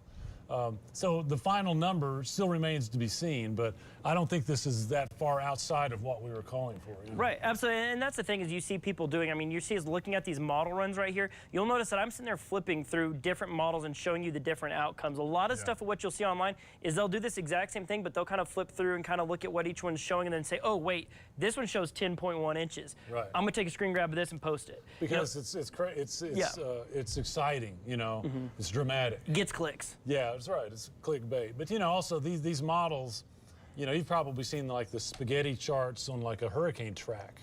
It's exactly the same thing. I mean, you're going to have some that really show one direction, some will really show the others, but you look for kind of a consensus, and you have a lot more confidence in that. Like if you were to throw at a dartboard, well, a bullseye, that's one outcome, Yeah. But what are your chances of really hitting that bullseye with one shot, But if you have 3 or 4 or 5, you can get, you'll hit around it, right? Right. Yeah, absolutely. And so, I mean, that's the thing is what I always tell people is, it doesn't take any skill to just find the most outlandish model, post that online. It's knowing how our atmosphere behaves. It's having that understanding of it and knowing, of course, how the general system is setting up. Because, I mean, we knew generally from the get-go that well over a foot of snow wasn't looking terribly likely. Could it happen? Absolutely. Yeah. But it was just from the setup we were seeing is we didn't see the necessary ingredients really fall into place. And the fact that the system's kind of weakened a little bit as we've gotten closer has kind of supported that as well. If it came in just real rich and heavy, might have changed things, of course. And that's part of our job is we follow the trends, and we let you know what that trend is looking like. Is it looking stronger? That happens, Is our winter system last year, started off looking like maybe 2 inches of snow. We ended up with 8. It goes both directions. This time, it looked a little stronger on the early days. It has trended down somewhat, but I think we've been pretty good to communicate that also. Yeah, and this is the latest, and we still have some uncertainty, believe it or not, even though we're well into the event, and we only have, maybe 6 more hours of precipitation. We still have some uncertainty on exactly where the heaviest is going to fall and what our final total is going to be. But still getting, pretty good confidence, at least on my end, of something like 5 around Amarillo and something like 9 or 10 down in the southeast. Yeah, absolutely. And like I said, maybe a few isolated spots that get upwards of a foot are absolutely expected, but I don't know if we're really going to see that full swath where you're just covered in 12 inches of snow out there, without a doubt. So, hey, if you got gas a couple days ago like we recommended, if you got your prescriptions a couple days ago when you recommended, if you got your emergency provisions in your car, I mean, you did the right thing. I mean, this is a pretty big winter event, despite what it might have been. Yeah, absolutely. I mean, I think at the end of the day, of course, doing some of that prep. Now, of course, we didn't recommend people go raid the grocery stores. do the necessary preparations, of course, getting gas, taking those preparations to, kind of winterproof your house a little bit. I think everyone would agree that we would rather put in the work to prep our homes, and then it doesn't happen, than to ignore it and say, that's not going to happen, and the next thing you know, you have frozen and burst pipes. Nobody wants to deal with that. I will also say we have had weather events looking like this up until the day before, and we end up with no snow.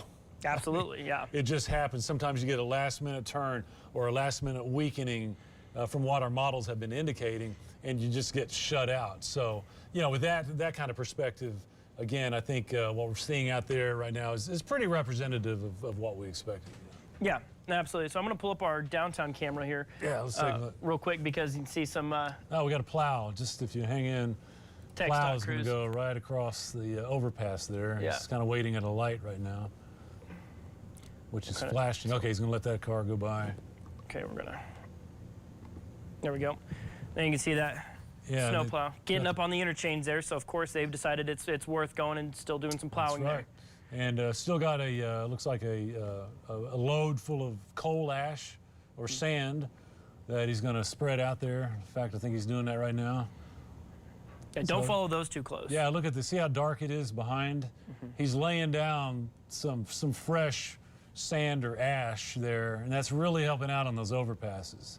Yeah, it really makes a difference. And talk about, Dave, too, just the science behind, because you always see those signs. You know, bridges, well, they'll ice first. Right. Talk a little bit about the science behind that. Okay, we got to remember that it's all about freezing temperatures. Roadways or just the ground in general, you know, you got the warmth of the ground. You got soil temperature, you got the warmth of the ground.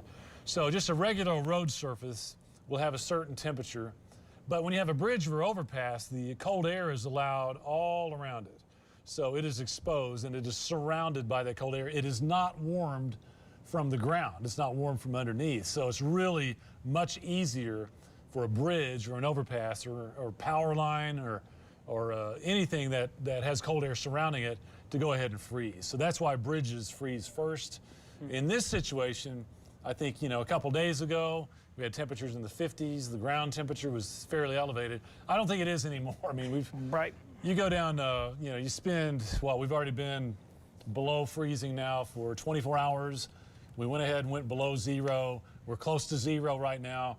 The ground temperature is coming down rapidly, and overnight tonight it just continued to drop. I don't think the ground temperature is really much of a factor anymore. If it was, I think you'd see our road surfaces melting. They're not. You know, the frozen precipitation is staying frozen on them, and they will all night. So I think we can take the ground temperature out of the equation. Yeah, absolutely. I mean, so for example, looking at the mesonet right now, I mean, you've got like the southeast side of Amarillo there, 2 inches down in the soil is measuring 29 degrees. So we're frozen all the way through. Okay. It's 35 at 4 inches down. I mean, you're seeing maybe in Adrian, they got 35 2 inches down, so kind of right there bordering on it. But falling, dropping. Falling, it's dropping. I mean, those numbers are rapidly going down right now for sure. So soil temperatures are really, really down currently. Okay, let's see. We got another What's our latest 3-inch report from Amarillo. Okay, so confirming 3 inches around Amarillo. Yeah, I haven't heard my official weenie dog total yet. Yeah, we need the weenie dog I need update. to check on that. In fact, I'm going to do that right now. Okay, we'll let you do that. Okay, let's flip around some more. Yep, let's see. We have an update. Oh, we got an update. Okay. Down to 2 miles of visibility in Amarillo right now, just for what it's worth.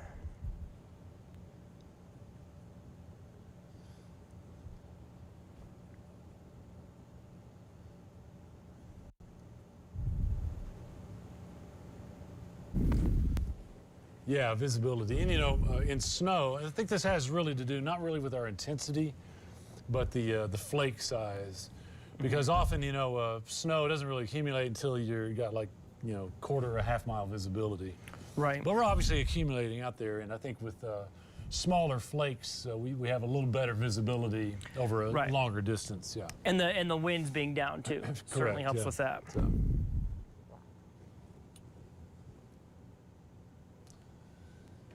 Okay, I'm going to go ahead and get back to radar here. All right, yep. Your airplane. Yeah, here we go. All right, yeah. So again, just the swath of that moisture. You know, massive. Yeah, I think we're, you know, coming out. Look at those thunderstorms in southern New Mexico and around El Paso. Now, what would be really, really interesting is I bet there's going to be some spots there. I'm going to zero in. This is fascinating. This, look at the light. Okay. Yeah, and then around you can... Alamogordo, I wouldn't be surprised if we get like thunder sleet. Oh, wow. Yeah, that would be... Thunder, freezing rain. Look at around El Paso. This is, okay, and it also indicates to us that this is the strongest lift we're going to have. Absolutely. This is what we've been waiting for. You know, for a long time, even earlier today, this upper level system was out of California. I mean, it's sad out there. So the initial snow we had yesterday had really not a lot to do with that upper level system. It was just, we're so cold and frigid that any moisture in that Arctic air had to freeze out, and it's going to freeze out in the form of snow. A little bit of frontal lift, you know, kind of a little bit helped there. out a little bit. So that's why we had the you know, half an inch yesterday.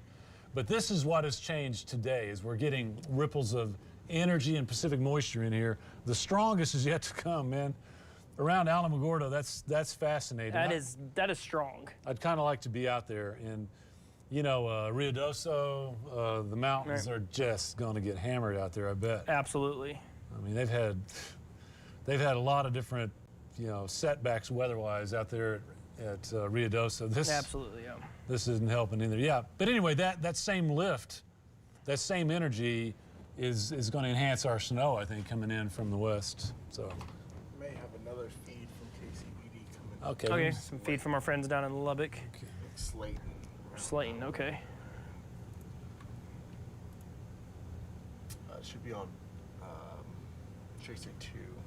Just make sure it mute the audio. I don't Yeah. know how long it's going to be. Okay, so this is down in Slayton that we're taking here. Yeah, I'll do picture-in-picture though. So, Okay. Mic.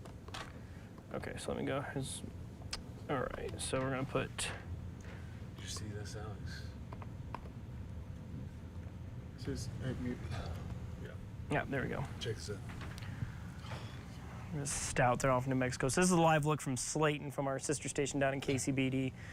Just looks like some good old-fashioned flakes. I mean, it doesn't look terribly different from what we're seeing.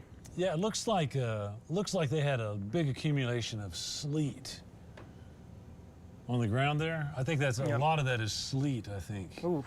That's a lot of sleet.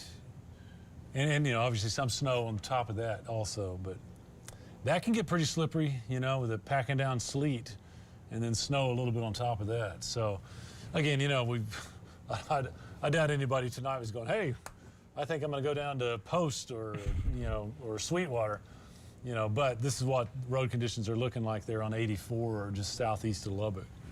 Yeah. Bring back to our radar shot here. Isn't that something? Yeah. Right as they're switching over to snow. Is there lightning? You know, I have the lightning layer turned on, and it doesn't seem think to I be. saw- Maybe a few flashes in there. that's crazy. Yeah, that's going to be interesting coming across southeast New Mexico. But, you know, I think you can kind of see how it's related to. Absolutely, and that's probably going to take a few hours to get here. I mean, we're about an hour and a half away from the news at 10. That's so right. hopefully yeah. getting a good picture of that, at least moving into the area. I'm sorry, I was going to look at our area. I got distracted by the echoes there. Okay, so still coming down heavily down there at Tulia, it looks like. Clarendon, still getting moderate snow. A little break at Childress. That little hole there. Yep. Imagine it'll fill back in, but up Highway 60, Pampa, Canadian, some moderate snow there. I'd say the heaviest right now is from, looks like around Tulia, not too far from Dimmitt and Tulia. Canyon, some enhanced activity there, and Amarillo. Okay, yeah, it's just gonna see what happens in that last band out there. Gonna pull up some, see if we can't find some soundings. Yeah, it's What things look like here. See what the weather balloon is showing. So this is something that we have to really, really do when we're getting into, of course, winter weather forecasting. I'll wait before we switch over to it, make sure it's actually going to load up. It's taking its sweet time. But the what we call the temperature profile, which is how the temperature changes as you know, you increase in elevation, is extremely key of why we're seeing that wintry mix down off towards the south, is because we were seeing a lot of times where that temperature profile was getting just above freezing, somewhere way up, and then temperatures getting way below freezing, there further off towards the south. So we'll go ahead and pull this up right here. All right. So this is showing our latest sounding. This is from the weather balloon that was released from the National Weather Service. Yeah, something like 6 p.m. or so. Right. And so what we really see with this, of course, the more those green and red lines are together, the wetter that snow is going to be. You're going to be able to spot perhaps a couple little pockets there where you start to see that separation, maybe a few little dry pockets higher up in the atmosphere. And then you'll see right here, this is our freezing line, that blue line right there. And that temperature profile It gets awfully close, but Yeah. as long as it doesn't cross it, we're not going to see sleet. But of No, course, that's right. the Yeah. golden rule is with that is if it does cross that line, the snow is going to melt. It cannot become snow. Again, after that point, No, it turns into no, sleet. no. But obviously, you step outside, you see, it's not a problem. Yeah, so I think we're safely below that for the remainder of the event. And you know, that's another thing to point out if you really want to get between these two lines right here. Yeah, if you want to go ahead and draw on the screen there. That's -10 to -20 right in here. That's where most of your big snowflakes grow, the real, real fluffy ones. If you're below that, sometimes you get the finer or the more solid type flakes and discs and pellets and stuff. But up in that zone, if the temperature and the moisture line are together, that's where you get a lot of growth there. So that looks pretty good. Yeah, it's not a bad sounding at all on that. And so that's when it comes to forecasting, we have to really watch that, especially with this particular event when it started, because we're still working to really nail down, of course, what that, form everything was going to be falling in at first. Really heavy band there along I-27. Yeah, that's the good stuff down around Tulia right now. Yeah. I'm gonna just.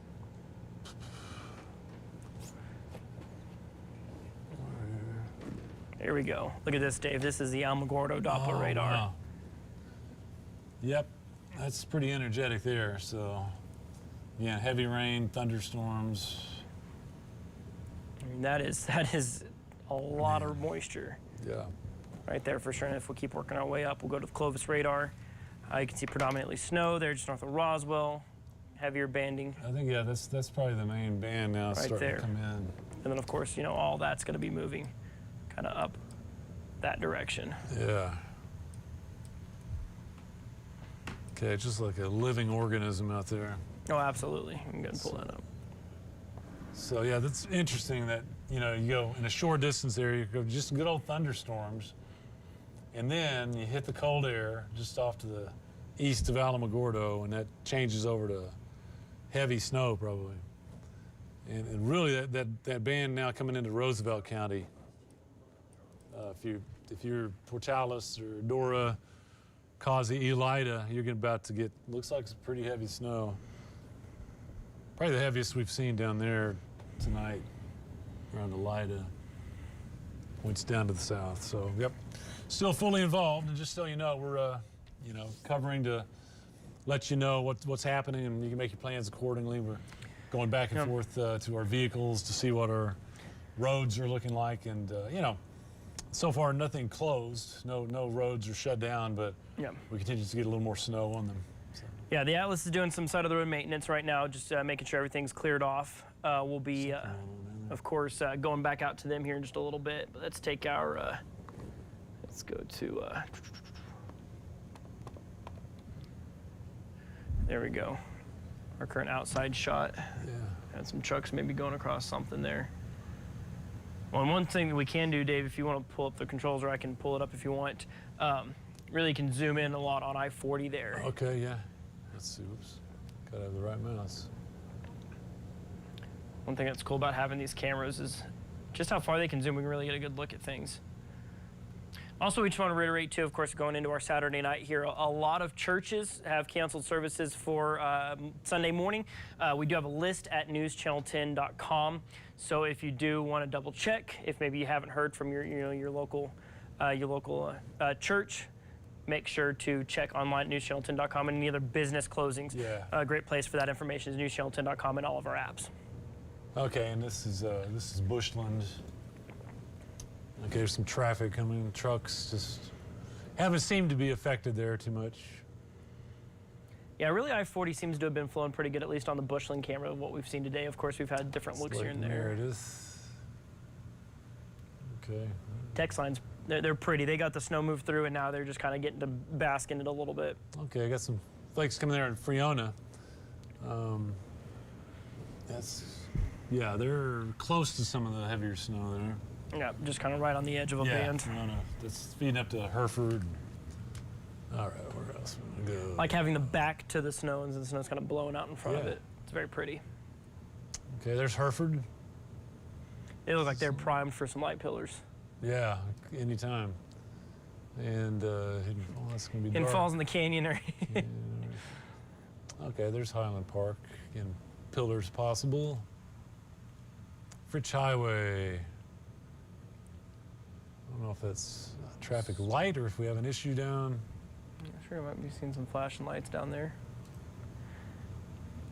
And of course, another moment, pass along everybody who's watching right now, Facebook, YouTube. Send us your reports in your comments. So if you've seen something crazy, if you've, seen some deep snow outside, maybe it's been a little icy, a little slick, pass that information along. We'd love to see that. Of course, like I said, nothing beats good old-fashioned ground reports. Absolutely. Let's see, I think we're coming up on Childress. Yeah, Childress, I'm looking at the one of the street lights, and we're still snowing pretty heavily. I'd say probably something like 4 inches down there at Childress. Yeah, I mean, really see where it's kind of piling up there in that intersection. They're trying to keep the roads clear. Yeah, snow, you look at the lights, you can see the snow falling right now. Very good. Well, Yeah. we Looks like the Atlas is back on the road. I don't know if you're wanting to. okay, why don't we Chicken with get a them. ground report. Paige and Jacob, we're back at you. Looks like quite a bit of snow. How's traffic moving, and what do people need to know? Yeah, thanks, Dave. Sorry, guys. We needed a little gas up break, and we needed some food. I think Jacob and I were getting a little stir crazy sitting in this car for so long, but we are getting back onto East I-40, and then we are going to go east to 287, heading towards that Claude and Quanah area. Just kind of seeing what that road looks like now. We have seen a lot of semis. We stopped at a gas station and there were so many semis, and so we have seen a lot of semis up and about, but not many just like cars out, which is great. If you can avoid getting out, avoid it. The visibility is definitely a little bit lower as we're getting out, like outside of town. We're about to pass Buc-ee's right now, but it looks like either the city or TxDOT has done a really great job of kind of clearing these roadways for us. So the roads are actually not, they're still not great. Anytime I say that they're not bad, that is when you're thinking of it in the like everyday good type of circumstance that you have them as. So if I'm saying they're not bad, that's still, they're still treacherous out here. It's still really cold. It is still not a good idea to get out if you can, but the roads in retrospect of the weather that we are having right now are not too bad, and that's a big thanks to TxDOT and our city officials and the work that they have been doing kind of to get prepared for this and what they've been doing since this has started. So again, we are heading eastbound on I-40. We're about to exit eastbound 287 towards Claude and Quanah. Is that guy stalled? Who? There's a truck coming up on the right. Are they in motion or are they stalled? I cannot tell. Okay, no, they're in motion. I Okay. apologize. No, you're fine. I could not tell, so No, I couldn't either. That's why I was asking you. But anyway, we are heading out that way. Roads are not slippery, thankfully. There's, again, all of this in retrospect of everyday roads. They're not slippery. We're not seeing a lot of that ice. Dave and Sheldon have been kind of keeping us up to date with all of that. It's not ice that we're seeing. It's actually that powdery kind of fine snow, which has some traction to it. So it's not as bad as it could be if it was just ice. We're going to probably see that closer to the Tuesday when Dave has said that that is going to be, that is allowed, when that it's going to get above freezing. But as of right now, we are not seeing a lot of ice. Now, we have even just, Jacob and I, when we were out towards Tulia, we slid a couple of times because the roads are still very treacherous. Make sure you stay a good enough distance back from the car in front of you or the car behind you. And if you see any TxDOT trucks out, or if you see any just working trucks out trying to help with the snow or plowing or sanding or anything like that, please make sure to keep a really good distance, because that is going to get you a face full of snow, and nobody wants that. So again, we are just making our way out toward, we just exited 287 going east. So we are actually heading that way, but like, even if you see this car just passed us and they weren't doing anything wrong, but all of that snow that kind of came up and our visibility got much lower. Oh, look at that. What? The road got pretty clear. They must have just done this. Yeah, TxDOT was just passing us while we were exiting just now. Oh, cool. Yeah, I saw them. But yeah, so they are working around the clock to make sure Dave was talking about just another band of this storm's coming in around 11. And so we need to be watching out for that. We could get another couple inches of snow. Depends on what area of the panhandle you are in. Some might not get as much snow as others, but we still need to be watching out for that. Snow is still coming down pretty heavy, but I mean, these roads look pretty clear. So it's not terrible right now. Again, in retrospect to every other day, but still not a good idea to be getting out if you can avoid it. Please stay home, enjoy time with your family, your loved ones. It's getting late anyway, so time to put the kids to bed. This semi is going to pass us and we are going to have no visibility for a couple of seconds. That is, especially because it is so dark outside, visibility is already pretty low. And so when you get passed by semis or really any type of car, that visibility is going to get much lower. So if you do have to get out, make sure that you have, there is a stalled car in front of Yeah, it. Okay. see ya. No, you're good. I just wanted to throw it out there. Can you turn on the back lights for me? Oh, yes. That's, Flip the switch down. Should be labeled back. oh, back. Yeah. Thank you. Oh, they're going. Oh, there. That was deliberate. What is that? I don't know. But anyway, we have our lights on. We just turned them back on. We had them on a little bit earlier, just letting people know that we are a storm chaser vehicle, so we might be going a little bit slower than the regular public, which is fine. Go at your own pace. Don't be scared to go a little bit slower if you need to, if you are out. Let people pass you. Make sure to get a good distance between the cars. We want y'all to be safe. We want to make sure that y'all are being weather aware. The First Alert Weather app is a great resource if you are kind of wanting to know what the roads are looking like, or getting updates from Dave and Sheldon, or watch the stream. You can watch that on Facebook, YouTube, and on our website, obviously. So we are just out here. Again, we're going east towards Claude. But yeah, we've been going for about almost 5 hours now. It's been fun. It's been good to kind of see it, but at times can be a little treacherous. And so we're glad that we were able to be out here to let y'all know kind of what the roads look like as of right now. They are pretty clear, but we have seen TxDOT at least go up and down these roads a couple of times, and when we were back in Tulia and Happy, we saw them going up and down those roads as well. So snow is still coming down pretty heavy. So Dave and Sheldon have been giving you a great update and keeping you up to date while we had to stop and grab some things, but we're gonna let them have a little bit of a break now while we're just kind of going and telling you what we're doing. Again, snow like this, it can be really bad 100%, but I think it's the cold. The cold is really what makes this winter storm over the top. We've been kind of preparing for this because we knew that we would be getting, I think Dave and Sheldon were talking that Amarillo has gotten 3 inches of snow, and that a new band is set to come in around 11 o'clock tonight and last until 2. So we could get upwards of 6 inches, 5 to 6 inches. And I think that's kind of what they were that's kind of what they were anticipating. I think the max that they said we're going to get 8 inches. What do you need? Where's the guy? Oh yeah, right here.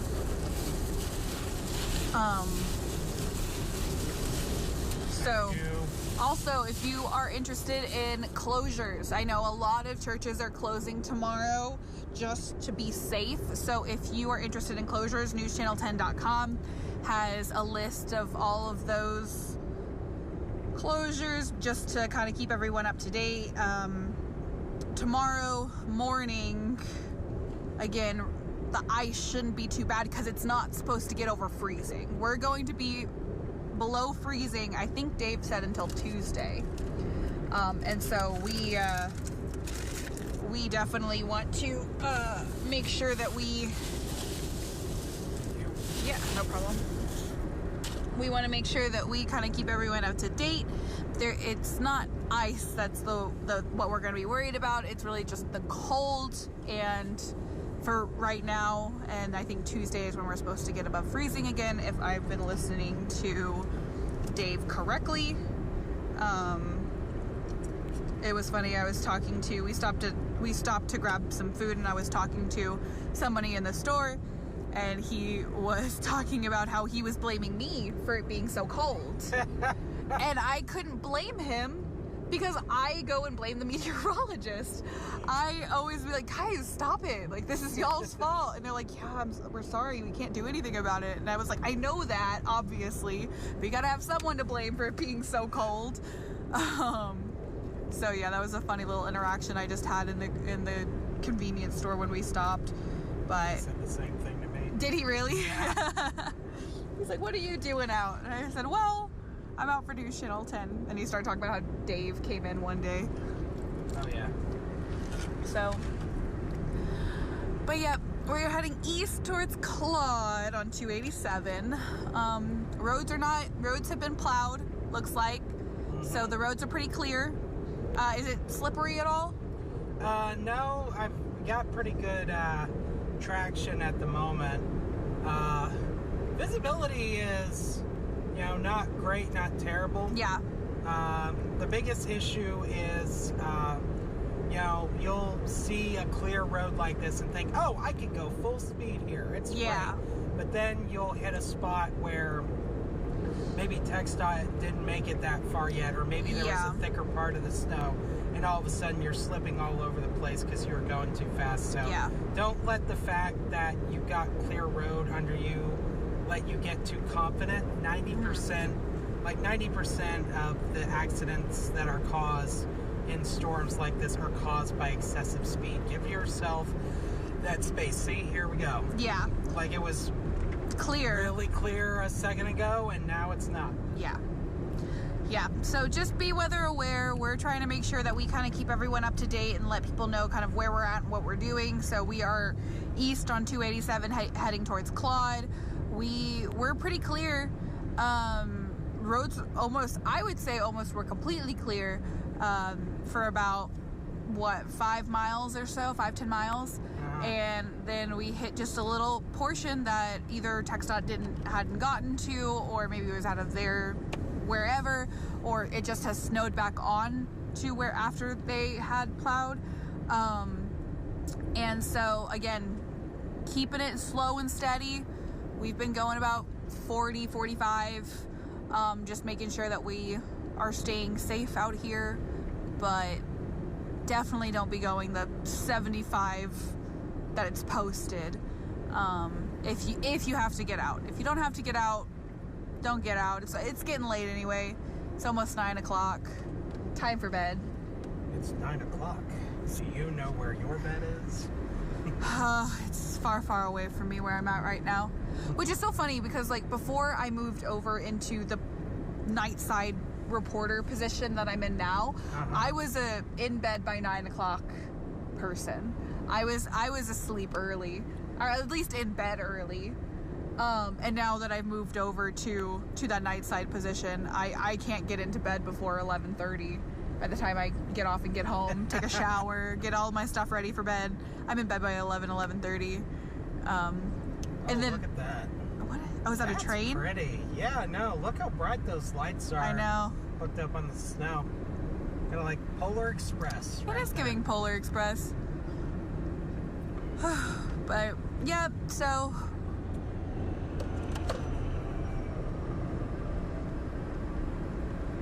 Sure. Thank you, Dave. Thank you, Dave.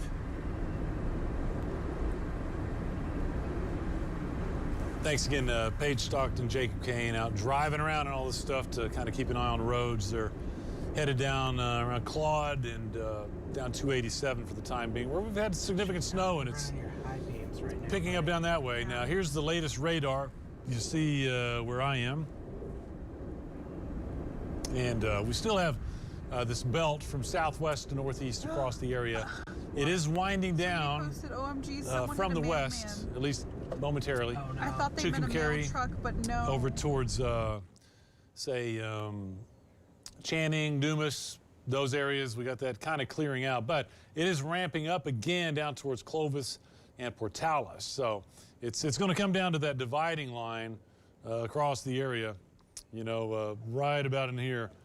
There's going to be heavier snow to the north or to the south and hardly any snow to the north. And I think that line is going to kind of fluctuate.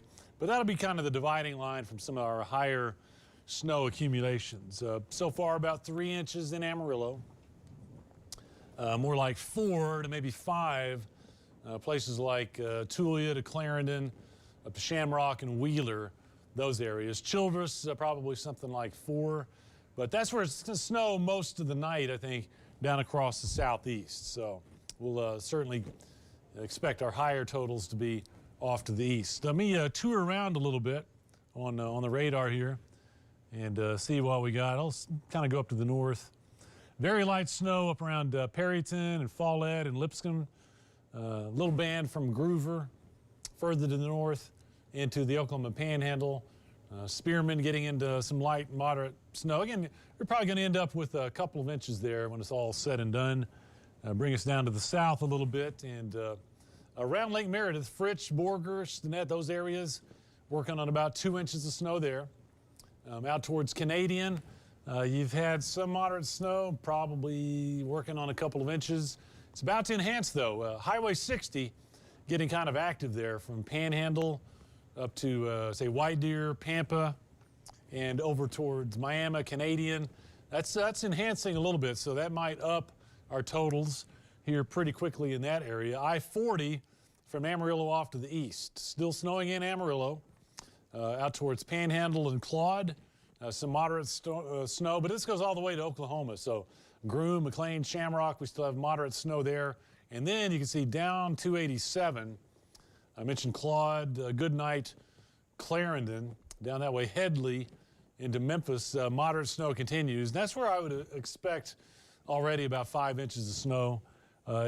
Had been snowing at that rate down towards Estley and Childress. We're getting a little bit of a break right in there, you might notice, but that's probably temporary. Coming back down Highway 86, Turkey, Kittiquay, over to Silverton. Still getting some pretty good snow. And right now our heaviest band is right there around Tulia and Cress. From about Hart, Tulia, Cress to Silverton. That's where we have kind of our heaviest snow coming down pretty good. And that's going to lead to some higher amounts there. Continuing out to the west, you see, looks like kind of the back edge getting up there towards Hereford and Friona, Bovina for the time being. Dimmitt still in and out of some moderate snow. But here's a little redevelopment. Again, that's been the case. Every time it looks like we find that back edge, we get another band developed. So out around Melrose, Clovis, Portales, it is kind of regenerating. Just how far north that goes remains to be seen. Now, for Amarillo, you can kind of see snow continuing. We've had it for the last couple of hours. The back edge of this current band is close to Wildorado. It looks like that might make it. We might get a little break, but that doesn't mean we're done for the night. The models still say we might get some more of that coming up now near Clovis. If that continues to develop to the north, that might keep the snow going a little bit longer. Let's check on some temperatures, and we will get an update on these here shortly also. But right now we're looking at temperatures in the single digits across our area. It's a whopping 4 degrees here in Amarillo. Over towards Canadian, it's only 3. Looks like 3 is the lowest at this point. 12 is the highest out towards Tucumcari, and these will be updated within the next couple of minutes, so we might linger on this just a little bit. But you know, it just didn't warm up today at all. I think our low was -1, and our high was like 5. I mean, that's not much of range. And here tonight, I think we'll probably hover most of the night between 0 and 5. Around daybreak, though, if we start to lose some cloud cover, it's probably going to drop even further. So I did forecast a low of -1. So just that's what we have to look forward to as we start our Sunday. Another thing is for our Sunday, we wake up and we'll have our maximum snow total. So whatever we have when you wake up in the morning, that's going to be it for the event. Sheldon, got anything going on? Or? Oh, yeah, no, I was checking some logistics here in a little bit when we send things back out to the Atlas, but no, it's things we were just kind of diving into radar right now. I mean, it just looks like that stuff around Alamogordo funneling up this direction. I mean, it looks like it just is really plugging along right now. So we still have a pretty good window of some heavy snow to still come through. Yeah, and it'll be, you know, like I said earlier, it's going to come down to where this redevelops. You know, we got this main band right here now that we've had right in here. Yeah. That's been going on for a couple hours. Somewhere in here, we're going to have this other band, and it's going to move northeast. You know, just how far north that last band gets will be highly determinant on what our final totals are going to be. Yeah. And I would say kind of looking over towards Deaf Smith and Oldham County, you know, something we were talking about earlier is how stuff built up there and came through. I think here in Amarillo, kind of looking like we might get a little short-lived break maybe. We'll have to see what stuff builds in from the south. But I think that heavy stuff may kind of change our fortunes a little bit, but it does look like Amarillo may be on the back side of it. That's what we're talking about, and that's going to be coming this way, but we don't know exactly how far north. How much does it fill in? Because unlike our severe weather systems, this isn't one of those, you know, we zap the atmosphere of energy and then we don't get any more development. That's not what we deal with snow. So it's just where it gets right, and where it carries that momentum from that wave of energy coming in. And if we follow that down to its source region, if you will, this is, I think, is going to be the heaviest of the event. You see thunderstorms around Alamogordo, and they're starting to change over to all kinds of sleet and heavy snow. I mean, those deep, I mean, look at that. Look how dark red it gets in the middle of it. I mean, if it were, you know, March or April, we'd be talking about some just flooding, some nasty hail getting going. Hail, yeah. And there might be some hail in there. There probably is. But anyway, that's kind of the last band of energy, I think, that's going to be coming off to the east. And should end on a strong note, not a whimper. That's right, yeah. This is kind of the core of that energy coming our way. Just keep I borrow your mouse. Sure. I just want to see. Looks like we got some alerts here. Just want to make sure. See. Oh, wrong button. Okay, it looks like they just kind of re-upped their extreme cold warnings, things like that. Okay. They're carrying them through tomorrow at noon. Alrighty. Yeah, it's not going to warm up much tomorrow. Yeah, so there we go. Still kind of same look as it was before. Yeah, they're looking at dangerously cold wind chills as low as -15 going into tomorrow with wind chills around 12 below up in those northwestern counties with the cold advisory. Very good. Okay. Let's see. We're going to update temperatures. So these would be the temperatures hot off the press. All right, and not a lot of change, really. I mean, and we don't expect it to fluctuate much. This blanket of clouds is also a blanket on temperature, so, you know, we're not. I think we've got the coldest air that's going to seep in.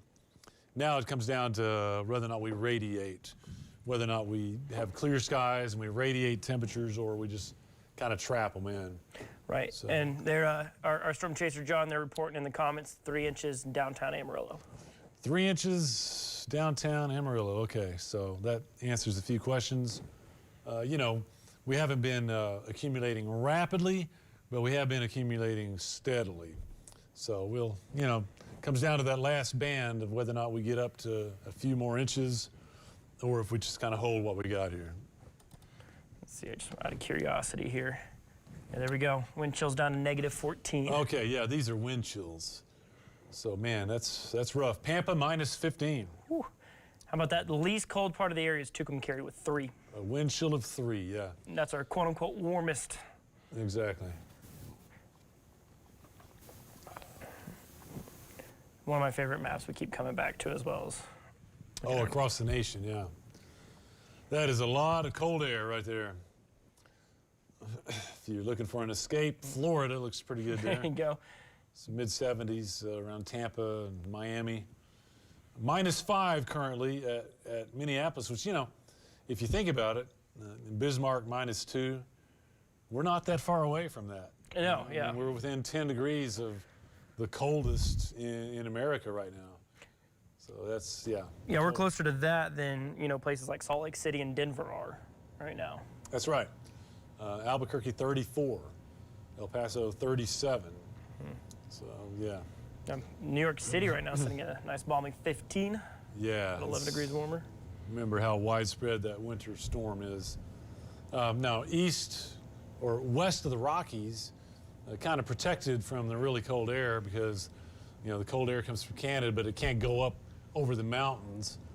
It's just like, you know, cold air trapped. It can't go up and over the mountains. So that's why you don't get these kind of temperatures, you know, at Las Vegas or San Francisco or Los Angeles. You know. What else is around the region? I've come back to this one a few times, use this one for illustration purposes, of course, just talking about that jet stream there. Yeah. And seeing that big trough sweeping through. Yeah, that's one thing we talked about so much. Remember back in December and early January, we were setting record highs. It was 70s, it was 80 on Christmas Day, for goodness sakes. But that's, the jet stream was oriented like this.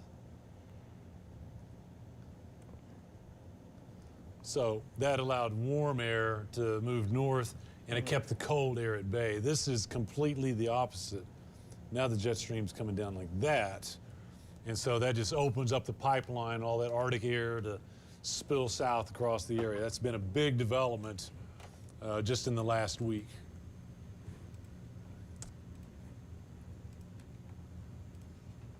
What are we seeing there? Seeing cameras, still just seeing some snow around the area. Why don't we, let's take a look at those. Okay, yeah, absolutely. That should be 2 bucks, should be. Okay. Yep, there we go. And then take. Yes, sir. All right. Yeah, we're gonna go through some cameras, see what they look like. Yeah. One thing I don't like to see on this camera that I'm noticing right now is just how much it's shaking. Maybe seeing a little bit of some wind. Yeah. I mean, gusts maybe upwards of 20. I mean, this is not, it doesn't take much wind to get that camera to shake, so it's not No, like it's yeah. a major wind that's blowing right now. Of course, you know, one of our standard shots right here makes it look real pretty. Okay. Got some snow there downtown, but visibility doesn't look to really Not be too much of bad. an issue there. If we start cycling through some of our Pantex cameras, there's of course text line that we've been watching pretty closely, Yeah, but no longer snowing up there. no, maybe a few flakes, but not near as bad as it was there in Friona. They're just Okay. down Highway 60. That's probably our furthest southwest camera Yeah. that we have. It's probably about 3 inches down that way, probably, maybe 4. There's a live look at Hereford right now. That one's just continuing to Okay. go. Maybe getting a little break down at Hereford on snow. Yeah. I don't think that's gonna be permanent though. Highland Park right Okay, there. looking back into East Amarillo there. Yes. Yeah, you can kind of make out right there. I believe those are the water towers out near the airport. Okay, yeah. Of course, that Fritz Highway. Fritz Highway looks very wintry, and Yep. As does the 136 there. 136. Panhandle. This train's still sitting there. Borger. Let's see. Yeah, still snowing in Borger. And there's Childress. Lone car. Yeah. Here we go. Someone moved Childress, through. you know, had a lot of sleet and a little bit of ice, and then we snowed on top of it. CS so. Bay.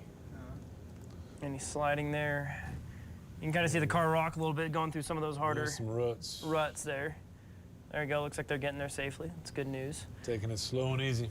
Yeah, really kind of see, I don't know if you can follow my mouse right there, but we kind of look at the street lights, seeing the snow falling right there. And last but not least, Follett, which is just, I'm curious to see how much they get because I think that camera's been snowing all day today. Yeah. I mean, it's when still I, coming down if you look at the street light there. yeah. Okay. Very good. So we're still well into the event. Down Cannon here. I mean, you can see the ruts in the road, but that snow's, you know, continuing Definitely trying to cover it up. snow-covered, yeah. I'll point out that we're going to hit a period sometime during the day tomorrow that we get a little bit of sun down on the roads and maybe a little bit of melting on the asphalt, which adds a little bit of water mixed in on the ice or whatever's packed down, and that can be very slippery, even though it's not snowing anymore.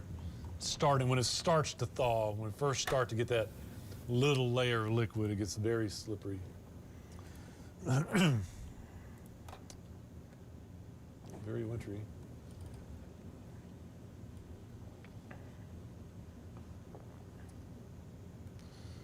Okay, you're running a model there? Yeah, if we want to go ahead and take that real quick. This is, this one, I mean, obviously it's underdoing the snow a little bit, I would say right there.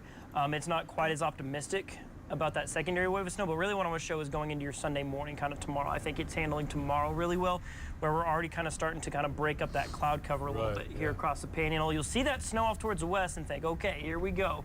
But you'll notice right there, it kind of sweeps across because if I can see that iPad right there, Dave, something I want to point out here. So as we were talking about that upper level setup with the jet stream, this is after that trough of low pressure is coming through. So that upper level flow is doing something a little bit like this. And so when it's doing that, you'll see, if we go ahead and fast forward along this line right here, you'll see the snow. What were you doing there? Kind of follows that track. Kind of follows that track. So that's the main upper level system tracking through. And so by that point, we're really not seeing as much in the way of actually getting any upper level lift. I mean, as we go, we're wrapping up tomorrow afternoon. I'll kind of back up a few frames. I mean, we're talking right after lunchtime. We're starting to see sunshine poke out here in Amarillo. And then going into Sunday night, maybe a little bit of cloud cover trying to build back in, and that could try to hinder some of that cold weather. But, I mean, by mid-morning to, Monday morning, we'll be watching, of course, see if that cloud cover, that's going to be a big-time factor in how cold we get Sunday night into Monday morning there. But, yeah, like I said, I want to show that again because, of course, what we're seeing there is your upper-level flow is doing this. That's why we're still in play for some of that snow. But that low is tracking to the east. And as we go into tomorrow morning, you can follow it right there. When you're not in that track, you're not really seeing the lift that you need. Good point. Good point there. What, lots of power outages outside of the Hobbs. Way south. Due to ice? I guess. Almost 1,000. All right, I'm going to take... There we are. Latest radar for us. Still got a decent little band coming into Bushland, West Amarillo. Yeah, Paige, I got you. What's up? How far east do we want to send the Atlas to? I think, let's see, where are they now? They're just passing through Quad. Okay. I think probably not much farther. Okay. They can probably, we want time for them to get home at a decent hour also. I'd say, actually, they could probably turn around and head back this way. Okay, did you hear that, Paige? Got a weather atlas down at Claude. Yeah, there'll be plenty of snow for them to see. Yeah, and we're going to be doing our this continuous stream of information for you up until about our 10 o'clock news, so about another hour. Get the latest on that. We'll see what's coming on from the southwest, see what's going on there. Yeah, and it looks like a plan. We'll kind of recap some things possibly tomorrow. I'll hop online maybe around 7:30ish. That's kind of the plan right now. Kind of 7:30ish tomorrow morning, kind of give you a quick recap of the night that was, see what reports you've heard around the region, and then just what the rest of the day is looking like for tomorrow. Yeah, just know that we'll be through with any more additional snow first thing in the morning, but we'll be dealing with the effects of tonight. So I think we're going to have some brief road issues, and then we'll start to thaw things out, or at least on the roadways. Attempting to. Temperatures won't thaw for quite a while. So the good news is, though, with this kind of drier snow, if we want to find the silver lining of having a drier snow, for those of you worried about maybe getting out tomorrow, getting out on Monday, if you're worried about having to shovel your driveway, I mean, with this dry snow, it's that kind of good crunchy snow. It's honestly a little bit grippy at times. It's not too slick. It's not one of those deals where it's going to take you hours to dig out of your driveway. What you'll need to... Blower. Yeah, honestly, you could probably use a blower. Absolutely. What you may need to watch out for in time is icicles and dripping off your roof, onto your porch and onto your sidewalk or your driveway. We have a lot of people go down just even after an event, sometimes a day or two after an event, so don't let your guard down there. I'm really good at finding slippery spots. It's like naturally drawn to them. Okay. All right, let's look around the area now. Let's start off here in the northeast. And yeah, our last little band up there is about to go across 136 between Borger, Spearman, Perryton. It'll snow a little while longer there at Lipscomb and Canadian. You might be in it a while there at Canadian, and it's enhancing, kind of thickening there at Pampa, out to Mobeetie, out to probably Miami, and then down on I-40, a little heavier there from about Groom to Allen Reed and Shamrock. We've already had, a good 4 inches plus there. And these are areas that'll get another round. Yeah, enhancing. Seeing some Portales. enhancement down around Portales right now. Let's take a look down there. This last batch down in here, yeah, Clovis and Portales get into a heavier round there. And that's what we're watching to see how far north that goes. Looks like it is about to come back on into Hereford. Is that going to build up towards Amarillo? I gotta wait and see on that. There's going to be a dividing line right in there, somewhere around Highway 60, maybe a little further north, maybe a little further south, that kind of delineates or separates the heavier and the lighter snow totals. Dimmitt, more snow coming your way. Tulia continues to snow heavily out to about Clarendon and down to about Memphis. Shamrock, Wellington, Wheeler, and Canadian. Just steady, moderate snow coming your way. Yeah, the way that gradient's kind of setting up right now, I mean, it's really going to be a case of the haves and have-nots. Yeah, You could either miss or be in the snow by about a 20-mile stretch, where you go north just a little bit, and you could be completely out of it. That's how it works. Or at least the heaviest bit of it, because obviously we've seen some bands come through already. Right. Yeah, it's snowing heavily down in Roswell now. And then we have that mess there. It looks like, that. oh, wow. We just went from, I bet we got thunder snow in there. I think so. Yeah, just north of Alamogordo up to Ruidoso, I expect some thunder snowstorms. Wow. And maybe even out to Roswell if that energy comes off to the east. And you'll have to keep an eye on that in Roosevelt County if they get on the northern edge of that lobe of energy. But anyway, you look at it, we got plenty of snow still to track. We'll do that up through about 10 o'clock for you, then we'll sign off, let it do its thing overnight, let everybody get some rest, and Sheldon will be back on in the morning. Just so you know, I'll also be here tomorrow, 6 or 5:30, I guess, on Sunday, and 10 o'clock back on the weekends. So give Tanner a break from covering our weather because he's involved in his own winter storm out there in Virginia. So he has his hands full there also. Let's look at our wind chills here real quick. Okay, this is what it feels like right now. So, I mean, even if we didn't have a flake of snow out there, this would also be a serious, impact.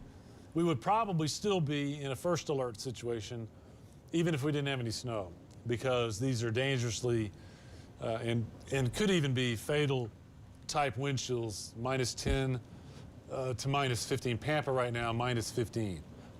So when we talk about exposure and hypothermia and frostbite, these are the temperatures that generate that or cause that. So, regardless of snow or what's on the roadway, if you got to get out, just make sure you're prepared for, if you run out of gas or have a flat or engine trouble or get into an accident, you just got to stay in your vehicle or make sure you have a shelter and call somebody to come and get you. It's not something like, I can make a mile. I don't think so. 15, 20 minutes, and people have actually lost their lives in our area because of situations like this. So we don't want that to happen to you.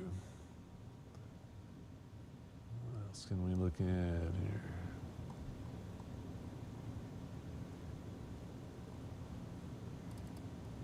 This was a fun graphic for us to use today. Yes. Think about some of the days we've had in December and January where we started off at 30 in the morning, made 70 in the afternoon, and then down to 30. This is just like flatlined, from Hardly any -1 to change. 5, and we're still close to that. We're at 4. So. We've seen a whole whopping 6-degree fluctuation from our low to our high That's about it. today. Cold stuff. Coldest we've been in, well, we think we're going to be the coldest we've been in a few years before this is all said and done. Yeah, if we can get down to -2 before midnight, that'll be a new low record, but I'm going to say we're going to be hard pressed to get there just simply because of the cloud cover. Unlikely. I'd say we've got a good, 2 out of 3 of the factors of relatively light winds and dry weather. Cloud cover, that's going to act as a blanket despite the fact that it's dropping snow on us right now. Right. Okay, so our interest now is kind of the southwest part of our area. And what's this next little band going to do here? Clovis and Portales. We're going to build that north a little bit. Looks like we're getting it up towards Hereford, Dimmitt. We'll see about Amarillo to keep a little more snow going.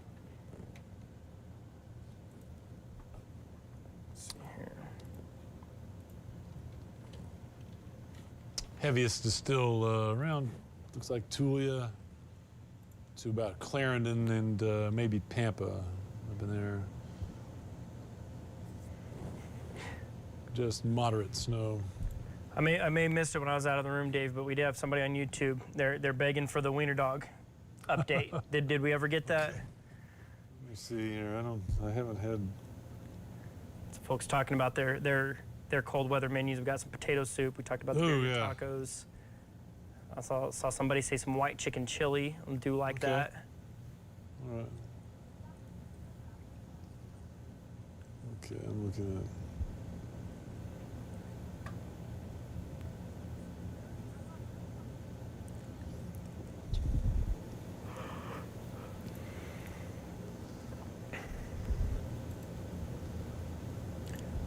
Still a couple power outages. Looks like up in northern Potter County. That's going to be right off the boulevard, right around Charlotte, right there just south of the Martin Road softball complex, kind of near Gene Howe.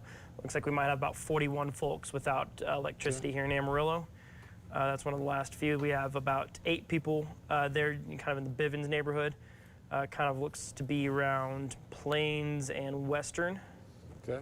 At least that covers here in Amarillo. Still seeing. Oh, So I'm gonna let Sheldon take over. Or yes, sir. I gotta go do a couple of radio forecasts, and I'll be back.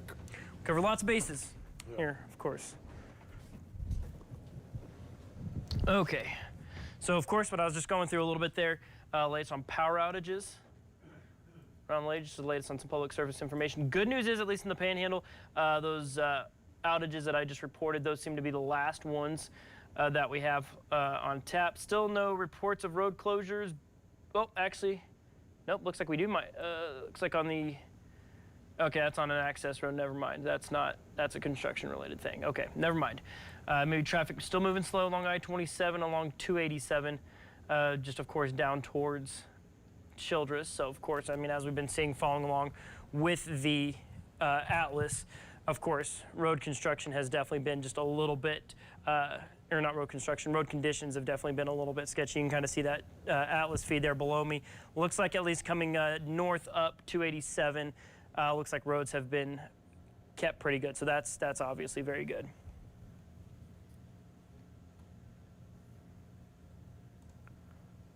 All right. Okay, let's dive into some more graphics here.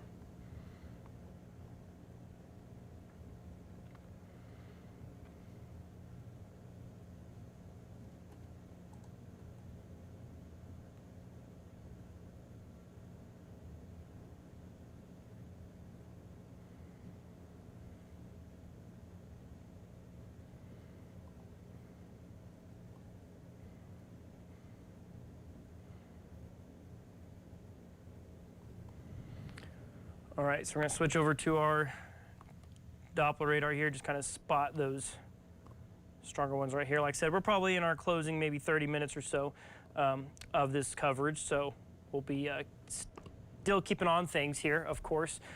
Seeing down around Portales. There we go, report from my folks down in Portales up to about 4 inches of snow. So that heavier band is certainly giving off some heavier snow right there.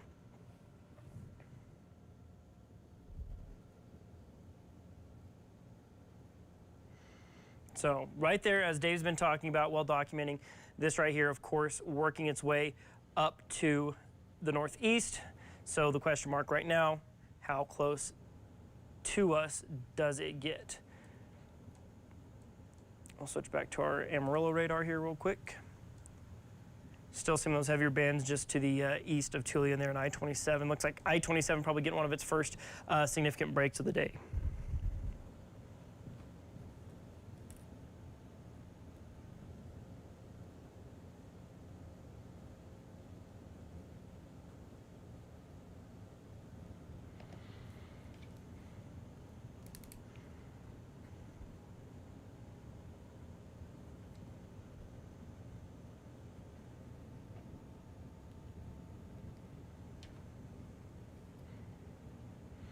All right, let's consult some latest model run data. We'll come back to what we were keeping an eye on earlier. Should have a couple of runs that have gone through. We're up to the 2Z now has already started to roll through, so let's take a look at what it is showing. Again, still watching that stuff to the southwest. That's going to be our last kind of hurrah for this system. Initializing pretty well. You've got right there, there's all that rain and snow down around Alamogordo and Roswell kind of tracking up this direction here. So we're going to follow that along here. Across the next couple hours, you'll notice right there, that's about 11 o'clock right there. But if we skip forward 1 hour, it kind of shows that band trying to enhance at least a little bit. And then that comes through and then starts to break. Of course, there you can kind of identify that upper level trough. Can identify that flow right there. So if we keep fast forwarding that along, you can kind of follow it there, and then of course we get into the dry air, lots of freezing rain, and then of course that winter storm keeps chugging off towards our east and the east coast there, and that's when it really starts to become, of course, a significant winter weather event for other parts of the country. We officially put it behind us here in the Texas Panhandle area. And then of course we just shift our focus to trying to thaw out. So of course, still want to try to get some reports from anybody. If you're in the comments, you got some reports about snow, we would love to see those.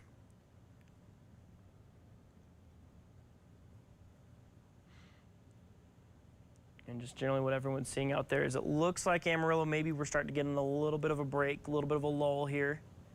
I'm going to animate this. Get the latest info. There we go. So you're seeing that last little band kind of try to push across Amarillo here. Might quiet down a little bit. We're going to stay clouded over. It's not like the snow's going to break and the clouds are going to break with it.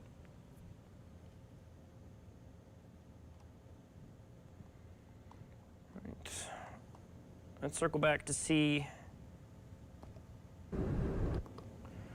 what our temperatures are doing around the region. Again, if those of you viewers who are sticking around with us right now, if you have a request, some graphics that maybe you want to see, let me know. This is the time to get those questions in here. As like I said, we're getting ready to kind of wrap our coverage up. We're not leaving just yet. We still have some information to keep an eye on. We'll be, of course, watching those things. But if you want to see temperatures, if you want to look at a model run, if you just want to see what the big, broad radar is showing as well, let us know. And, of course, we will be sending that your direction. We'll let you take a look at it, of course. As you'll see right there, 4 degrees here in Amarillo. Still very cold out there right now. Wind chills, what it feels like, step outside. -13 here in Amarillo. Looks like Pampa takes the cake at -15 right now.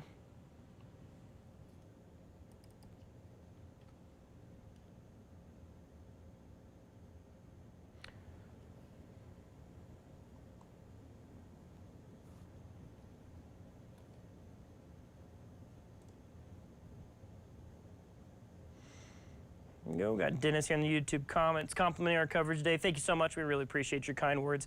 And that's the thing, is that's why we do what we do here, of course. You know, it's been a long stream here as we've gone throughout the day. We started about 4 o'clock. Of course, I streamed for about 2.5 hours earlier this morning. And then sometimes it seems like there's just kind of a whole lot going on at once. But of course, that's what we're here to do with our First Alert weather team is, of course, we keep you up to date with our broadcasts, social media feeds. But this is one, you know, as we're in the heat of battle here, as it were, of course, with, you know, we have our First Alert weather events here at News Channel 10. we want to keep you up to date with what's happening as it happens. And of course, we know you're not always in front of your TV to get the latest information. And so, of course, we want to be here on YouTube, Facebook, NewsChannel10.com, our First Alert weather app. We have all of our digital streaming channels. We're on Apple TV, Roku, Amazon Fire TV as well. We have apps on that, and look for improvements coming to those here, you know, in the future, as we're going to be looking at some major updates, things like that. Of course, just our main goal with this is we want to make sure to keep you informed with anything that's going on. That's where we have the, you know, the Weather Atlas stream that's right below me here. We take that throughout these events. We take a look at radar, model data. We do it for winter weather. Of course, you know, as we gear up into a new year, spring's right around the corner. We're going to be continuing to bring you our same award-winning severe weather coverage that we've brought you in the past. We're going to continue to do that with just, of course, the best resources that we can bring you, so that wherever you can get News Channel 10, we want to be there. So that way, of course, you know what to expect, what's happening around the area. So, of course, looking ahead to tomorrow morning, I'll be on live at about 7:30-ish or so, give or take a few minutes. Don't quote me too much on the exact time, but sometime around then we'll be hopping on, just kind of recapping the event, because as we've established with those model runs, we should be pretty much done with the bulk of the event. The heaviest snow should have already moved through, and then we should be officially on the back side of the system as things start to quiet down a little bit. And so, of course, we want to basically just kind of give you a recap, some of the reports of what we've seen around the region, just like this one from Allison, talking about around Farwell and Texaco there at the New Mexico-Texas state line, looking about 5-ish inches of snow. That's a really solid report. Thank you, Allison, for sending that in. That's the kind of stuff we like to see. Those are the reports we want to be gathering as we get closer to the end of this event, because we're still seeing some waves come through right now, but of course, going into tomorrow, we want to be able to give you an adequate recap of how much snow has been seen around the region, and then, of course, just what the rest of the day tomorrow is looking like, as we're looking at a pretty solid little winter weather event that's come here. This winter storm has been, I mean, I wouldn't say it's been a disappointing one at all, as it's really kind of lived up to what we were expecting it to do, with several inches of snow on the ground. Latest reports from here in Amarillo are somewhere around 3 inches.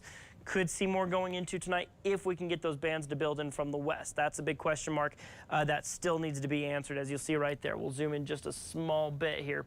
Look at what I call our area view. Now we can see our News Channel 10 viewing counties. So the question mark right now is going to be kind of this right here. How much does that fill in as we go into the nighttime period? Does the dry air win out? If it does, well, then maybe we're seeing the last of our really strong snow, at least here in Amarillo and places north of Highway 60. South, you're still probably going to see a few rounds, because what we're watching behind that off towards the south is, of course, this right here, as it's kind of looking to kind of funnel in there to the southwestern portions of the area. So the question mark is, how far north does it go? Our southern counties, I would say we're still absolutely in play for a couple more inches of snow here in Amarillo. We could be if everything falls our way. That's what we have to watch here across the next 30 minutes or so.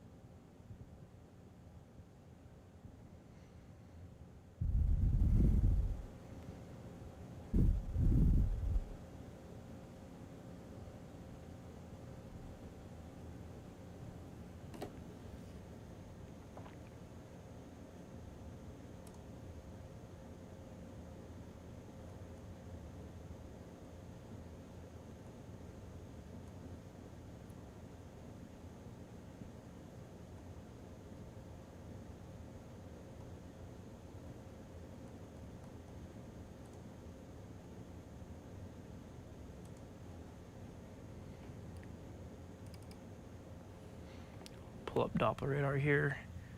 Yeah, those heavy bands. It's going to be real interesting to see how this fills in here as we go on into this evening and tonight. Watching down around Roosevelt County. And again, this is showing Doppler, so this is showing where the heaviest snow is right now. So even if you see some gaps here, you still might be seeing some light snow around the region, but you're just not seeing as heavy a snow as you might be in other places. You can see kind of some small little light bands kind of moving across Amarillo, but obviously not enough to give us any visibility issues, as we'll see on our camera view right here. Looking north up Buchanan Street right now. We'll spin it back towards the interchange here.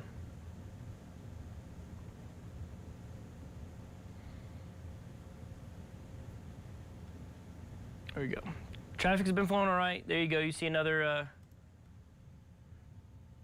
got a TxDOT truck right there. Got a couple of them. So there, I mean, that's things. Big props to all the TxDOT Highway Road Department workers who have been, you know, working really hard all day long to keep those roads clean. You know, they've been spreading some of that ash out there. They've been, of course, plowing the roads as well, just to make sure and keep everything passable. But we've really, I mean, largely seen roads stay largely pretty solid here as we go throughout the day today.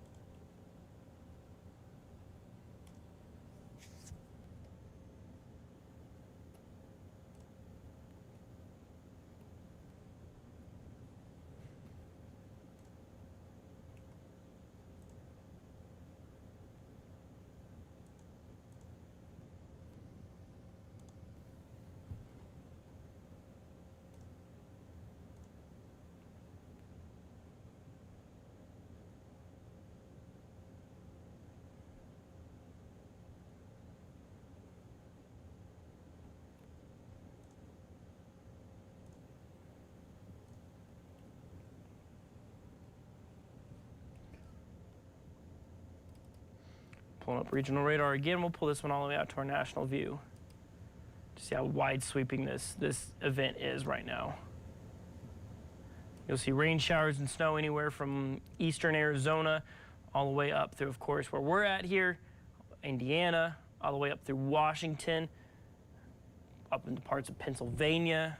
I mean, we're really just seeing, I mean, like I said, wide sweeping winter storm event. And of course, even after it passes us, you know, we'll be done with it here in the Texas Panhandle area, but it's going to keep trucking there off in the eastern side of the United States. So, of course, a lot of national outlets, things like that, are really going to be keeping a track on that. Of course, we'll see some of it. We'll be sharing some stories here at News Channel 10 as well, what's happening around the Texas Panhandle, Texas as a whole. We, of course, you know, we want to focus on local and regional news, so that's going to be Texas, your New Mexico, Oklahoma news. We're going to be sharing as much of that with you as we can. As we're getting down to about 9:30, is what my clock says right now. Still seeing just a wide sweeping event with this, but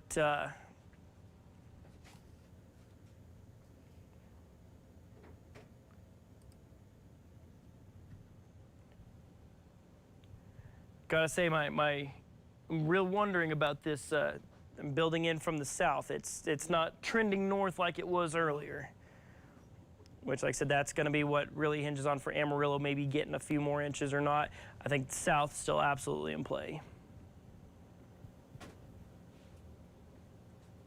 And, you know, it's going to wobble around and stuff. It's not a guarantee that we're done here, but the latest trends kind of keep it down a little bit. Yeah, so still warranting watching. Like I said, none of it's set in stone yet. Here, you need your chair back, Dave. No, that's fine. We'll let Dave get prepped for the news at noon here, or not news at noon. That tells you how much I'm stuck in morning show mode. The last show of the day for me is always the news at noon, but news at 10. We're going 10 p.m. Yeah, usually on a weekday, I've been asleep for a couple hours already by this point, but you know we're powering through. Right. Okay. Let's see. Still, you know, about 3 inches for Amarillo. Yeah, we're still doing pretty good. We did not get skunked by any stretch of the imagination. Okay, let's see.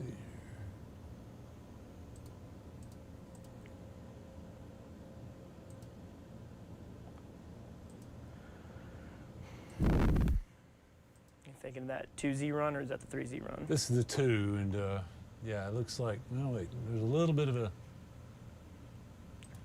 Looked like earlier when I was looking at it, we might get a little last gasp out of it. One more little round, maybe. And so what Dave and I are talking about here, I'm going to go ahead and pull this up for you here. We'll switch back to this right here. So this is what we're talking about. So this is our latest. So this model run is a pretty great one because we get a brand new one every single hour. Some every 3 hours, some every 6 hours. And so, of course, the more frequent updates you get to it, of course, the better information. So that one is actually shown pretty good of what we're seeing out there right now. I'd actually say that's initializing especially well of what we're seeing on radar here to start. What we'll actually do, I'm going to try and do a side-by-side here comparison. We're going to pull that in, and then we're going to pull in this right here. You can kind of see right there. I mean, it's initializing pretty well, all things considered, if you compare this to this. So with that in mind, let's go ahead and skip through this model run. It shows it kind of thinning out a little bit here in the next hour or two, but it also shows this. This is right about midnight tonight. It does show this kind of little last gasp, trying to get that last little bit up there. Might stick around for an hour or two before it kind of starts to thin out. So that might be our last little shot, at least here in Amarillo and in the northern half of the area, to maybe get that last little push of maybe another little bit of snow. If you're off in our southern counties right there, you know, of course, that southern half, you're still going to be in play. I got to say, I just want to point out, too, if we're going to look at the silver lining, of course, going to be disappointed if we can't get a few more inches on top of it, but, you know, that's the way it goes sometimes. I will say I will take this system ending quicker for us than all of this that's happening around central and eastern Texas. All that bright red and purple there, that is freezing rain and sleet. That causes a whole host of issues. So I will say I would rather the snow come to an end early than have to have something like that come through, because that's when you really start to see some pretty major implications, you know, not just to road travel. That's when you start seeing power outages and things start to get a little bit dangerous on that front. But consistently keeping going, with right there, of course, the snow breaking up. So let's take another look at those possible snow depth reports going into 12 o'clock tomorrow. HRRR still wants to keep us right about 4.9 for our final total, and that's including what's already fallen in addition to what could fall. So that's according to this one model. We've got 4.3 with the Canadian, 7.6 with the GFS. Not sure if that one has a great grasp on things. 4.2 with the Icon. About 4.5 with the NAM, to 10.5 with the Rapid Refresh. Got a new GFS coming over I'll look at. Okay, Dave's gonna do some scouting out on a new global forecast model. And the RFS has us at 1.7. Obviously we're at 3 inches already, so 1.7 clearly won't be the case with that one.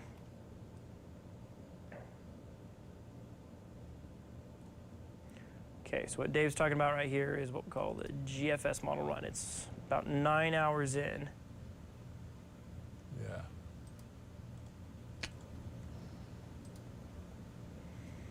Okay, now this one's a little more realistic. Well, I guess that's 3 a.m. That's not showing the rest of the night, but it's putting us around 5.1. Early look is we probably up until midnight, 1 a.m., and then it's over. So. Starts to break kind of a little right after midnight. Which is kind of, I mean, we've been seeing that with some other models as well. HRRR was kind of maybe putting it around 2, 3 o'clock in the morning, maybe when it breaks. So I think generally the snow should be over by sunrise tomorrow. Yes. I don't think there's too many models that are saying it's going to keep going past that. And if you do, you're going to see maybe a few flurries. We're not looking at any strong snow. That's for sure.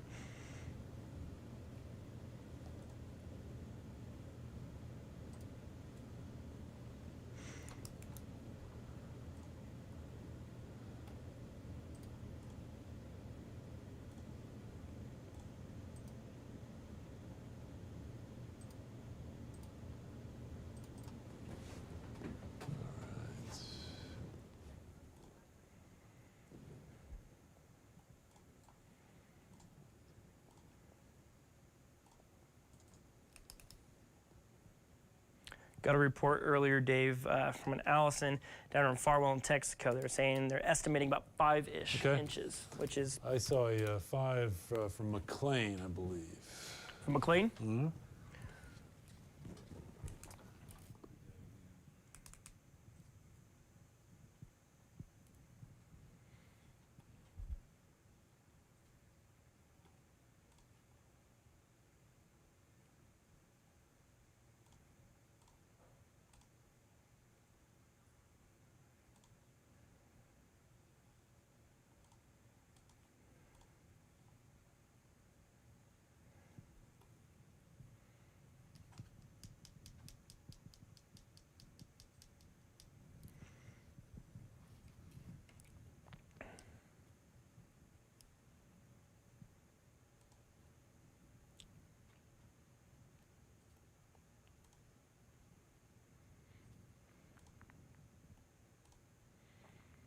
Okay, let's see here.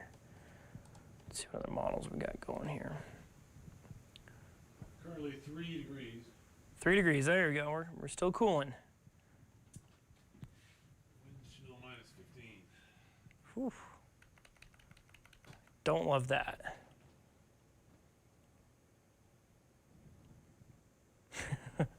Don't love it. All right.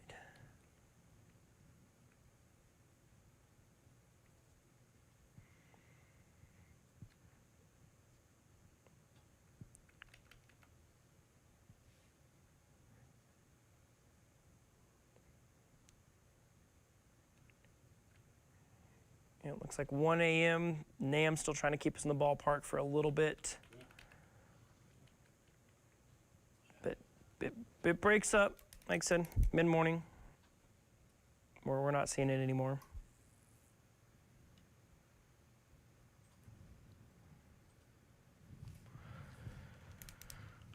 We'll check Doppler here one more time.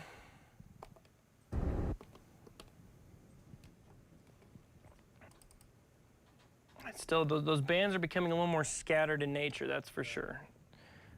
Not seeing the just same, but I mean, still Roosevelt County, right around the state line, absolutely still getting some very good, that's easily our most solid snow that we're seeing around the region is right there. So do we get it to come northeast or does it go more straight east? That's the big, big question mark that we still have to answer right now. There you go. Allison updated her total. She went outside with a tape measure, got 5.5 inches down around the Farwell, Texaco area. Thank you for the report on that, Allison. Not bad. That is a pretty good day. Updated the folks on the stream earlier, but my parents down in Portales got about 4 inches. Okay. They're South Portales.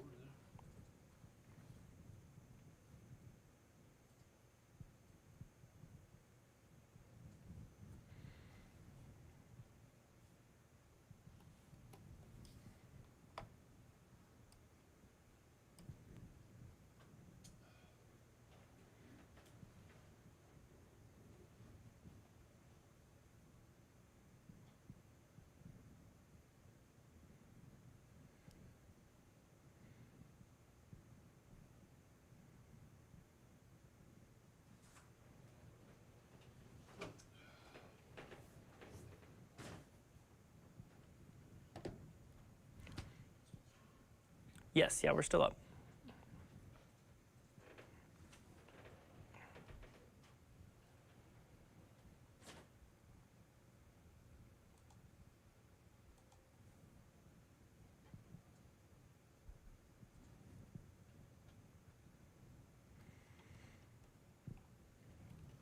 Okay, let's get back to it here. Of course, just a quick refresher on our winter storm warnings. Generally, all of these are in effect until noon tomorrow. I mean, it doesn't really have much of an effect on anything per se, but I wouldn't be shocked to probably see those maybe around daybreak tomorrow get canceled. Yeah, probably so. Like I said, doesn't really have much of a bearing on anything, doesn't really affect. The cold will probably stay till midday. Yeah, absolutely. Yeah, the flip side, what Dave's talking about there, of course, is our all the dark blues there. That is an extreme cold warning. Which right now, the National Weather Service has wind chills as low as -15. And then those light blue counties, that cold weather advisory is for wind chills around 12 below. So still extremely cold as you go on into tomorrow. Not seeing any cold weather advisories for our eastern New Mexico. Friends, not to say that you won't get that cold, it just maybe not quite as bad. Of course, we do have, let's actually just pull it up real quick on our rolling map. We do have a map that'll just show you what we forecast the wind chills to be. The aptly named Feels Like Forecast.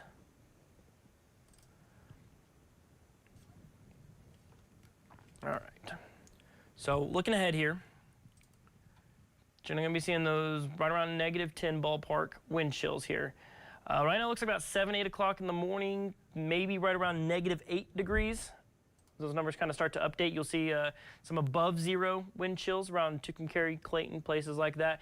And then lunchtime for your Sunday, we're going to be the closest we've been to zero on those wind chills in at least a little while, with wind chills for the afternoon down around 7 to right there. You see 4 o'clock tomorrow afternoon, about 12. That's going to be the warmest our temperatures have been throughout the duration of this event, at least since those temperatures started to drop going into yesterday there.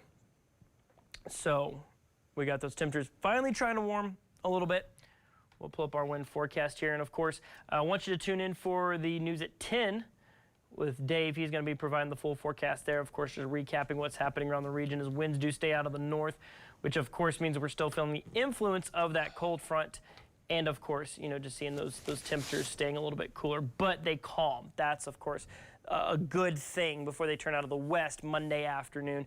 That is when those temperatures really start to kind of try to warm up for the first time in a while.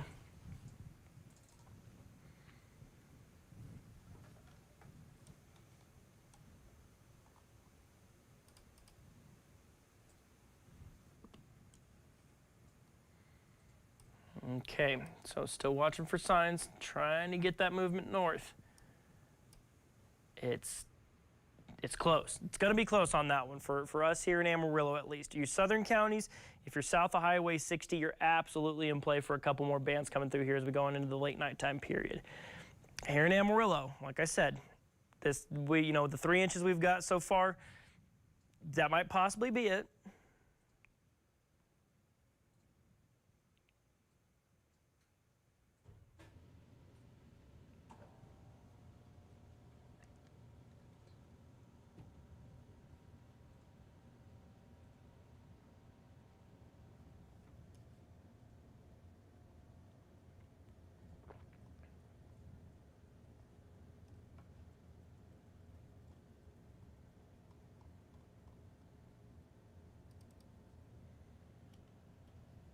Regional temperatures around the area, still about 3-4 degrees here in Amarillo, 0 up in Dodge City.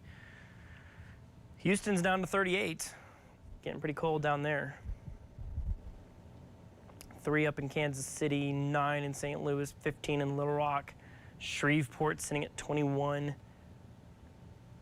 It's like El Paso's tied to be the warmest there at 38 as well, alongside Houston. But if we compare to the country as a whole,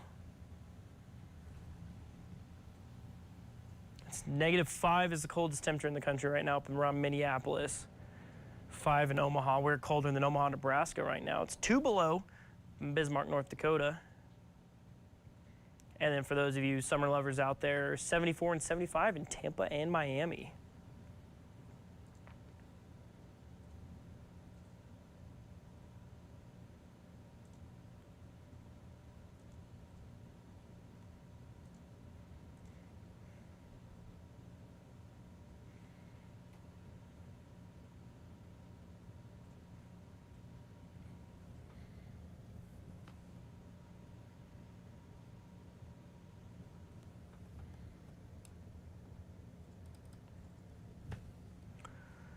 Of course, we're still seeing just nationwide, almost borderline nationwide, winter storm warnings, winter-related watches and warnings. So, of course, we have our winter storm warnings. We documented that a little bit ago. So, an extreme cold warning here in Amarillo is for wind chills as low as -15. But let's take a look at what a extreme cold warning down in southern Louisiana looks like, around the New Orleans area.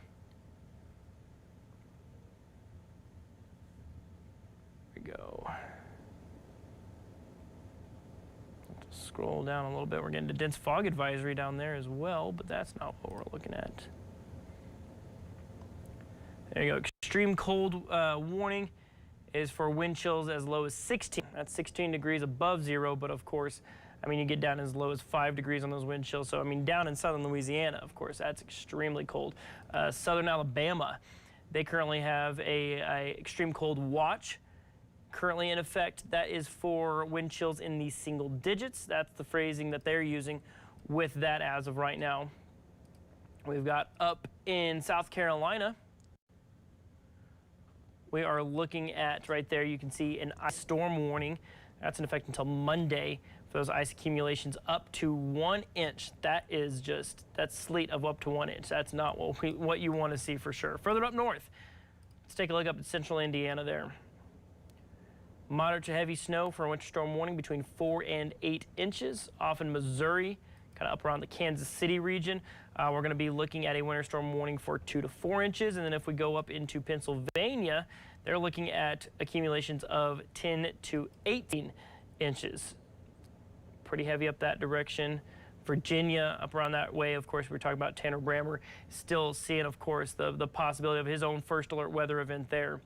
Of course, snow and sleet is going to be what they're expecting off that direction. But then, of course, for us here in our area, just winter storm warnings generally across the board. You have to go southeast of Dallas to start to see your first ice storm warning there.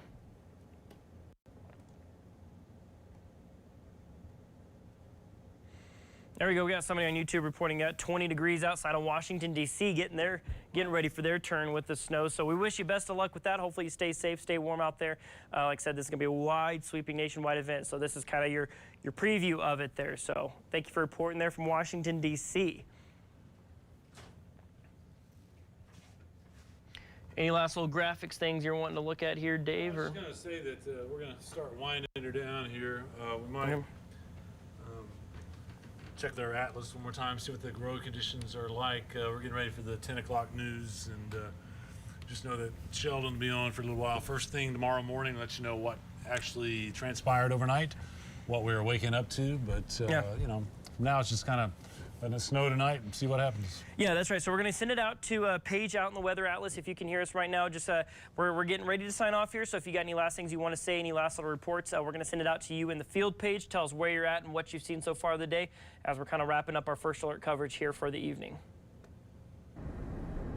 Sure. Thanks, Sheldon. Thanks, Dave. We appreciate your coverage in the studio, and we've been out here for the last, 5 hours now? About 6 hours? Closer to 6 hours. Yeah, 6 hours. 6 hours. We've gone all the way out towards Pastulia, all the way out towards Claude, and we have been able to kind of give you updates on the road and what's that looking like. And so right now we are heading west on I-40, heading towards kind of the Regional Medical Center, Bell, Coulter area, just to kind of see what that looking like.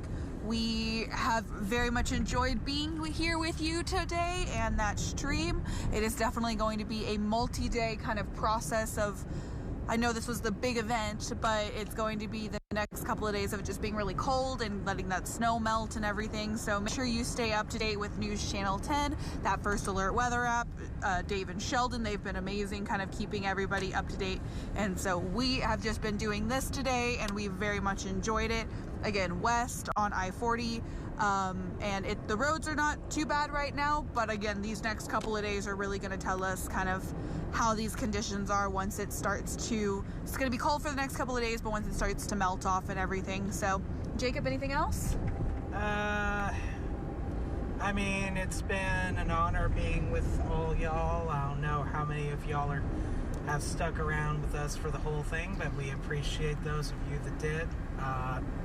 More snow tonight, as Dave and Sheldon have been saying. Just keep it tuned to News Channel 10. Keep on your weather app. Keep on your News Channel 10 news app. Weather situation will continue to develop even after we sign off for the night. Yep, and then we are about to start our news at 10, so you at least have us for another 30 minutes or so. Madison and Dave back at the station will do one quick hit at the beginning of the 10, and then we'll be signing off. So again, thank you guys so much for staying with us, and please make sure to stay safe and warm and weather aware. And again, please download that News Channel 10 weather app. Oh, hi guys. Please make sure to download that News Channel 10 weather app because it has great information, so much information, anything that y'all are going to need. But we are going to sign off. I don't think we actually do that. We have to send it back to Dave and Sheldon, and they're going to sign off for us. But again, thank y'all so much for joining us. It's been fun. It has been fun. Good night. Stay safe. We'll see you at the 10. All right, thanks, Paige and Jacob. I bet they're about ready to get off the snowy road. They've been on the roads for a while now. I mean, this stream, we've been going here for close to 6 hours now. Okay. But of course, that's, you know, like I was kind of talking earlier when you were recording some radio hits. It's what this is all about. Yeah. This is what these first alert streams are really about, is just giving you all these different resources to kind of just give you the breakdown of what's happening live. It's all about information. That way, no matter what rumors you're hearing or whatever, you can really get some good ground truth. So first alert team coverage. We're about to wrap it up for tonight. I'll do the 10 o'clock news if you want to catch us on TV. Tell us about tomorrow morning. Yeah, that's right. So I'll be on sometime around 7:30 or so. We'll kind of do a bit of a recap here. We'll talk about some of the reports we've seen around the region, how much snow everybody saw around the area. We'll take a few, I'll have a few shots from just kind of out in my neighborhood, what we've seen out there. And then, of course, just kind of model run data for the day, when those clouds should break, because the good news is post sunrise tomorrow, the snow shouldn't be continuing to fall. We should have broken it up all by then, so we should see the last of it moving out of our area. We'll talk about what temperatures to expect, and then you'll cap off our Sunday. Very good. Yeah, we'll have the regular newscasts tomorrow evening. So thanks for checking in with us for information. Just know that the next time we get into a first alert situation, we'll be right here doing the same thing. We just want you to be informed and stay safe and stay warm. Stay tuned.